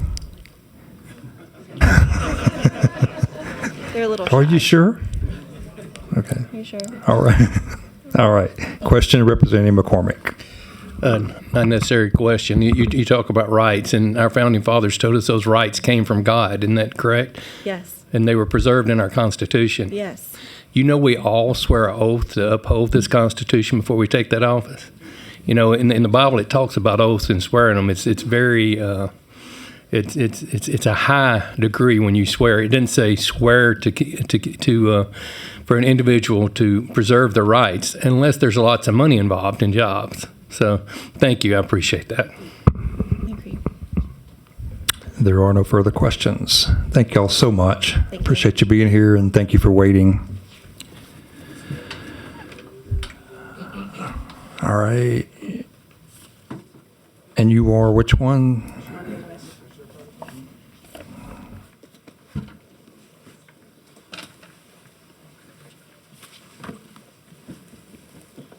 All right, we have Kim and we have Miss West. Do we have Caitlin Joshua? Or I really can't tell which where she's representing, but is Caitlin in here anywhere? We're going to hold that one and come back to it. Let's try Malia Batty, CO2 Alliance and We the People. In the room? No? Sherry Champagne or Chapin? Oh, come on. From The Change. Sherry, Kim, Anja. Am I saying that right? Anja? Anya. Anya. I'm sorry. I knew I was get Close that wrong. enough. I've been called Onion, so it's good. You'll see what they call me. All right. So 3 minutes. 3 minutes. You ready? All right. You want to go first? Ready? Sure. All right. As a volunteer fire chief in rural Vernon Parish, I can testify that we are not prepared for what carbon capture sequestration will potentially bring to this parish and our state. I was in a meeting several months ago with Capture Point representatives. When I asked what the emergency response plan was, the answer I received was, "You don't have to worry about that. We have our own team." Well, that is a factual statement. That is also an unsatisfactory answer. Our location in Sandla means that the closest hazmat response team, whether it be state or carbon capture company, is a minimum of 2 hours of time away. That time frame does not include notification and mobilization. 2 hours is a long time. We would need EV fire apparatus, hazmat-trained firefighters, paid firefighters for our volunteer stations to stand even a small chance of saving a life. A bare-bone, non-equipped EV fire apparatus starts at $1 million. Our parish would need 23 of those, along with airbanks for SCBAs and plotting equipment. None of these things are even close to achievable with the operating budget. Active monitoring devices on pipelines and wells, schools equipped with oxygen canisters for each child, and teachers would also be a necessity due to pipeline proximities. This would apply for nursing homes and the hospital. It sounds like a bad end of times movie, but with the amount of wells and pipelines these companies want to put into Vernon Parish, it is not out of the realm of possibility. These pipelines will run within a mile or less of residential areas, schools, our hospital, and nursing homes. While nobody knows the exact pipeline routes, because that's apparently proprietary, it doesn't take a rocket scientist to figure out how the pipeline will run based on the grid of the injection location and the proposed plants. Leesville High and Simpson High will be most likely less than a mile away from a pipeline. That's not acceptable. Danbury, which runs a large amount of pipeline, had a blowout in Sulphur last year. The solution was shelter in place. Danbury has also one of the worst safety records on file. Vernon Parish in particular would be nothing more than a dumping ground for a naturally occurring gas turned into a toxic substance by people to be buried under the ground. Burying a problem hasn't worked since the beginning of mankind. Our parish would also not benefit from any job creation, as all proposed plants are in different areas of the state. It sincerely makes one wonder if this one was done by design, since the population density of Vernon is far less dense than Caddo. We were told Bayou Corn was a safe drilling operation. Salt Dome was accidentally damaged. We all know how that turned out. Satartia rupture happened due to heavy rainfall in the pipeline shifting. We have the largest training facility for the military in the heart of Vernon Parish. I sincerely doubt anybody can guarantee that the large detonations occurring during training and testing will not have a negative effect in pipeline stability and integrity. We need you guys to vote for House Bill 4 because we need it to pass. We can't have it in Vernon Parish. It's not going to work out in our favor. All right, thank you. Thank you very much. Reset the clock. Sherry? Hi, my name is Sherry Champagne. I am the founder and director of The Change Advocacy. I am from Terrebonne Parish, and I'm here to ask you all to vote for House Bill 4. Not only in Louisiana have we seen for decades that we are the most toxic state in the nation, and that is because Louisiana has been for sale for so long, and we're here to ask all of you to make a difference and change that. We have to change that. Being in Terrebonne Parish, I can tell you, we are one of the most toxic parishes besides the river parishes. I visit there regularly. I test their soil. I test the radiation coming from the towers that they have. They're unregulated. There are no permits for any of these towers. There's nothing that says that anything is safe about the plants that we see throughout these parishes. So we're watching our parishes become more toxic every single year, and we have for decades. So here we are again, the people. We are the people. We're your people. We want you to vote for us. We want you to share our voice. We need you to share our voice. We're not here because we think that you're going to do the right thing. We're here because we feel like we have to ask you to do that. And I don't think that that is together right. But I do believe that if we, the people, speak loudly and long enough, that you will listen, that you will hear us, the young people that are here asking you to save our parishes and not to allow this. This is not something that we can just allow to happen because there are dollar signs behind it.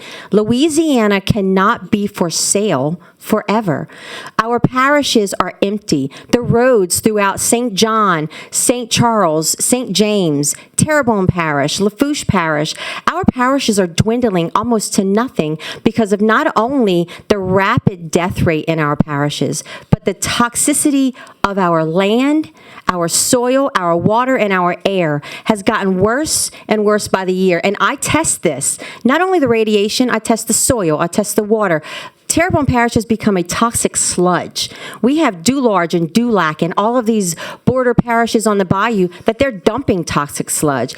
We have zero regulatory standards. There's zero standards for any of the toxic waste that is poured. So we have no reason to believe that anyone that comes in here that supports this and says that they will make sure it's safe, there's no reason for anyone in this room to believe that that is true. Anyone who comes in here that supports this, I can assure you they benefit from it, or they are a mouthpiece for someone who does benefit from it. We are here to say Louisiana is closed to toxic sludge in this land.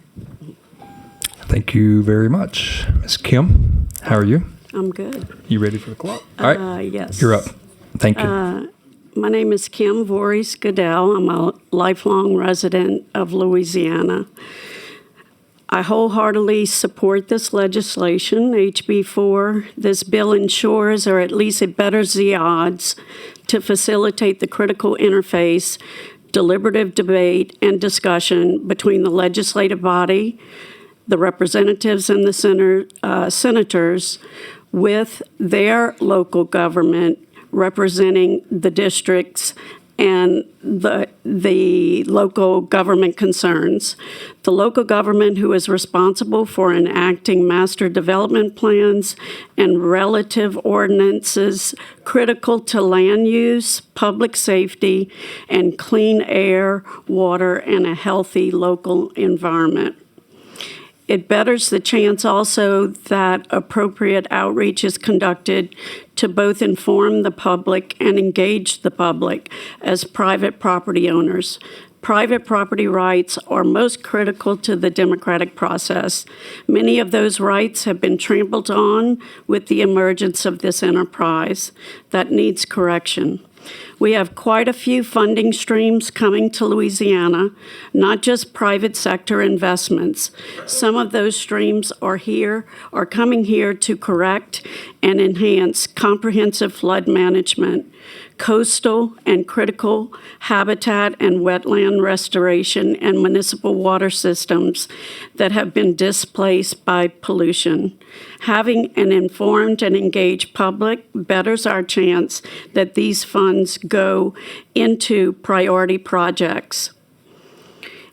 And it ensures a decision matrix that's associated with the appropriations are then science-driven and in accordance with Louisiana's public trust doctrine, Article 9, Section 1 of our Constitution.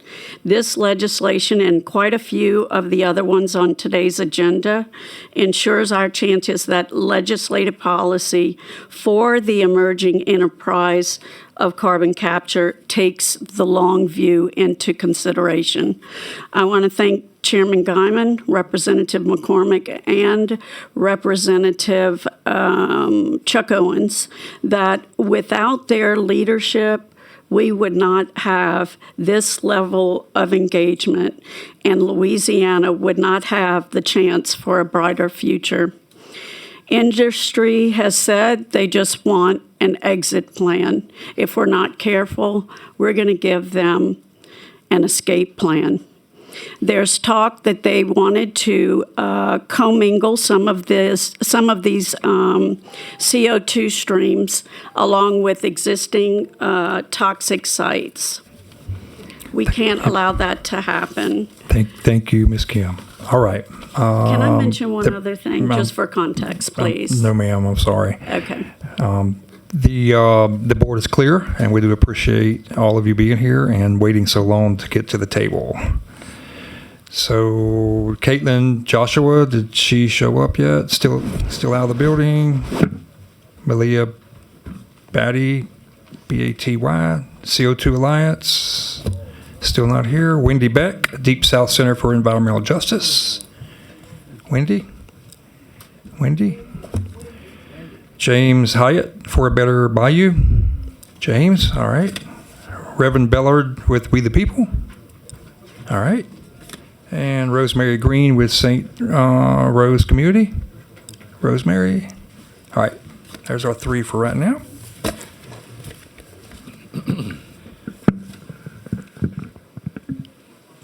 We'll wait for her to get to the table. You just identify yourself for the record when you start to speak, and remember you do have the 3-minute time limit.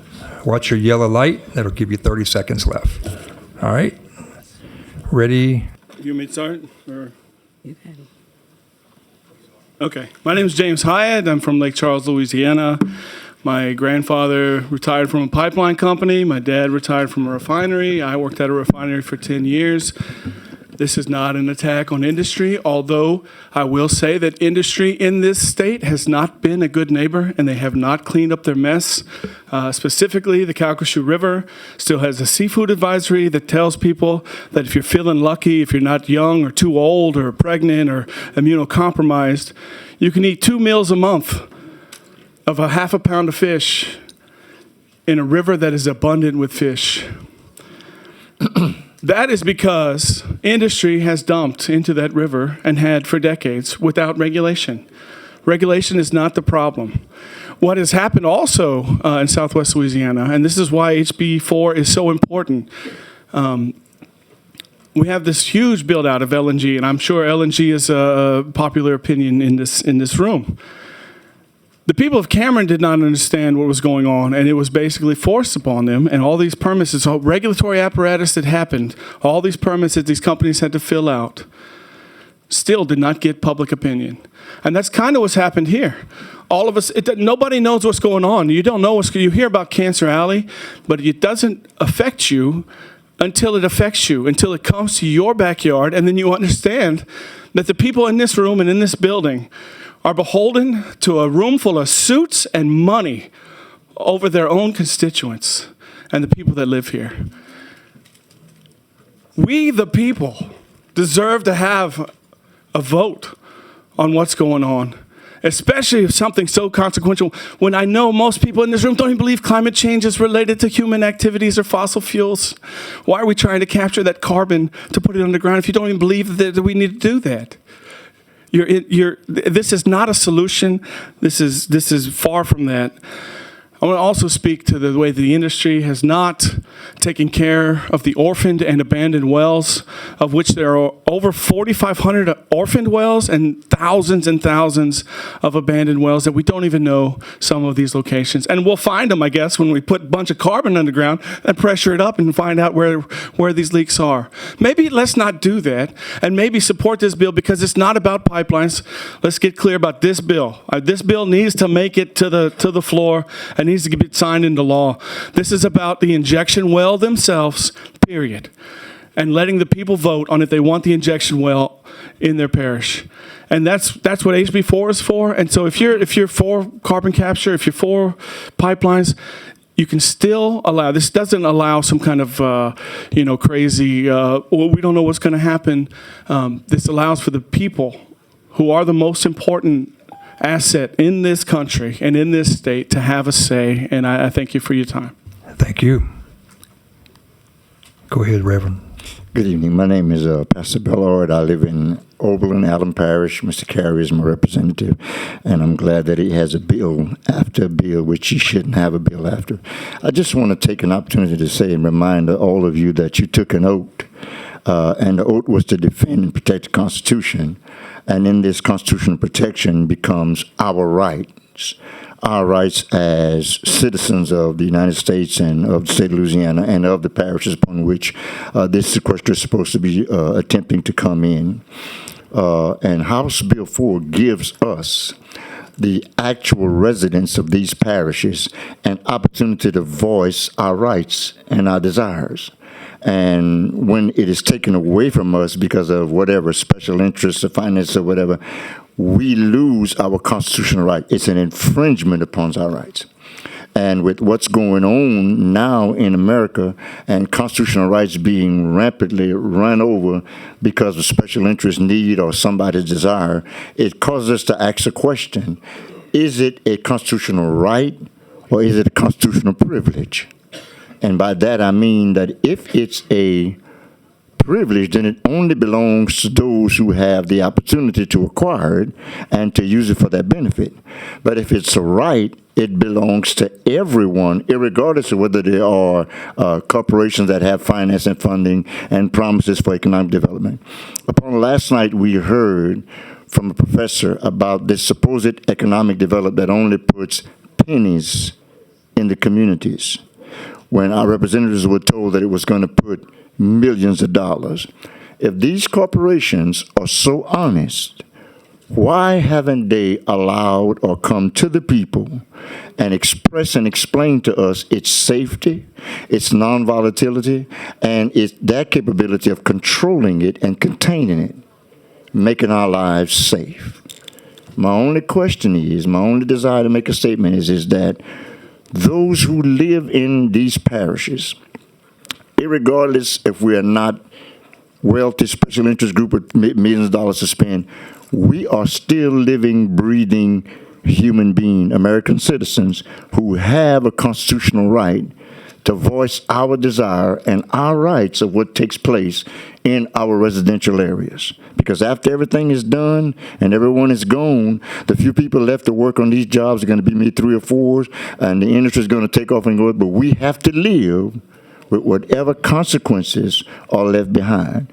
And as a pastor, it's devastating going to a funeral of a baby that has died because of some kind of chemical plant bringing something into the area. We don't need that. We don't want 85% of the Allen Parish does not want carbon sequester in our parish. Please honor that with House Bill 4. Thank you, Reverend Bellard. And Miss Rosemary? Yes. Greetings to the chairman committee. My name is Rosemary Green. I live in St. Rose, Louisiana. I'm on the fence line to IMTT industry. I've heard so many things here today and I feel like I'm kind of overwhelmed with all the information that we have concerning the industry and the things that are being done. And let's just face it, a lot of it is with corruption. And it may sound strange, not to me, but I'm sure it's not for you guys as well. But nonetheless, I woke up this morning, I've got to say this, because see, I heard someone say something about the Bible. We got to take everything in prayer. I've been praying about this for so long, and I got up this morning, and all I kept hearing was, you cannot build an economy on death. You cannot, may I say that again? You cannot build an economy on death. I live on a fence line. I know what it's like. I've had the experience of waking up in the middle of the night, not being able to breathe. It's a nightmare. And can you imagine sequestering this? I mean, now you're putting us on a time, setting us on a bomb, right? How do we sleep at night? How do we, I look at the kids in the neighborhood, they're young. Give them an opportunity to live their lives. Last but not least, I know I'm on a time clock, but one of the things that you guys need to take into account, these industries are not letting the employees know that they only have like 5 years. 5 years life expectancy after retirement. Did y'all know that? I work for an insurance industry. You know you do know that they have data.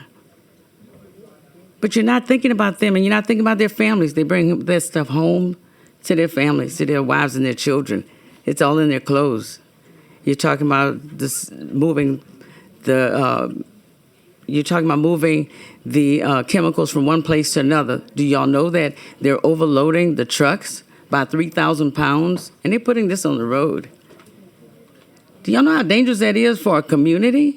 And they drive up and down in these communities. Beaumont, Texas is one of them. That's where my children live. And I know quite a few people that work in that industry. And it's sad that we are taking money over lives. So I'm appealing to you as human beings. Please vote for this bill. Thank you, Ms. Green, Reverend Ballard, and Mr. Hyatt. The board is clear, so thank you very much.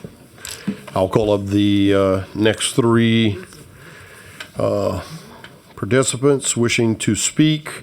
Ms. Caitlin Joshua, Malia Body, representing CO2 Alliance and We the People, as well as, it looks like, Wendy Beck, Deep South Center and Environmental Justice. See if we get three people at the table. If not, I'll call another name. Only one. And you are? My name is Wendy Beck with the Deep South Center for Environmental Justice. And don't hang on, Wendy. I'm going to put the other two cards aside. Caitlin Joshua, Malia Booty. How about Miss Allie Johnson or Kashalta Ozone? Rashetta, thank you very much. Representing the Vessel Project of Louisiana. Good shout out for you. All right. Thank you all very much. And let's start with Ms. Beck. Good afternoon. My name is Wendy Beck. I'm a researcher on water justice and energy justice projects with the Deep South Center for Environmental Justice. The DSCEJ is a nonprofit organization that's been in Louisiana for the last 30 years, and for those 30 years, we've been working with communities that are overexposed to pollution and disproportionately impacted by its toxics. Carbon dioxide is a hazardous waste. It's acidic, it's corrosive, and it's an asphyxiant. CO2 can and has killed people, contaminated water sources, and disrupted ecosystems. Parishes are responsible for the health and safety of their residents. The DSCEJ strongly supports the authority of a parish to choose to protect its citizens from the hazards of toxic carbon waste injection. As an advocate for communities overexposed to pollution, we support HB 4 and ask you to approve it. All right, thank you. Reset. Did y'all all three talk yet? I'm sorry, I just got in here. Who's next? Okay. Ready? Hachikano, Chiholchifok, Ali Noko Johnson ka, Amieksa Nokoka, and Tata Mpichi, Levi, and Janie Johnson. Hello, my name is Ali Noko Johnson. I'm from the Beaver Clan. My parents are Levi and Janie Johnson. I'm an enrolled member of the Coshada Tribe of Louisiana and share lineage with the Alabama Coshada Tribe of Texas. I am here not only to represent my tribal people, but also to represent my peers in my hometown who I've grown up with. Growing up in a small town and in a parish where community is integral, who else knows what is best for their community than the individuals residing inside it? Voting is the backbone of the American system. To decide, you vote. To win, you get voted in. To vote is to believe, and to vote is to have pride in your decisions. Towns, communities, parishes need to have the chance to not only voice their opinions, but vote for them as well. I can put this into an analogy. You can tell someone to cut their hair, trim it, color it, style it, do something different with your hair. I think it would look so good, but that is not your hair. Carbon capture sequestration is a serious decision that every single community that could possibly be affected by it should have the right to vote upon. Parishes should have a say on what happens within their land boundaries. Life is not fair. Decisions have to be made, and there will always be a side that is upset. But for us to be as equal as possible within our communities, we have to be on equal ground. I want to vote for my beliefs. I want my people to vote for theirs as well, even if they don't side with mine. Because what else is more human? What gives us our humanity more than our emotions and our hopes and our fears? As people, as individuals, don't you want to fight for what you believe in? I want to. And I am right now. I can speak and speak and speak and write all I want about anything, but having a part in the decision is what will matter in the end results. And I want to at least have the comfort of knowing I'm doing my all for what I truly believe in. There's a saying in Indian country, to look out for the next 7 generations. Think of the next 7 generations. These children here today that should 16-year-olds that should be in school, earning their education. Think of them and their peers. I am Native. I am Coshada. I know immensely about community and having a bond of fellowship between families. I understand the people, and I understand their need to fight for what they believe is right. Do you? I am in support of House Bill number 4. Alilamo. Thank you. Thank you. All right, clock is reset. Good afternoon, Chairman and fellow representatives, community members, everybody. I just want to start off by having a brief moment of silence for the 3 people who lost their lives at the Energy Transfer scaffolding accident today, if you all don't mind. I wanted to bring that into the room because that is the reality that we face in our communities. Every day we're seeing tragic accidents like what happened today with the 3 people who lost their lives. We're seeing explosions, plumes of smoke. We're seeing I live in Carlis, Sulphur, Louisiana, as you all may know. But we were just under a water drinking advisory because they found E. coli in our water. We're constantly under some type of shelter in place, or something is always happening with these industries. My home is less than a mile away from more than 14 petrochemical facilities. It's less than a mile away from where they are building the new Woodside LNG, formerly known as Driftwood LNG. Only a few miles from Cameron LNG. It is right in the midst of the site of where they want to build the new direct air capture hub. Where I live is called the Industrial Corridor, but we should be known as the Heart of Cancer Alley because our cancer rates have skyrocketed as well. Also in Southwest Louisiana, it's very evident that there is still segregation that's happening. If you go to Lake Charles, you'll see on one side of town, it's all built up and nice and thriving and more than 5 hospitals on one street and banks and grocery stores. But you go to the other side of town and it's almost a ghost town. There's nothing. Yesterday, one of our local black businesses opened up after 5 years being closed due to the hurricane destroying it.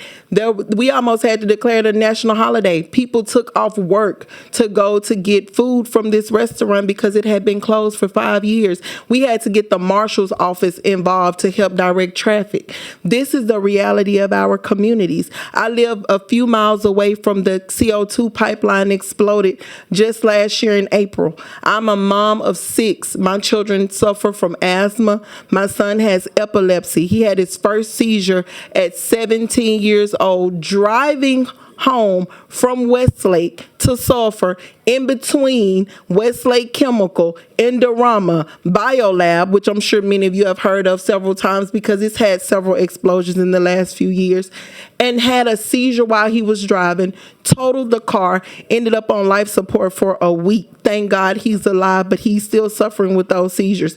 They couldn't tell me in the state of Louisiana what caused them, but then when we get to California, where I had to take him to get real answers, we found out that the industrial pollution he's exposed to is contributing to his seizures. When is enough going to be enough? When is enough going to be enough? We deserve a say in what we want in our communities because at the end of the day... Thank you very much. Okay. Thank you very much. Thank you very much. All right, so there are no questions for the board. Thank you all so much. I know it's been a long day, but thank you for coming and staying here long enough to get to the table. We appreciate you. All right, one more shot for Caitlin Joshua. Did she ever get here back? No. And Malaya Batty or Beatty, if neither one. Okay, both in support, wishing to speak, but I don't see them here, so we're going to go to green cards in support, not wishing to speak. And I'm going to do my best on these names. And this one I can't read, but Odessa, some Four Winds Tribe, Odessi, and okay, all right. In support, not wishing to speak. Jamie Sandifer, in support, not wishing to speak. Juanita Perkins, in support, not wishing to speak. Deidre, I can't pronounce the last name. Turkett, I don't know. And Mrs. Banks, Mr. Banks, I can't read the first name. Destiny Hamilton, Jeff Reed, Caleb Holmes with Earthworks, Peyton Michelle with Louisiana Trans Advocates, Lisa Loop, Alien LA, Brian Thompson, Vermilion Parish, Jill Hines, Health Freedom Louisiana, Cody Hassler, Tamisha Victorian, CO2 Alliance, We the People, Henry Victorian, CO2 Alliance, We the People, Aquili, Victoria, I probably tore that one up, CO2 Alliance, Jordan, Uncle Alan Parrish, Cody Williams, Alan Parrish, Joseph Petrie, We the People, Jennifer Petrie, We the People, Julie Petrie, We the People, welcome Petries, John Harmon for representing Self, Joe Mapes, Louisiana Farm Bureau, Bill Whittington, Lake Marpar Preservation Society, Richard Ezel, Rhonda Abbey, Vernon Parish, David Abbey, Vernon Parish, Angel Bradford, Sierra Club, Delta Chapter, Darlene Donahue, My Family, Elizabeth Powers, representing Self, Laurie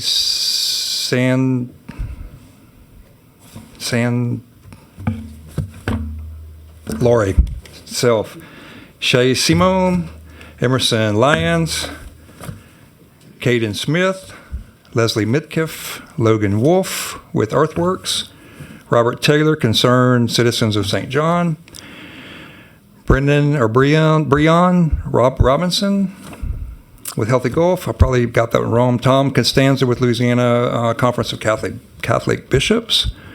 Manga Putman. Deborah Daly, Vernon Parish. James Vanderweel, Research, Education and Planning, GNOICC. David Daly, Vernon Parish. Akimi Haygood. Sorry, I'm sure I got that wrong, representing self. Michelle O'Daniels. Rhonda Johnson, representing my family. Walter Brock, representing self. Nancy Grush, Sierra Club. Susan Labrie, representing self. Tommy Cryer. Jacqueline Kutek, I'm sure I got that wrong. Louisiana Progress. Larry Putman, Vernon Parish. Chris Husong, self. Carolyn Owen, self. Mark Hortum, We the People. Cynthia Horton, We the People. Daryl Granger, We the People. Monica Granger, We the People. Francis Cannon, Allen Parish, all cards in support of House Bill 4. Well done. Now to the opposition. And all entered into the record. Sir? All entered into the record. All entered into the record, as the vice chair made me be sure to tell you. Okay, to the table. In opposition, House Bill 4, Matt Code, Oil and Gas Workers Association, Keith Hall. Okay. Representing myself, right? You're representing yourself. Yes. Okay. Bob Meredith, Louisiana Green Fuels. Bob, you want to come to the table? Okay. So you're not going to come for this bill to the table? Okay.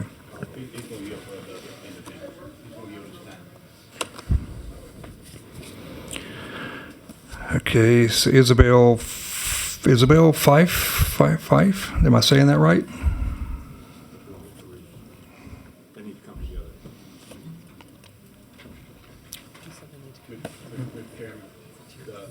Hang on 1 second, Mr. Representative Reiser. I have 3 individuals, got my school board superintendent and 2 other individuals that would like to come to the table at the same time, and they're speaking in unison as one. Okay. And Mr. Meredith is going to yield his time and not come to the table and let them have that time. So, Representative Reiser, which are the 3 that need to come at the same time? Yes, sir. And after these 2 gentlemen right here, There's only 3 left after them, I think. Okay, So it should thank you, work out Mr. just fine. All right.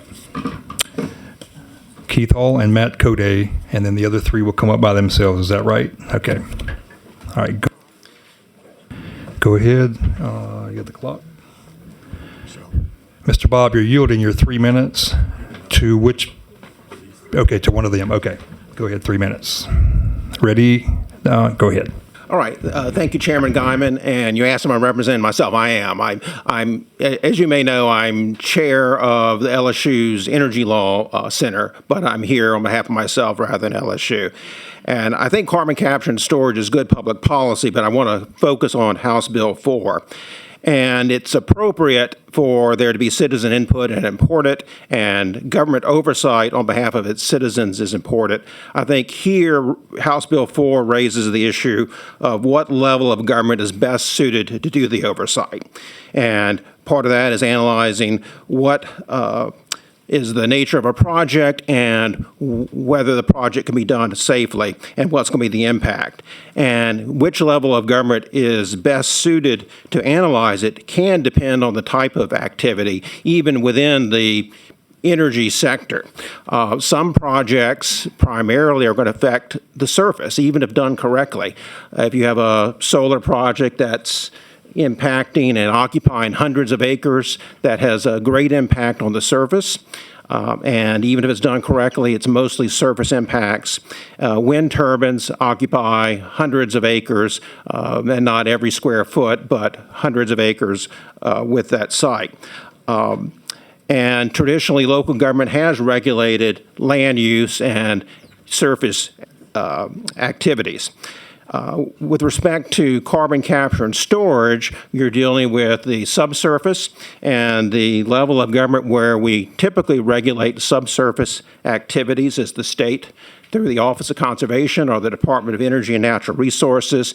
They have expertise in regulating oil and gas, also in Class 2 wells, really all the classes of injection wells, including Class 6, and have people specifically hired with expertise to do that. And they believe they are the best level of government for analyzing proposed projects and analyzing the impact and whether it can be done safely. And so there is opportunity for citizen input and government oversight. It's just at what level of government. And I believe for subsurface activities that require the geologic expertise, the state is the best suited for that. And that's why I have come in opposition to House Bill 4. Thank you, Dr. Hall. Matt? Mr. Chairman, my name is Matt Cody. I'm the president and founder of Oil and Gas Workers Association, a nonpartisan, independent grassroots organization working to secure, grow, and sustain American oil and gas jobs. Specifically to House Bill 4, and by the way, I'm a huge fan of Representative Chuck Owen and Representative Rodney Shammerhorn and some other representatives. Love these people. Well, and obviously the chairman. I'm sorry I left you out, Chairman. Please don't take my last minute penalty right there. And obviously a fan of Chairman Guyman. I like a lot of the representatives here. But I was thinking specifically about Representative Chuck Owen and Representative Rodney Shammerhorn because I sounded just like them up until a few years ago.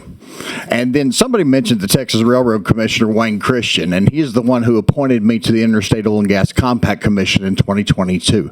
Whenever I flew to Baltimore that year, I started to learn more a little bit about this carbon capture, utilization, and storage. And up until that point, I was vehemently opposed to it.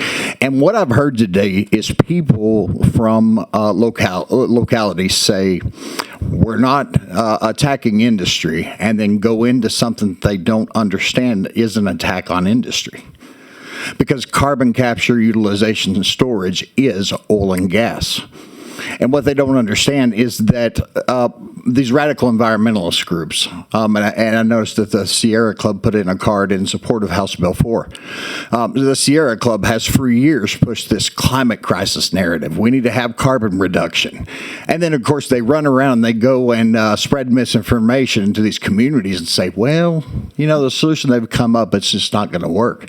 And you know why? Because their ultimate goal is to shut down our USA oil and gas jobs, to shut down what powers Louisiana, to shut down what fuels the world. And so they play both sides against the middle. Look, carbon injection is safe. We've been doing it for over 50 years. And now that, well, let me go to why we're doing it a lot more, which is the Inflation Reduction Act and a lot of the credits that were passed in that. The 48C, the 45Q credits that applied to that, and now Louisiana has an opportunity to cash in on that. And I heard somebody say earlier that everybody here who's in favor of CCUS is either making money off it or a mouthpiece for someone else. Welcome to the Capitol, lady. That's how legislation works. That is exactly what's happening. Is we have an opportunity to take a whole lot of money and to create a whole lot of jobs that power Louisiana's economy. You know, we don't need to reduce emissions for any environmental cause. If you look at China, China produces over twice the annual carbon emissions as the United States, and they're not even considered a developed nation. But we have the opportunity here to keep producing oil and gas that benefits every Louisiana. Your time is up. Okay. Okay. Thank you. All right, there are questions. If y'all would take them, please. And members, let's move quickly, please. Representative Lacombe for a question. I'm going to try to be brief, Mr. Chairman, because I know the time constraints we're dealing with. Professor Hall, I'm going to ask you simply, I have some concerns in regards to this bill and dealing with preemption. Sorry. I have some issues. I'm just trying to run through myself on preemption. This particular bill, House Bill 4, does this in any way, shape, or form sort of run afoul of preemption, how we've done and dealt with oil and gas issues in the past? Well, I think the efforts to regulate carbon capture storage without some state blessing has been held by courts, and both state courts and most recently Judge Shelley Dick in the Middle District as being preempted by state law. If the state legislature passed legislation to expressly allow local control, then I don't think there'd be preemption. Right now, I think there is. Okay. So right now, all right. And then I guess to tag along with that, one more point. We deal with, you had mentioned, I think it was class 2 wells and some other wells. If you was going to do an oil and gas well, you can do a saltwater disposal well, you're going to do any of that. You have to get the permits, obviously, from the state. You don't have those things being inputted from a local government. Right. You'd have to go to the state to get permits. They have geologists and petroleum engineers. And in fact, local regulation of those types of activities also is preempted by state law. Okay. But in this situation, if this bill was to pass, then essentially it would take a bill like this to sort of give the authority for locals to have some say-so in it. Yes. Okay, that's what I was making sure. I was just wondering if there's any constitutional things within our Constitution or something. So this is specifically would be statutory. It would be allowed if it happened. Right. The Constitution does direct the state to administer natural resources, but I don't. My initial thought is, I think the state legislature could choose to give the local government input if it chose to do that through legislation. My initial thought is, I haven't researched that, but I don't think it would be unconstitutional under the state constitution to do that. Is my initial thought. That was my question. I'm just trying to figure it out one way, because I don't know the answer. I was going to figure it out, but figured since you was here, you could help me answer it. Yeah. All right. Thanks. Thank you, Representative Lacombe. Question quickly, Representative Mack.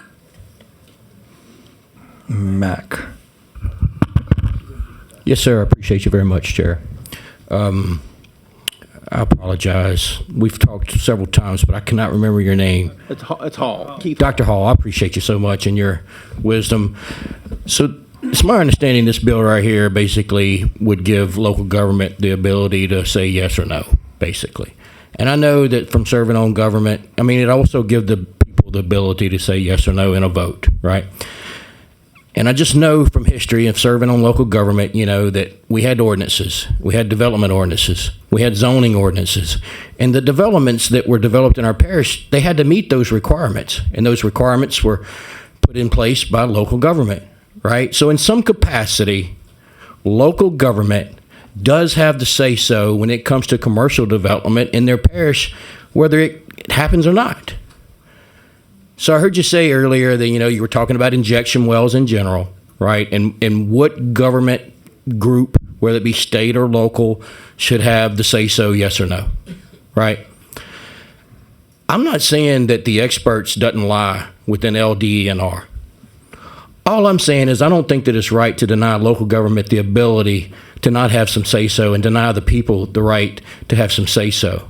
And what I want to say is there are other state statutes within Title 30 where carbon sequestration, regulation will exist that provides for this. And I want to read you real quick what it says when it talks about hazardous waste. And I think this is found in the injections, but it says Title 30, 2199.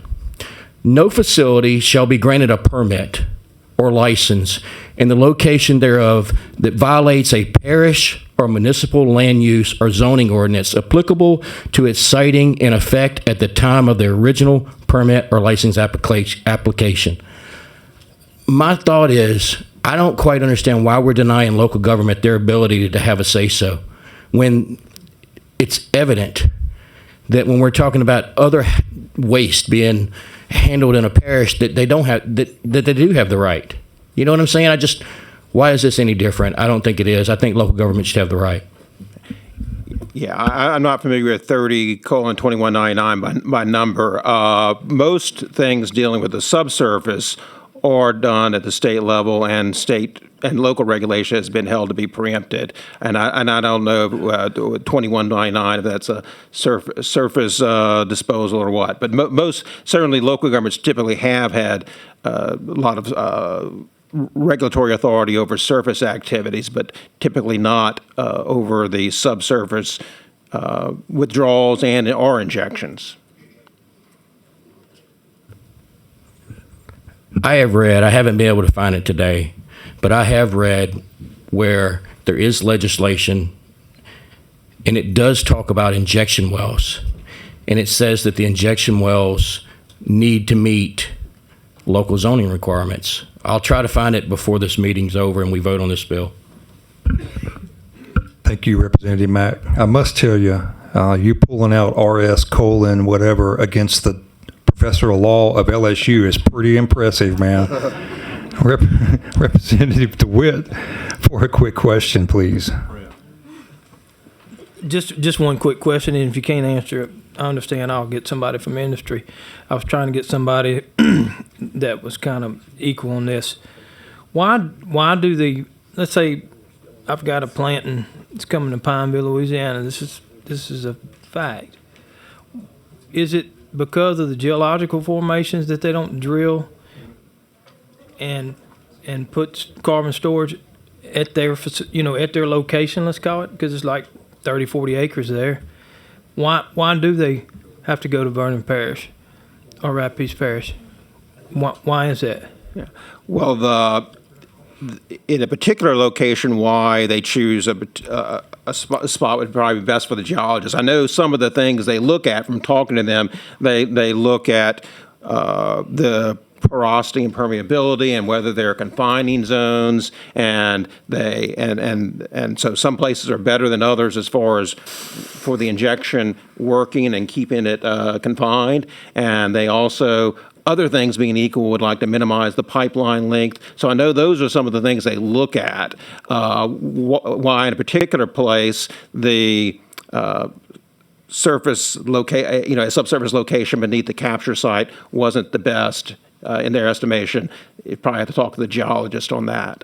And the reason I'm asking, I had one that was going to be done in my area. There was a company that was going to do it and just figured out it wasn't going to be feasible, but they were going to do it right there under their own property. So I was just wondering. Yeah, well, minimizing pipeline length is a positive, and so I think when they don't do it under the subsurface, there's a reason for that. But the geologist would be a better place to say why at a particular capture site they weren't looking for inject right there. Yes, sir. That was my guess, but I just wanted to ask. Thank you, Mr. Chair. Thank you, Representative DeWitt. There are no further questions for y'all. Thank you very much. Let's go to the three cards. Representative Reiser mentioned Isabella 5. You'll have to pronounce your last name for me. Casey Fondo and Baron Glass. Did I get those right?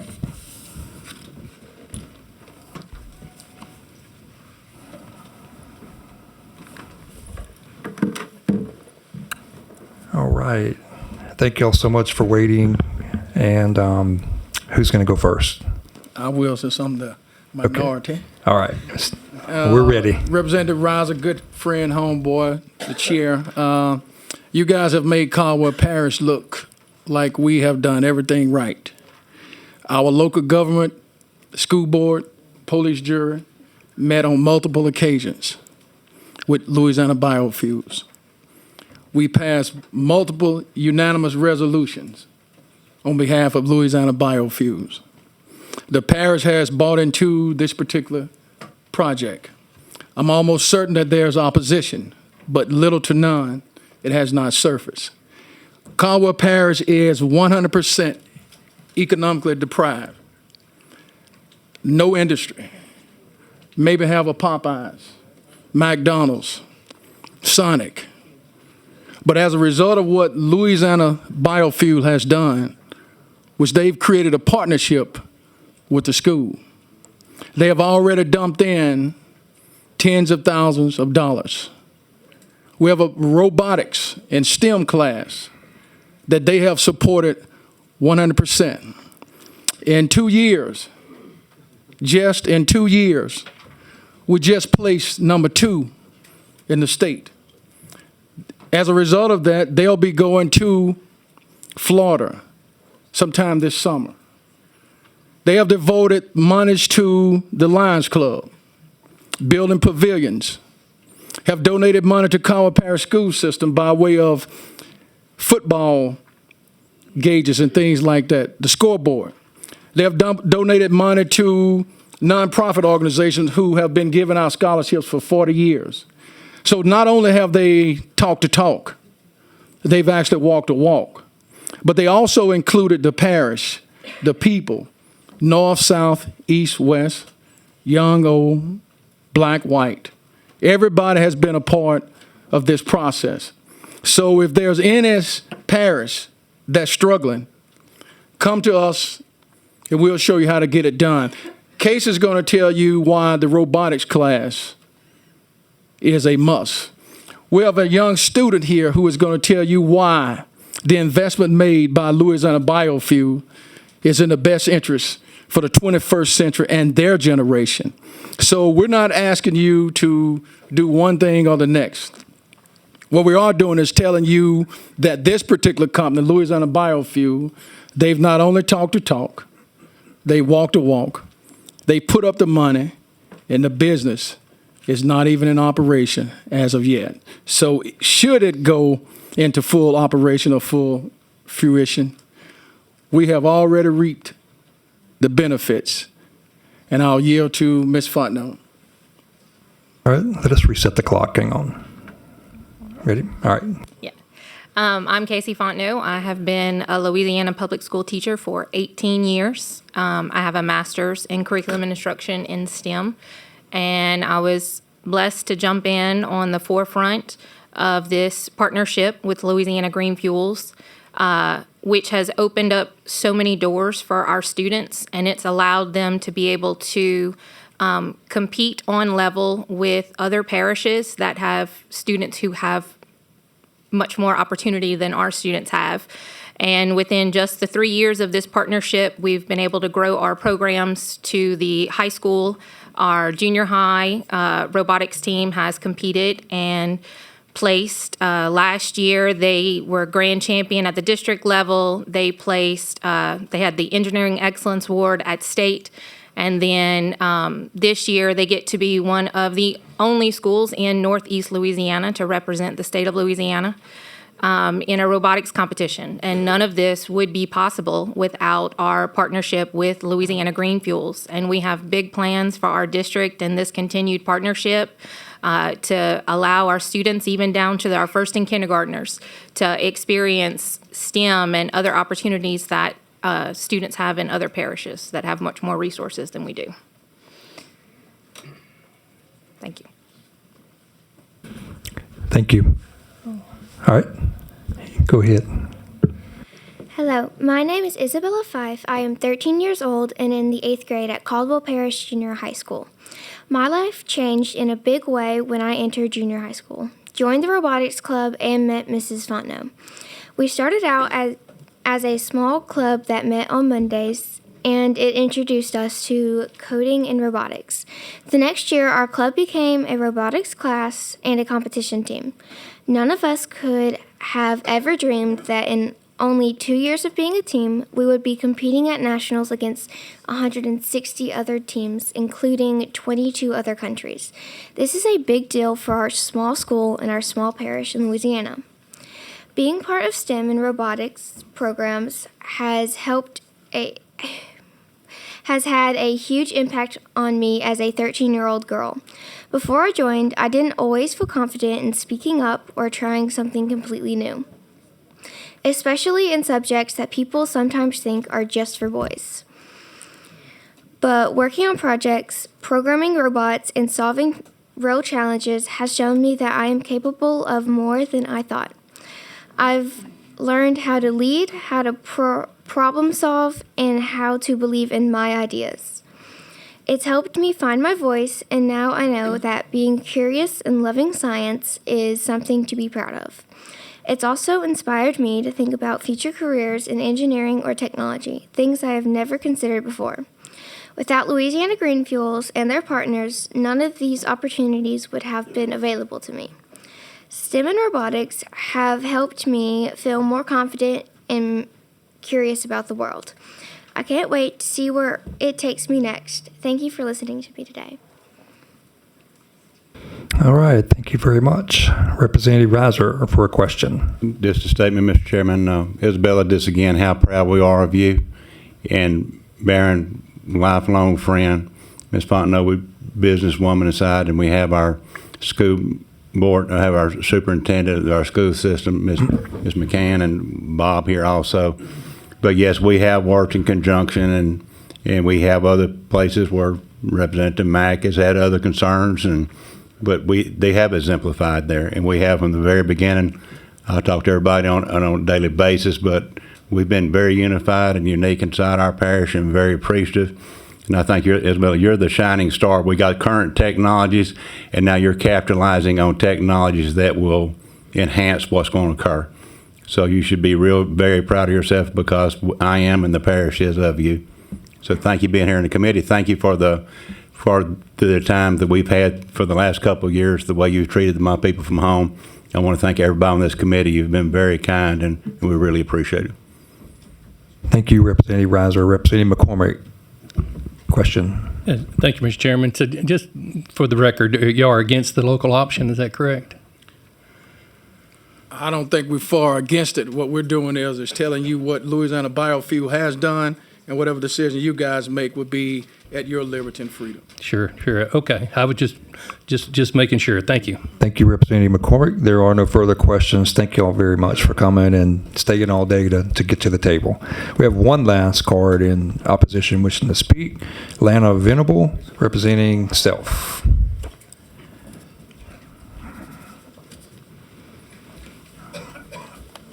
Representative Owen, get ready for closing.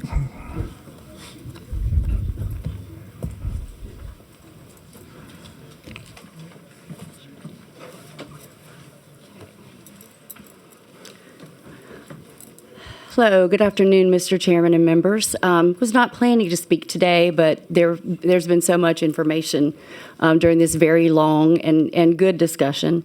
My name is Lana Venable. I am here representing myself. I have worked in industry and economic development for many years. What I think is interesting for me today in being here is that I am also a native of Allen Parish. Grew up in Oberlin. And I've been gone, I don't want to say how long I've been gone, but I've been gone for a while, and am here in Baton Rouge and able to work on a lot of policy issues. So of all the things that we've heard today, there are just some things that I wanted to make clear on the record. And that is that for me personally, I see carbon capture sequestration as opportunity. I see it as opportunity for the state. I see it as opportunity for the little rural parish where I grew up. There's not been much of any investment in that area ever. And I do think that this is a real opportunity for companies that have done this kind of work for decades and do it very well to come into these communities and to bring opportunities where, quite frankly, there are none today. So I support CCS, and I support being able to do this across the state because I think it is important. I think that it is also the future of the oil and gas industry, which has been the backbone of our state's economy for as long as I think any of us can remember. So I just wanted to go on the record stating that there's a lot of components to this process. There are public hearings, public permits that require those public hearings. So there's opportunity for lots of robust debate on these issues, which I'm sure will continue. In fact, there's a hearing tomorrow night in Allen Parish on a Class 5 permit, which incidentally is only for a test well. These companies, I can't speak for all of them, but certainly a test well is the first step. And even finding out if the geology in a certain area is going to work for long-term sequestration. So that is step one, and then moving on to the next step, which then is looking at permanent sequestration. So I just wanted to state that for the record with the committee. Thank you. Thank you. If we don't move along, Allen Parish is still going to be here tomorrow night, and we'll be able to have that meeting. Representative McCormick for a question. Thank you, ma'am. So you're against the local option, is that my understanding? Yes, sir. I believe that in order for the state to realize the maximum potential for CCS, there needs to be an opportunity for it to be done statewide. Are you employed by Exxon? I'm a contractor with ExxonMobil currently. Okay. All right. Thank you, ma'am. Appreciate it. Yes. Thank you, Representative McCormick. But I am representing myself. Representative Carrier for a question. Well, thank you, Mr. Chairman. Another Allen Parish girl. I just wanted to tell you hi and good luck. Thank you. Thank you for that, Representative Carrier. That's all the questions we have. Thank you. Other cards in Mr. Chair, opposition. I'm sorry. Other cards in opposition not wishing to speak. Jody Montalero with Exxon. Tracy Evans representing Self.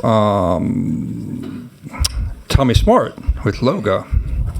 I couldn't read the first name. Patrick Riley with Louisiana Chemical Association. David Cresson, Louisiana Chemical Association. Tommy Fauché, Louisiana Mid-Continent Oil and Gas. Marjorie McKithen, Jones Walker. Ben Grove, Clean Air Task Force. Aaron Morvant, Entergy. Kevin Ainsworth, Jones Walker. Desiree Lemoyne, Director of Government Affairs for the TJC Group. Ray Gregson with River Region Chamber. Lana Venable, who just spoke. Ray Gregson, River Region Chamber of Commerce. Will Hardy, Conservatives for Clean Energy Louisiana. Mike Solito, Royal Road Carbon. Mike Solito, that one's twice. There's three of them. Mike Moncla, Loga. Brad Hester, DOG. Ginger Corley, ExxonMobil. Liz Mangum, ExxonMobil. Liz Mangum, Air Products. Ted Godfrey, Baton Rouge Area Chamber. Kyle Domain, DDG. Keely McGibbony, One Acadiana. Thomas Murphy, Cade Young, Royal Martin. Blanche Gallagher, Industry Makes. Desiree Lemoyne, Industry Makes. Desiree Lemoyne, the TJC Group. Anna Johnson, West Baton Rouge Chamber of Commerce. Brian Hanks, Lamoga, Lobby, and Loga. Keen Jones, Baton Rouge Area Chamber. Buck Vanderstein, Louisiana Forestry Association. Kevin Hayes, Louisiana Landowners Association. Douglas Malassaw, ExxonMobil. Robert Bauman, Hood Bauman, Forrest Hudson, Capture Point. Carson, I always get Carson's last name wrong, but Carson's with, okay, there you go, with ABC. Logan Anderson with Jones Walker. Tony McAllister with McManus Timber Company. And Bob Meredith with Louisiana Green Fuels. Whew. Representative Domain for a question on closing. Representative Owen, will you take that, please? Of course I will, Okay, Mr. and then we'll go to Chairman. closing. Representative Domain. Thank you, Mr. Chairman, and thank you, Representative and members. And there was a lot of emotional testimony today, and I just want to respond to one thing that was said during testimony. If you want to upset a Bayou girl, say something bad about her parish. And I didn't just say want anything to. about your No. You didn't, sir. You didn't, sir. During the testimony, it was stated that the bayous of Terrebonne Parish were a toxic sludge, and I want to clarify that Terrebonne Parish has the most beautiful bayous in all of Louisiana, and I welcome you all to come visit and come fishing in Cocodrie, or come to Dulac, or come to Dularge, or come to Pontchartrain, one of those areas that were referred to as a toxic sludge, because it is probably the most beautiful place in the entire United States, and I will always defend Terrebonne Parish. Thank you very much. Thank you, Representative Domain. Vice Chair Orgeron for a question on closing. Thank you, Mr. Chair. Thank you, Rep. Owen, for bringing lots of people with great testimony. And I just wanted to let you know that if you heard early on my hypothetical where I had one landowner that was working to do a carbon sequestration program, it wasn't a hypothetical. It was an actual event here. It's reality. And I'm still getting emails from my constituents saying support carbon sequestration. So whenever you know my vote against HB4, you're going to know why. And I respect everything you did for, liberty and freedom and our rights and everything else. And in my way, that is private property rights is what I'm looking for. So thank you very much. Understand. All right. Ladies and gentlemen, members of the audience and committee members, we are on closing. Hallelujah. Representative Owen, you have a right to close. I don't know if we have a House historian, but we might ought to ask if we've hit a record or not as far as length goes. We have not. I had a bill that went to 11:30 at night on one deal. So I am grateful we're not going for very your long. time and energy today. You are all dedicated servants. I am glad to see this discussion go the way it did. And I didn't bring anybody today. Only person I brought was my wife, and she escorted me up the hill. So these people came on their own. Many people I don't know, many people that I've heard about in email. So just a couple of tidying up points. Representative Roger, thank you for bringing your constituents. I am so happy for them. I am so happy for them. I'm glad they had the choice to choose that. I will say a couple of things, and to Representative Lacombe asking about violating preemption. I asked that question coming in. That is the very purpose of the law, is to create a carve-out for this purpose. I would not violate the law. I do not violate the law. I wouldn't go down that path. Representative Domain just talked about our parish, so I'm going to go ahead and show you mine. Can that come back up, please? And I have a local bill, and we'll go through this then, but I want y'all to see this. The things you see blacked in, you see Vernon Parish there is the you can see it's a parish, and there's some black marks on the inside, some sub boxes inside. We all have our own stories, and we all come from our own culture, and this was my culture.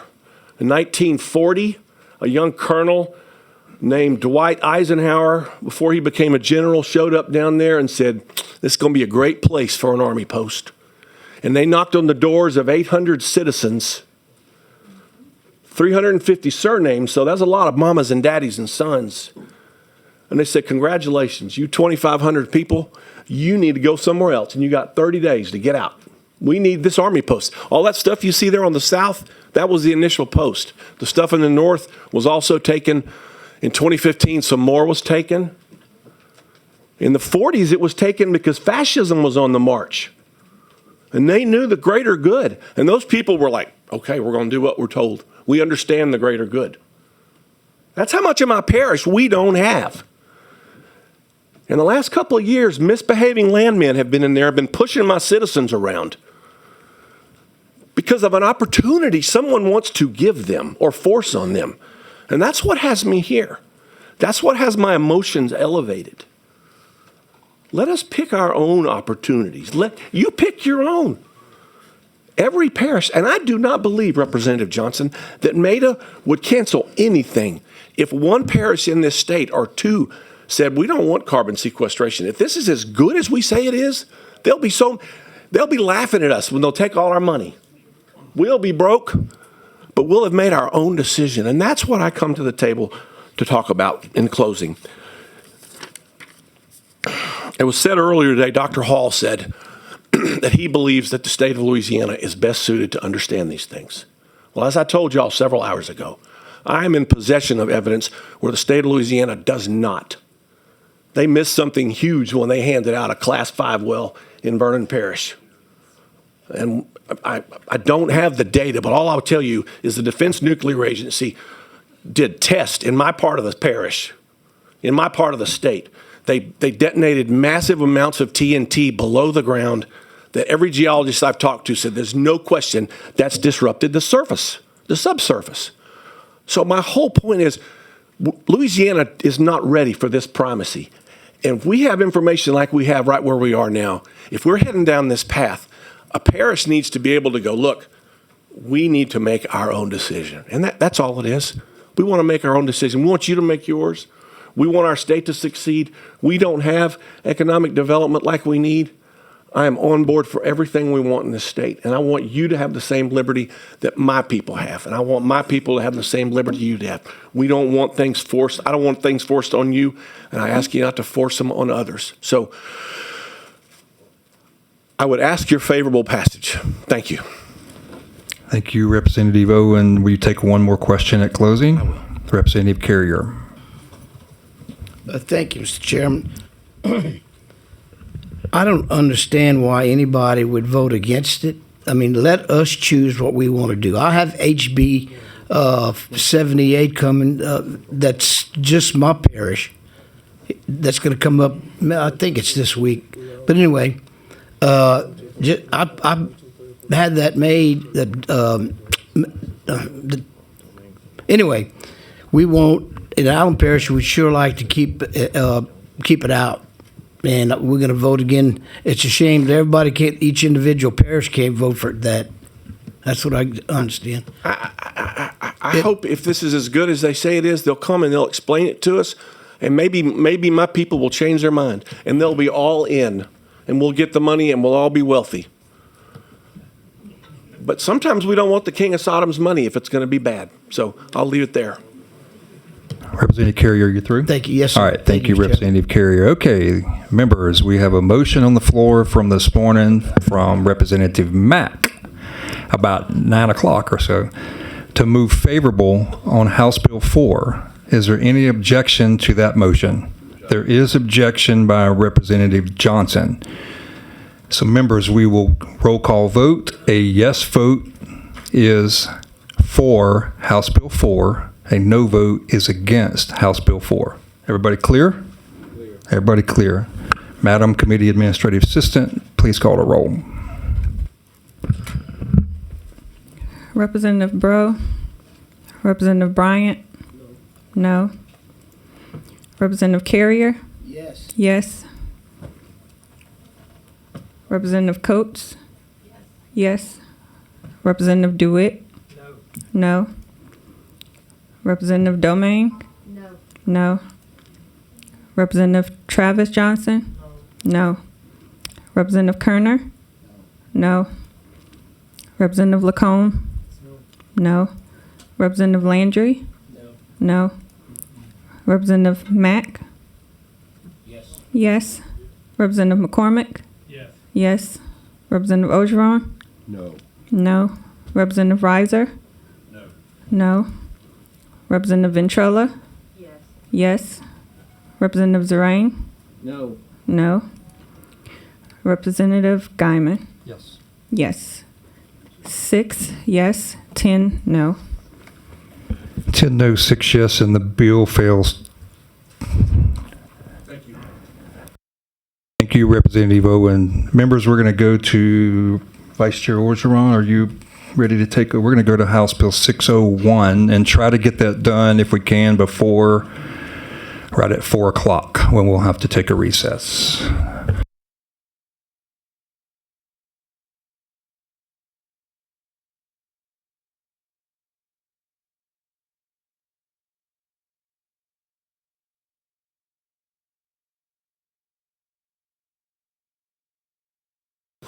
Vice Chair in the chair.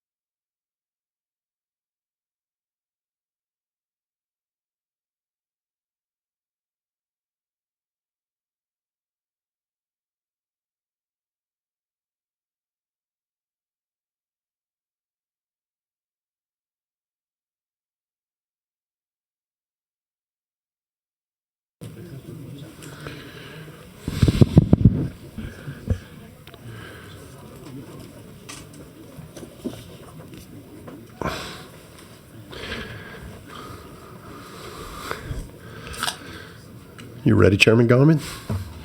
HB 601. Ms. Stalder, would you please read the bill in?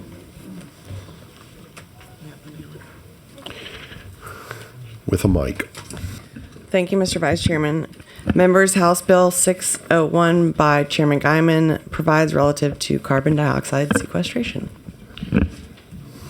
All righty, Chairman Guyman, on your bill. I do see that there is an amendment set. It would, you want to, 16? If the committee wouldn't mind, could we adopt it first? Sure, Or if would it you puts rather it in me the go proper while on posture, it? we may want to just say what differential the I amendment originally does. filed the bill, thank you, Mr. Vice Chair and members, I originally filed the bill as a 95.5, 95%. This is an expropriation eminent domain bill for pipelines, CO2 only, for storage only. And I originally filed it as a 95.5, and the amendment puts it at, takes the 95.5 out and just makes it no eminent domain expropriation for a CO2 pipeline for storage only. All right, this is, the 95.5 is, for those not maybe in and with it, this is the number of landowners I'm or sorry. the percentage of Originally, land space? Yes, sir, Mr. Vice Chair. Originally, I filed the bill as to not allow eminent domain or expropriation on a CO2 pipeline for storage only until you got 95% voluntary participation, and was going to leave 5% for those rare cases where you might need it. We did not have any support for that particular thought, and so I just moved it. With the amendment, I'd like to move it to take the 5% out. All right. I'll offer your amendment. Okay. Amendment 1671. Do you need to read the amendment, or did you already read it? I did not. You want to read it in? Yep. Do your thing.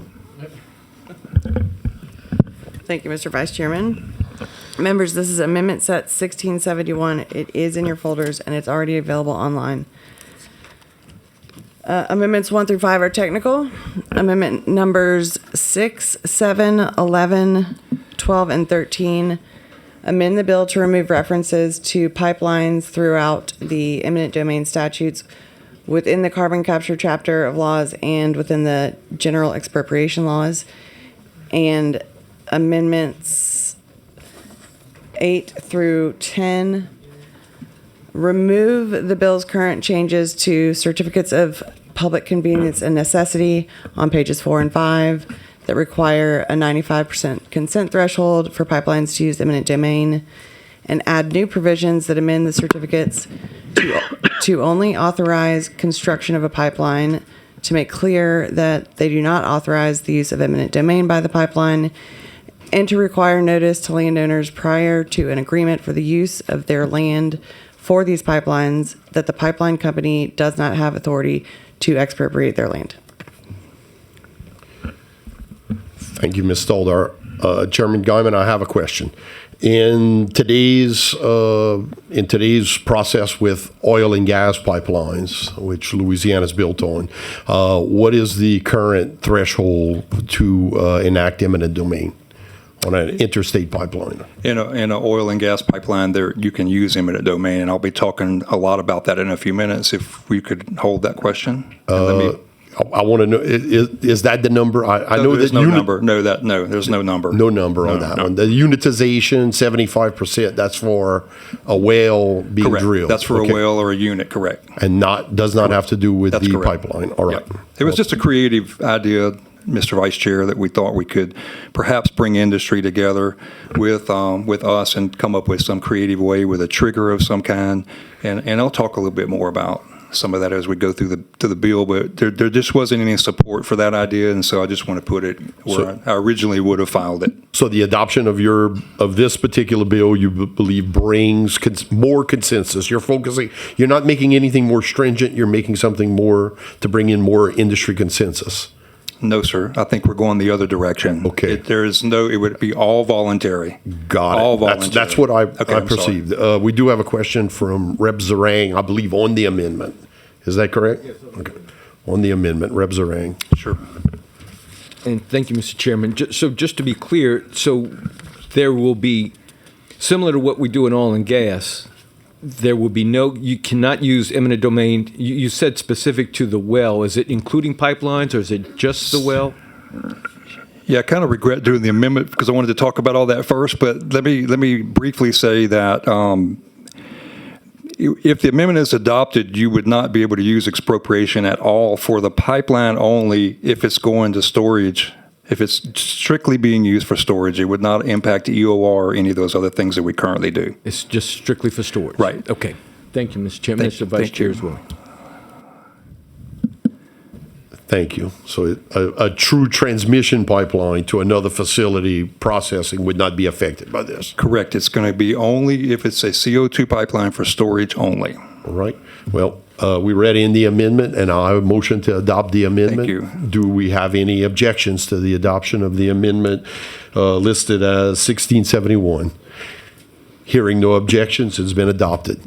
Now, on your bill in its new posture. In the new posture, thank you. And I'm going to try to be brief because we've had a lot of conversation today that centers around this. But I'll tell a quick story real quick that when I played basketball as a kid, I couldn't dribble very good because I was usually the tall, skinny one, taller than my classmates, so I always played postman and all that. So anyway, the coach was trying to teach us how to dribble, and he bought this really weird contraption that you put on your head, almost like a visor, but it had a flap on the front. And so what it was is you could see everything in front of you, but you couldn't see down. So a lot of times you want to look down when you dribble the ball. I'm just making a point. Put the blinders on because this is not about carbon capture, about whether you love it or whether you hate it. And I know that people coming behind me are going to try to take us down that rabbit hole, Representative McCormick, but this is not about whether you like carbon capture or whether you don't. This is about the use of expropriation, taking somebody's property for a private entity without their consent to use for the CO2 project. So it is not about whether you like carbon capture or not. So keep the blinders on and let's talk about expropriation and whether this process falls into what expropriation and eminent domain typically would allow. And I want to speak just real quickly on that. And I want to say this too real quick. We always look at Representative Landry and Representative McCormick as the two oil and gas experts. No question about that. But I spent 35 years in the oil field supply business, and I hear Danny talking all the time about people coming by the supply store in the morning, right? Everybody goes to the supply store and they drink coffee, they talk politics and sports, and then they grab their pipe fittings and they go out in the field and do their work. So I am as much pro-oil and gas as anybody sitting behind me right now, despite what they might come up and say in a few minutes. In fact, my dad is 87 years old, getting ready to be 88, and he still goes to work every single day in his supply store. And he was there before I was born, so that tells you how old I am, but also how long he's been in the oil field. So don't anybody think that I am doing anything to hurt oil and gas, because no way would I do that. And if they came to his yard, to his house right now and knocked on the door and said, "Hey, Mr. Guyman, I want to put a CO2 pipeline through your yard," he'd say, "Hey, no problem. You want me to move my truck?" I mean, he wouldn't care. He would say, "Come on and do it." We have 6 of them going through our property right now, not CO2, but natural gas. Okay, so we're not I'm not an anti-industry or an anti-oil and gas person, but I'm a property rights person. I think there becomes a time when we have to decide as a committee and a legislature whether we are going to allow an industry to take someone's property without their consent for a project that may or may not fit public purpose. Because see, when you use expropriation, it has to be for a public purpose. They have to be a common carrier, meaning that they have to carry a product for a fee that's available to all of the public. South Dakota the Supreme Court recently ruled against using expropriation in South Dakota for this process because they said that pipeline company was not a common carrier. So, are they a common carrier or not? And that is the question. Let me read just a couple real quick language and I'll take questions. The Constitution says that state constitution, by the way, Louisiana state constitution says property shall not be taken for the use by any private person or entity except for a public purpose. So we have to talk about, is it a public purpose? What is a public purpose? Typically, roads, utilities, drainage, all the things that we can envision that somebody would, use expropriation for. It happens all the time. EOR pipelines, natural gas pipelines, oil, water, all these things have been historically used. Expropriation has historically been used for that. But it also says it should also neither be used for economic development, enhancement of tax revenue, or incidental benefit to the public. That's in our Constitution. The problem is we have a conflict with statute, because as you all have heard, there's been multiple moving pieces of legislation over the years that the legislature has adopted, unintentionally, perhaps intentionally. I think Representative Reiser said he knew he was voting a certain way, but I think more than likely it was unintentional that the legislature adopted a lot of the statute. But let me tell you what the statute says, if I can find it real quick. I need Representative Mack to do me some legal work right now. So the statute, the state statute that we adopted in the Louisiana legislature, not constitutional language, but statutory, it says it is declared to be in the public interest for a public purpose. So we have the statute saying it's a public purpose, the Constitution saying it has to be a public purpose, but the Constitution also says that that should be determined judicially, not legislatively. So we have all this conflict going on. But the statute that we passed in the Louisiana legislature says it is for public purpose, to benefit the citizens, to reduce greenhouse gas emissions. So if it's a public purpose, it would have to be for climate change. That would be the only argument that you could make. And that's a valid argument. Some of you may agree with that. Some of you may not. Don't let the oil and gas guy come up here behind me and say that it's for oil and gas, because it's not. It's for climate change. That's the only public purpose that it could be used for. I mean, that's where we are. I'm going to tell you that I just think, you guys know where I live in Lake Charles, the Lake Charles area. We're surrounded by industry. And we have huge projects. Woodside just announced a few minutes ago. I love LNG. I love the refinery. I'm a chemical guy. I'm an oil guy. I'm a whatever guy. But I don't think they should be able to take our property. If my neighbor doesn't want a pipeline going through his yard for carbon CO2, for CO2 storage only, then he or she should be able to say no. And I just believe that that's where we ought to be. We ought to balance the industry with the rights of our citizens that we represent. This does not kill a project. It does not. I used to sell pipe fittings, like I told you earlier. We sold a triple radius 90, high yield, X70, half-inch wall. I did this for a living for years. You do a long sweep 90, you can still run your pig through it to clean your pipeline, and you can go around my yard. You may not want to, but you can. I'll take any questions. I hope there's not many. Believe it or not, the board is cleared. Hallelujah. People you want me to, well, no, yeah, that's all I needed to say, sit. All right, Rep. McCormick, first out the gate. Did you say I was an expert? I did. If I did, I misspoke. Just for your point, a public benefit, and the only public benefit that we know is man-made climate change. Is that correct? Man-made climate change, right? Look, that's what our state statute says. I'm not saying that. That's what. Right. Okay. I would argue that I think it's hard to define CO2 storage as a public benefit, because it's not, we're not all able to use it. They're not a common carrier.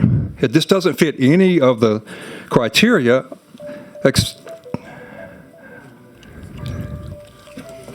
that me? I don't know if that was me or not. So I have no idea what I'm saying. So I couldn't find any place where it met the public good.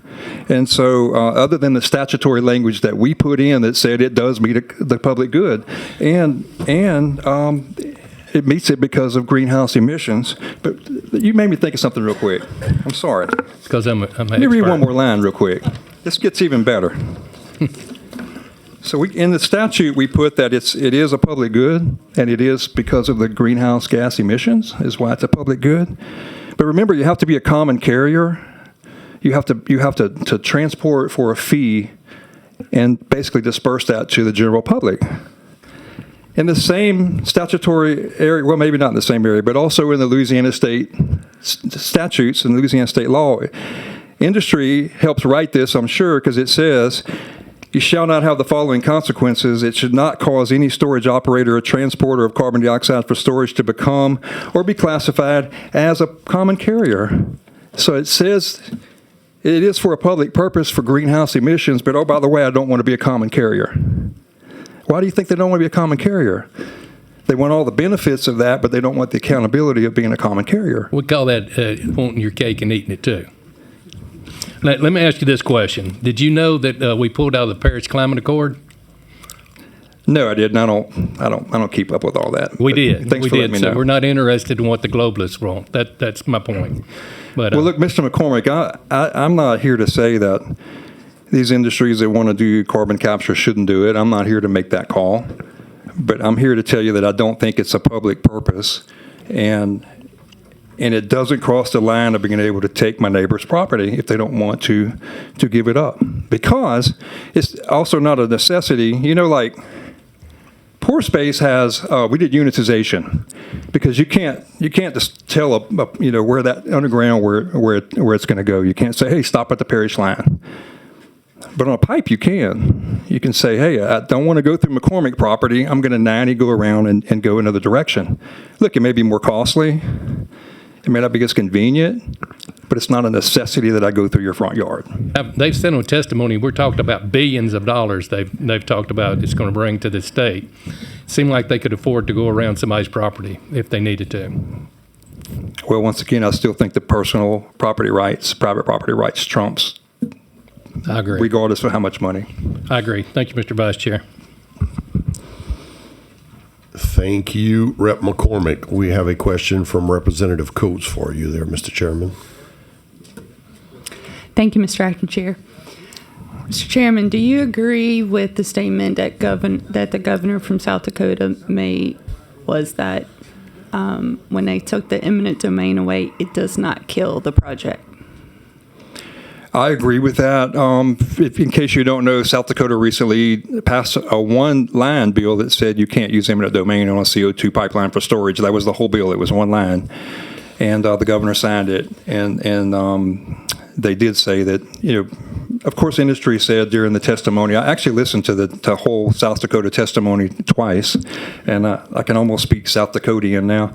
But obviously the industry came up time and time again, which they'll do today, I'm sure, here, and say, oh my gosh, it's going to kill the project and the world's going to end, the sky's going to fall, or whatever. But it's just not true. It's not true. You can take a pipeline and you can redirect it. Again, it may not be convenient, but it's not going to kill a project, in my opinion. Sir, okay, thank you. Thank you, Rep. Coates. Apart from a question, or for me, the board is cleared otherwise, but are you aware that I have pipelines that run through my backyard? That's great. We have a lot in common. I have them in mind, too. All right. Are you aware that I've, since the end of the last regular session, I've been working on the Clean Hydrogen Task Force? I've heard that about you. I've heard that. That it's not only about producing hydrogen, which is a primary feedstock for many of the chemicals here produced in Louisiana, but it's also a mechanism to be able to produce more hydrocarbons here in Louisiana and do it in a cleaner, more eco-responsible manner with a greater level of global competitiveness. And that means jobs for Louisiana. And I'm just, I'm always concerned about anything that stifles the doorstep that Louisiana's on right now with all the industry and the money, the business and the jobs for Louisiana as we move to this next step. And I do know that pipelines can be rerouted around properties, but anytime you're doing that, right-of-ways, clearance, keeping servitudes clear and clean above the pipelines, even if they're buried, has lots of extra costs, and that's Understood. associated with it. Understood. All righty, I think we're ready to move to the cards in support. I would Thank you, Mr. Vice Chair. You very I'll come back welcome, for Mr. closing. Chairman. Thank you very much for your testimony on your Bill 601. Former Representative Woody Jenkins, would you like to come up to the table, as well as Mr. Tommy Cryer and Caleb Atwell? 3-minute rule, sir. And we are still in a 3-minute rule, correct? Mr. Chairman, members, my name is Woody Jenkins. It's a pleasure to be with you. I'm here representing myself. I do have an article, Mr. Chairman, if we could pass it out. Please pass it to the Sergeant at Arms, and as you continue with your 3 minutes, she will pass that out. This is, title of this is Carbon Capture versus the Louisiana Constitution. I had the opportunity to serve as a delegate to our Constitutional Convention in 1973 and authored our Declaration of Rights. But the article that most concerned me, Article 1, Section 4, Right to Property, it established for the first time in Louisiana a constitutional provision called Right to Property, which does not exist in the federal Constitution. Everything I think that Representative Guyman said was true, and I really want to amplify on that. And just to go to the words of the Constitution and take a look at it, because I think it'll be very instructive in this discussion about carbon capture. If you look at Article 1, Section 4, it says this: property shall not be taken or damaged by the state or its political subdivisions except for public purposes and with just compensation paid to the owner or into court for his benefit. Now that's expropriation by the state or political subdivisions. And then it says property shall not be taken or damaged by any private entity authorized by law to expropriate except for a public and necessary purpose. And I emphasize that word necessary, except for a public and necessary purpose, and with just compensation paid to the owner. Now, this line follows, Representative Guyman mentioned it, whether the purpose is public and necessary shall be a judicial question, which means it won't be settled by this legislature. Senator Hewitt's bill, meaningless. It attempted to declare that carbon capture is a public and necessary purpose. Meaningless, because that's a judicial question. It says in every expropriation, a party has the right to trial by jury to determine compensation, and the owner shall be compensated to the full extent of his loss. Now, the rules for compensation very different under the federal Constitution and the Louisiana Constitution. Federal Constitution says just compensation, which means fair market value. Louisiana says just compensation, which is determined by the extent of the owner's loss, that person's loss. It's subjective. It has all kinds of ramifications. Now, it says the compensation will be determined by a jury. A jury. In my view, carbon capture does not fit our definition of public and necessary purpose, nor will it work because juries in these rural parishes are going to find large damages, I think. Thank you very much. And you are Mr. Tommy? Yeah, I am. All right, Mr. Tommy, let's hear your testimony, please. Okay. Out of all the bills that are good bills that are being introduced today, HB 601, I mean, it's a no-brainer.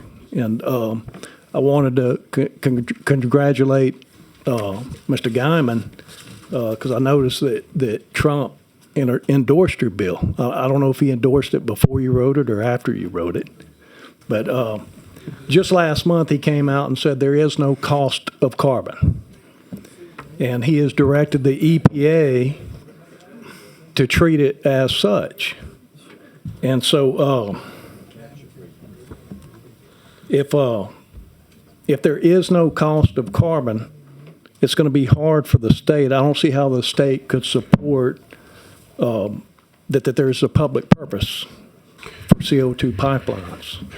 And if there isn't a public purpose, and if the state doesn't strike down eminent domain, you're going to leave smaller landowners to feud against powerful interests. And so I think with what the Trump administration has done, it's gonna be hard to make an argument for eminent domain. Thank you very much. As of today, I believe 45Q is still in place, and many times I've been at this podium asking for testimony from people, proponents and opponents of carbon sequestration, that if 45Q in the IRS tax code were to go away, what would happen to this industry? And we know that the interest in it would diminish drastically. As of today, you play the hand that you're dealt with the cards you have in that hand. And unfortunately, for your point, today 45Q is still in place, and as long as it is, Louisiana needs to look after Louisiana's best interests. I'm sorry, we do have questions, though.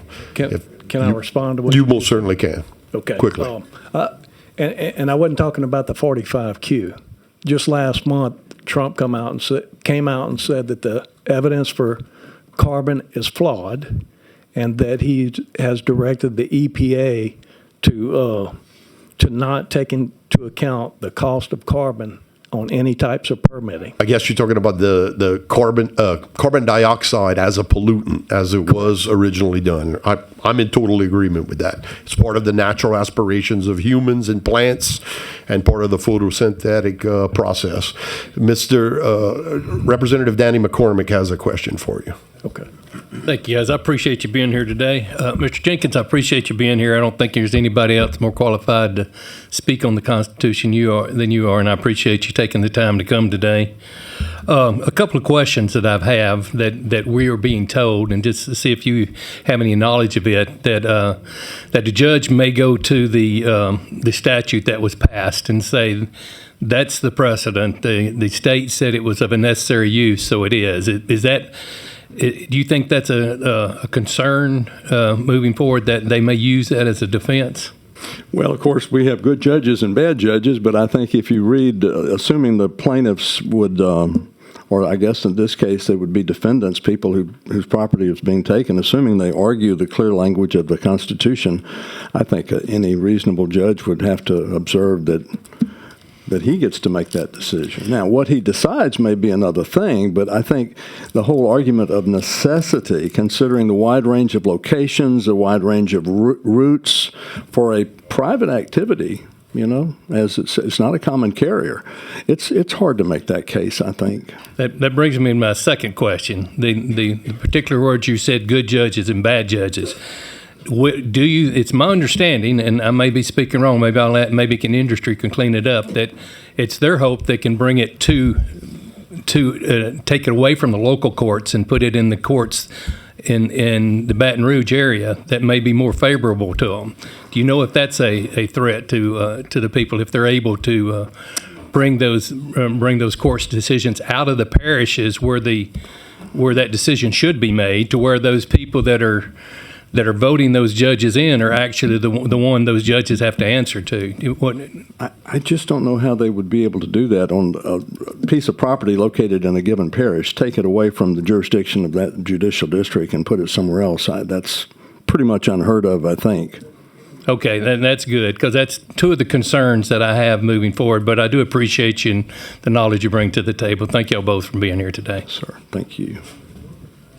Thank you, Rep. McCormick. And now one more question from Rep. Domain.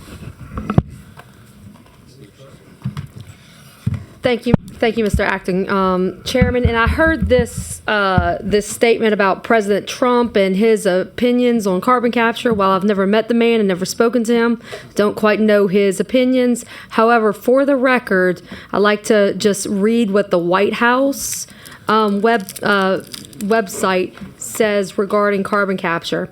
President Trump is promoting energy innovation for a healthier future by supporting cutting edge technologies like carbon capture and storage, nuclear energy, and next generation geothermal, the Trump administration is ensuring America leads in both energy production and environmental innovation, producing the cleanest energy in the world. I won't continue to read it. You can look at it for yourself. It's on the White House website. I just don't want to assume what the President of the United States is thinking. Thank you very much, Rep. And Domain. Louisiana is the best state. Can I respond to that? I mean, he's just last month directed the EPA to not take the cost of carbon, to not take that into effect on it. Go ahead.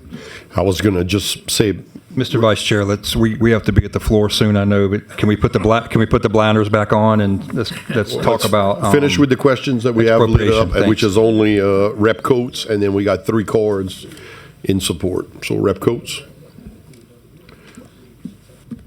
Representative Coates. Oh, I'm sorry. You have a question? So, Mr. Tommy, on April 8th of 2025, President Trump did put in an executive order of protecting American energy from state overreach. And I think that was that's kind of what you're saying is Trump was aimed to shut down state climate policies for climate change and promoting American energy. So it's almost a little contradictory because he's trying to say get away from climate change, but yet then he endorsed carbon capture. So in March, he actually directed the EPA to not take into account the cost of carbon on any types of permitting. That he said that the Trump administration said that the carbon studies are flawed. Yeah. So I think you are on the right path that yes, he is saying that we shouldn't be, at state levels, we shouldn't even be looking at climate change.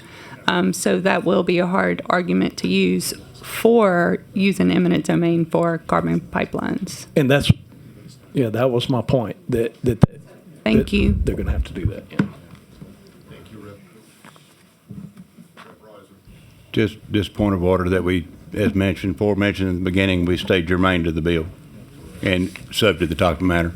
I appreciate your points. You making points, counter back and forth.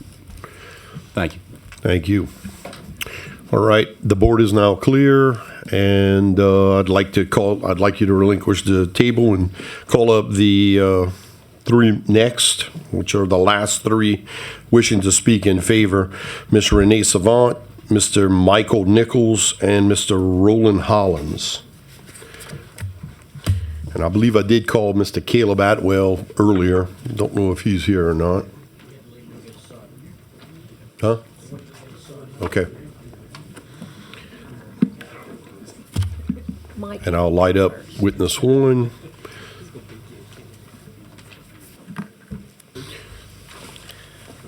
Ladies first, Ms. Savant, you ready? Yes, I am. 3 minutes. Thank you. Renee Savant, Louisiana CO2 Alliance.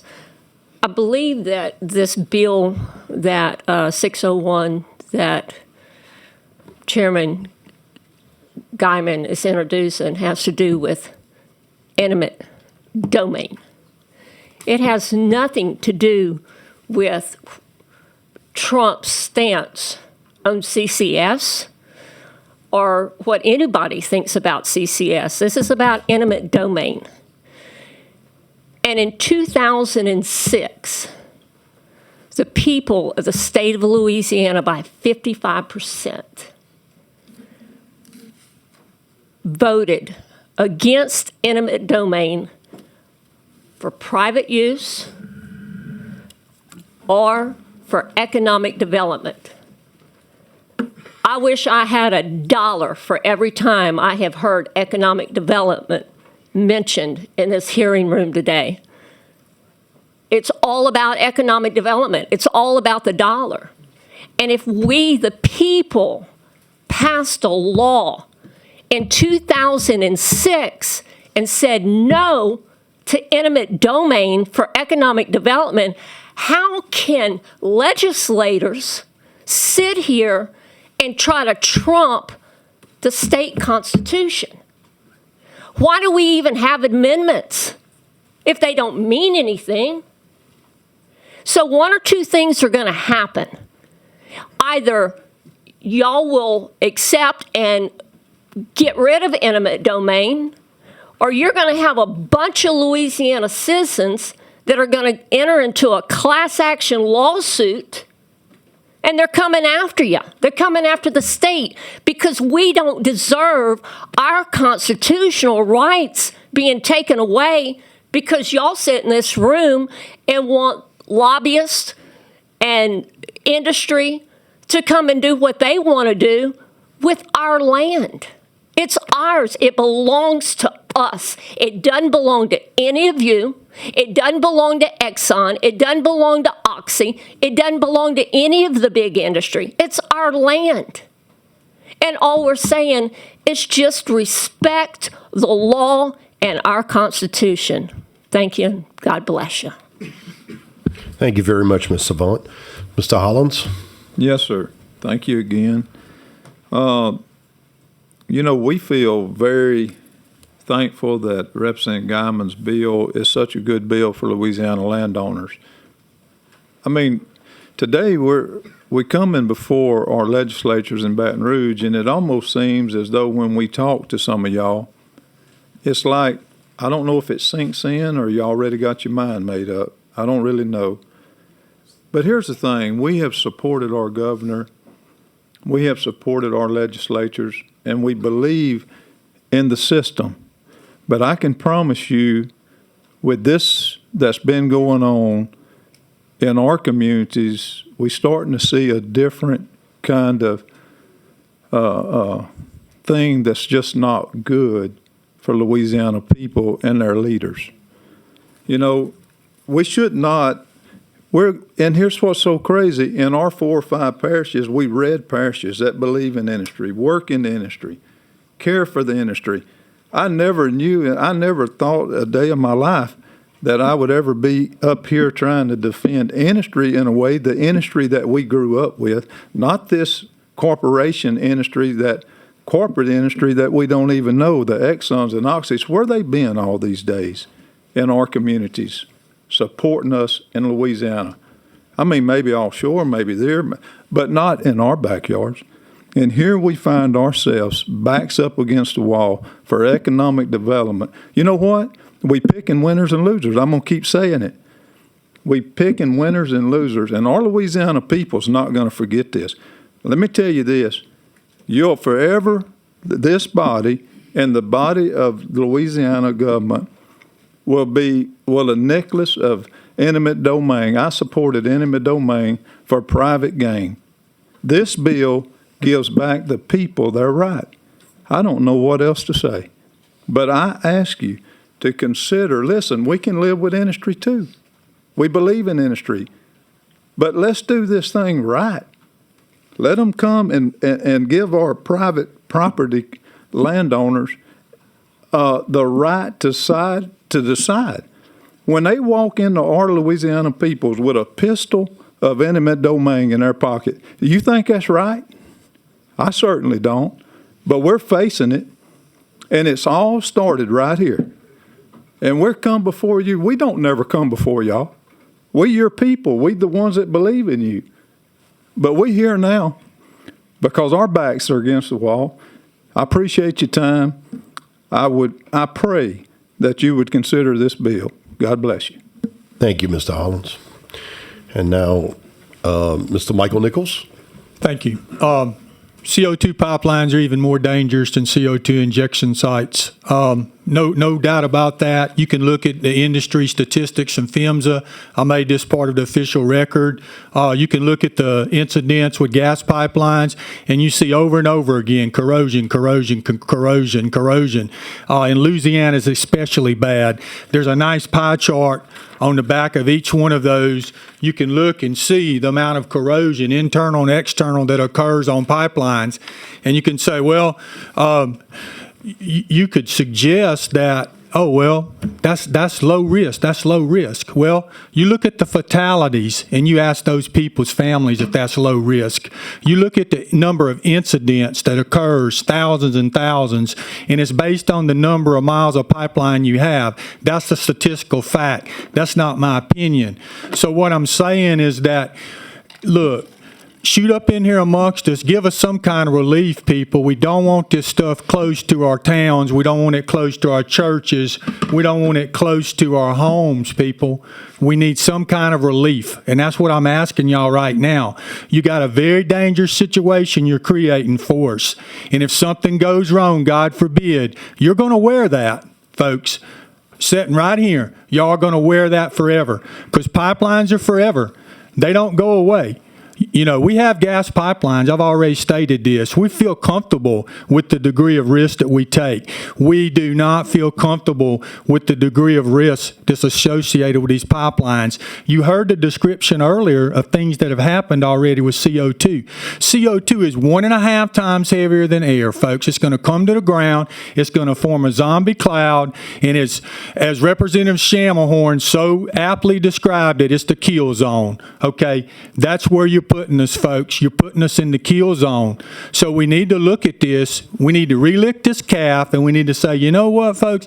We bought into something here that we need to take a second look at, and we need to consider the safety. And how much are y'all's grandkids worth? Mine's worth everything in the world to me. My grandkids are worth more than a CO2 pipeline, and I hope y'all's are too. But with that, I don't think y'all gave me 3 minutes a while ago. It seemed like it went by in 30 seconds. But look, I'm going to close with that. And like I'm saying, guys, we need some relief. We've got to look at this through reasonable eyes. You're putting this hazard, this danger in our backyards. But thank you. Thank you, Mr. Nichols. With that, I do believe that takes care of all of the green cards that wish to speak, and I believe it is 3 p.m. and we should. They haven't texted yet. We can keep going. All righty, then we will continue. Then the next. Let's try to finish it, Mr. Vice Chair. Yes, sir. Then we will. I'll read in the green cards in support, wishing not to speak, and I'll do my best job at pronouncing these names appropriately. Miss Rachel Schrag, self. Representing herself. Ms.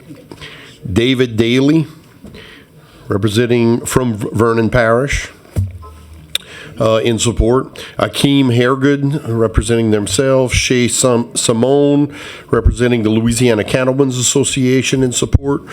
Laura Sagnabine, representing theirself. Jordan, it looks like Uncle, from Allen Parish. Tanisha Victorian, representing the Carbon Dioxide Alliance and We the People. Miss Leslie Midkiff. Emerson Lyons. Walter Beach, in support. Mary Susie Labrie, in support. Larry Putman, in support. Jill Hines, representing Health Freedom Louisiana. Marge Pittman, with the address. Carolyn Owen, self. Cynthia Wharton, representing We the People, in support. Mark Harton, representing We the People, in support. Darrell Arnett, representing We the People, in support. Maurice Kramer, representing We the People, in support. Brian Robinson, representing Healthy Gulf, in support. Equil Victoria, representing the CO2 Alliance, in support. And this one's a little small, sorry.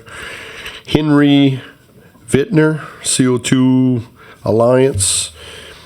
Juanita Perkins from Allen Parish, in support. Donna Dickens from Allen Parish, in support. Malia Beatty from the CO2 Alliance and We the People, in support. Petra Daly of Vernon Parish, in support. Caden Smith, from representing themselves, from support. Mr. John Harmon, in support. Joe Mapes from LA Farm Bureau, in support. Anjan West, representing themselves, in support. John West, representing themselves, in support. Samara Rymaden, in support. Richard Ezel in support.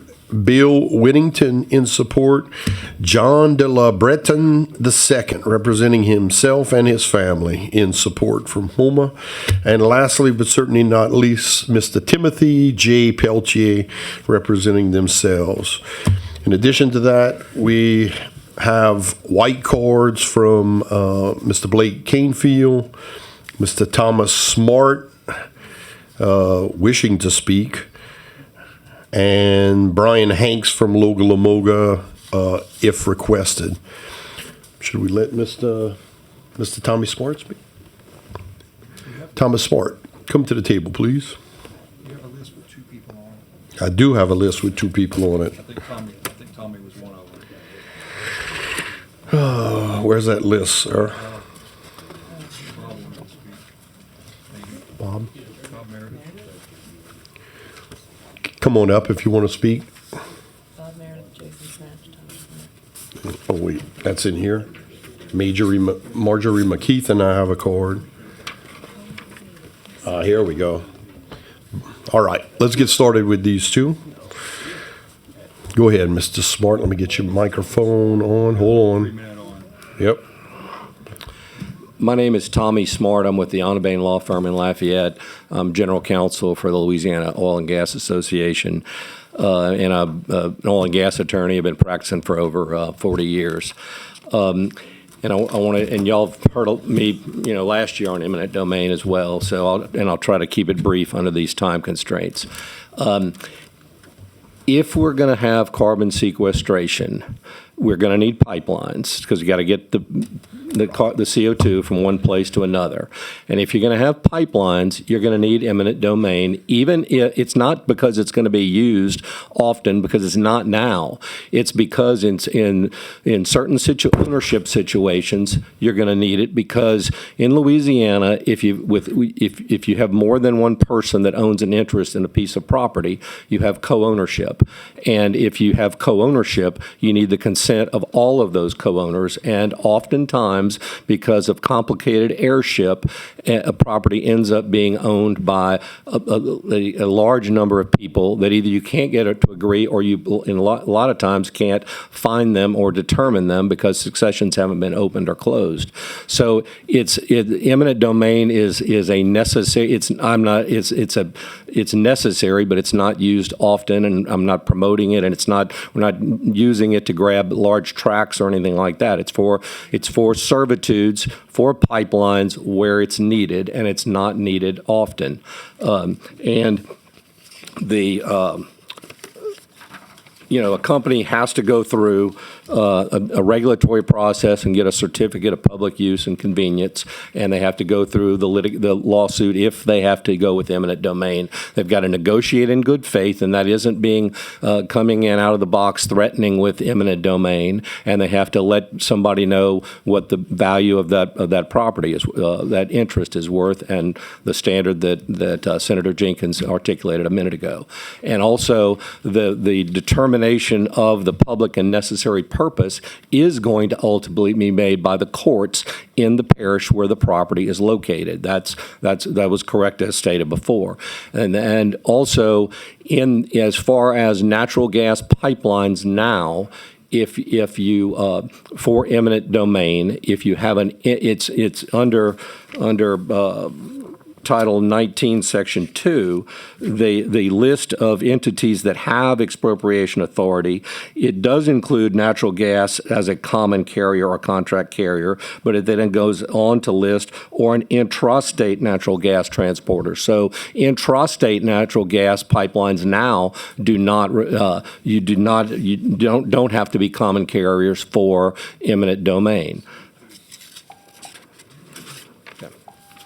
And anyway, I appreciate y'all listening to my Thank you, Mr. comments. Smart. I would imagine you're Miss Marjorie McKeithen. Yes, sir. Go ahead. Mr. Vice Chairman, Marjorie McKeithen with Jones Walker Law Firm, and I co-chair our Energy, Environment, and Natural Resources Group and represent everything from landowners, oil and gas companies, pipelines, commercial and industrial facilities, petrochemical facilities, LNG facilities, hydrogen, ammonia facilities, and CCS operators as part of that investment.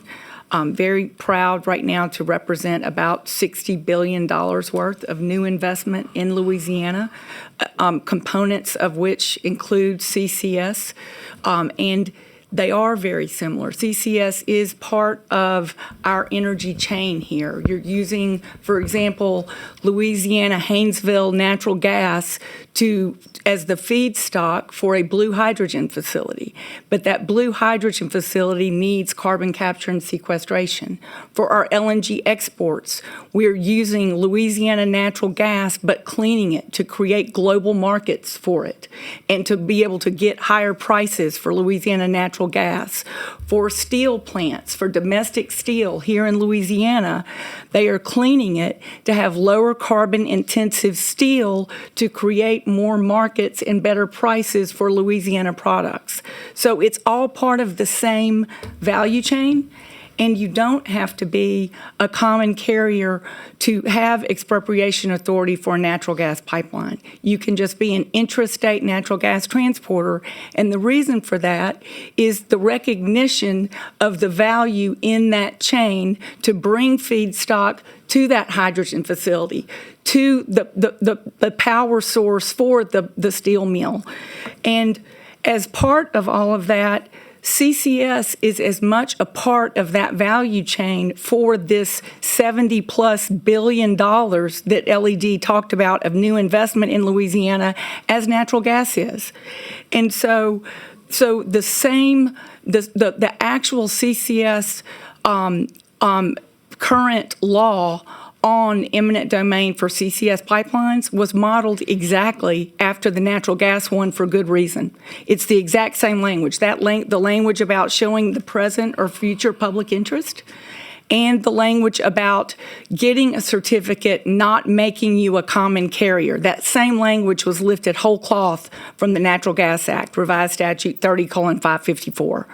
And so the venue does have to be the local court. You have the same landowner bill of rights as for natural gas or any type of expropriation in Louisiana. And I would just point out one other thing, that the bill not only does away with eminent domain, it requires a certificate and a showing of public interest to build a pipeline on your own property. So it's not just for eminent domain the way it's been reworded.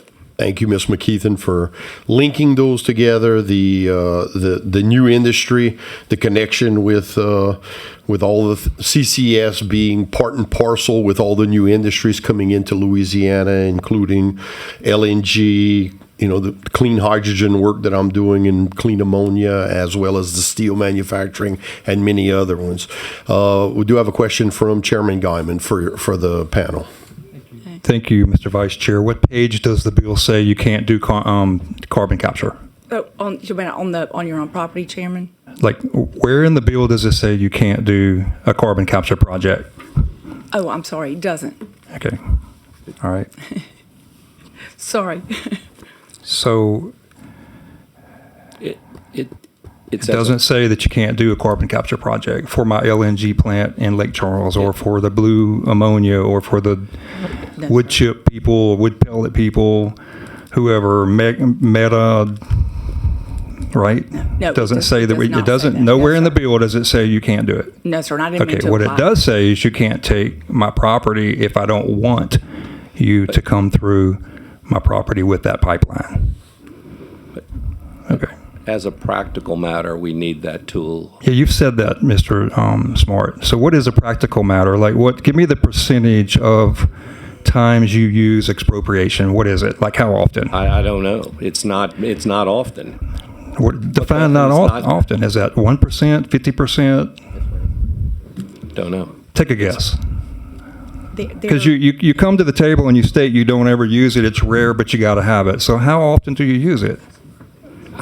You don't see it done that much. Okay. It's because people are usually able to negotiate right-of-ways for pipelines or route them in ways where they can get the consent, and because it's from an operator standpoint, it's also very difficult to do. I'm sorry it's difficult on you. I really am. No, but that's not. Hang on. They design their projects to avoid having to do it. And I am sorry. If you got to go back to the boardroom and get the whiteboard out and draw a new square and a new line and get your protractor, I don't care. okay? Because you don't have the right to take my property if I don't want you to come across it. In this particular situation. That's what I'm arguing. You don't know my children. They've never met you, correct? Correct. I have 3. All have homes on our family property. They want to build. I say all have homes, all have land. But we have pipelines going all through our family property that come on, we don't care, we'll let you.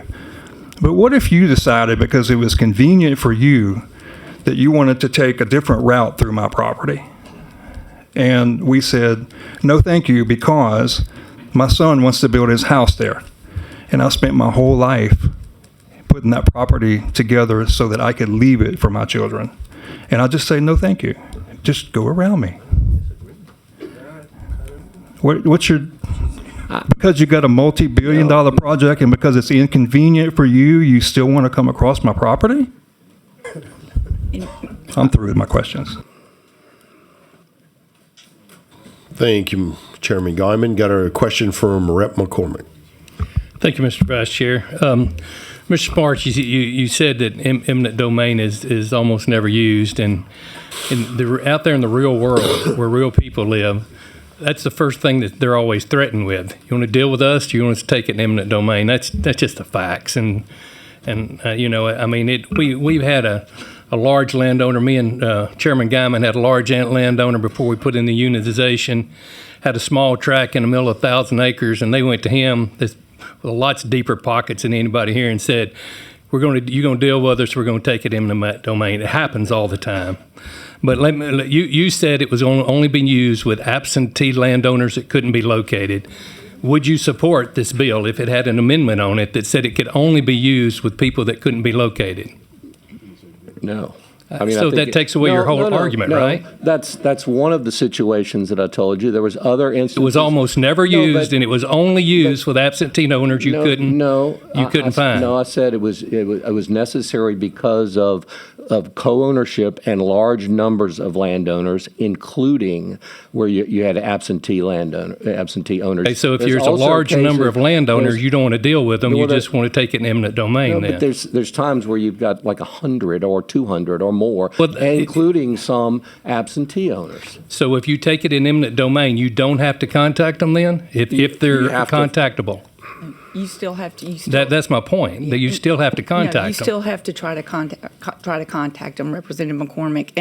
And I've had situations with natural gas pipelines where you can't find them all. And I do understand that argument, but my argument with if we put an amendment on this to solve that problem, would y'all still support the bill? Would y'all support the bill then? It'd be better than this, but it doesn't account for other situations as well, where, like, for example, if you have a short lateral and you're trying to get to a specific site, and there's one landowner between you and that site, you can't go around them, or there are situations where it may cost $50 million to go around a particular But tract. and you talk about a short lateral, but if you're not forcing people in this units, if you've already signed a lease with them, when you sign the lease, they give you the rights to run that small lateral. And you almost always get the rights, but there are the situations where there's the situation where you can't go around somebody. It particularly, I'm using the short laterals as the example, but there are some situations where you can't. Okay, thank you, Mr. Vice Chair. He's took his. Okay. Did get one last, too late for comment. Travis London in support, wishing to speak, but we're already moved on beyond that, so I apologize that you can't do that. But your name will be entered into the record. And Representative Reiser. Mr. Vice Chair, I move to call the question. All right. Calling the question basically stops debate and allows you to close on the bill.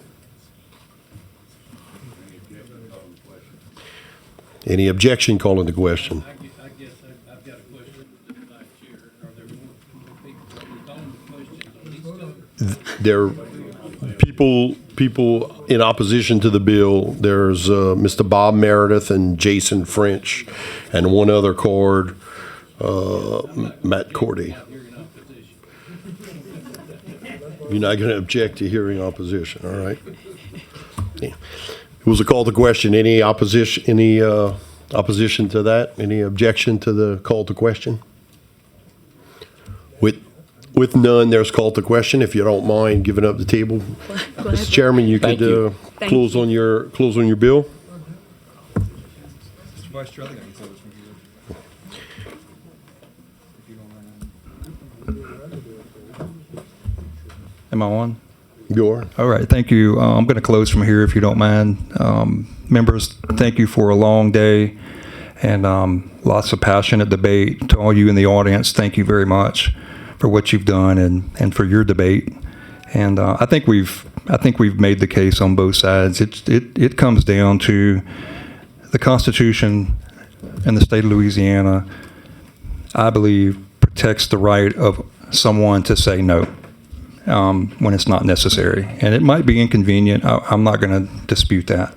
But I believe that our right of property is more important than the right of someone to go through our property when we don't want to consent. And I agree with Mr. Smart, believe it or not, on something. I think it is rare. And so therefore, I don't think it's that big of a deal to have to go around and work around and take a different route. You can still make it work. A pipe can move, pore space can't. So with that, I would ask you all, I know this is tough on everybody, I get it. But we can be pro-industry. This committee is very pro-industry. But we can still protect our people and their property. So I'd ask you to move favorable. Would you entertain a question on closing? No, I'm done. Thank you. All right. Sir?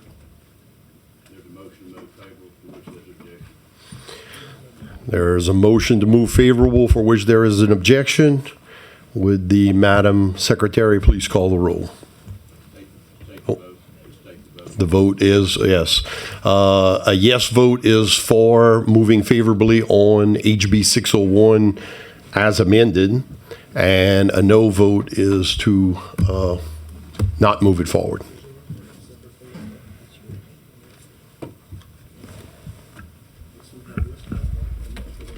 Representative Guyman? Yes. Yes. Representative Bro? Representative Bryant? Yes. Yes. Representative Carrier? Yes. Yes. Representative Coates? Yes. Representative DeWitt? No. No. Representative Domain? No. No. Representative Travis Johnson?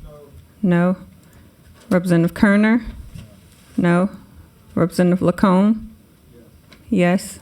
Representative Landry? No. Representative Mack? Yes. Yes. Representative McCormick? Yes. Yes. Representative Ogeron? No. No. Representative Reiser? No. No. Representative Ventrella? Yes. Yes. Representative Zarang? No. No. 8 yes, 8 no. I would recess until 5:30. With 8-8 vote, the bill does not pass. Bill fails to pass. And we're going to recess till 5:30.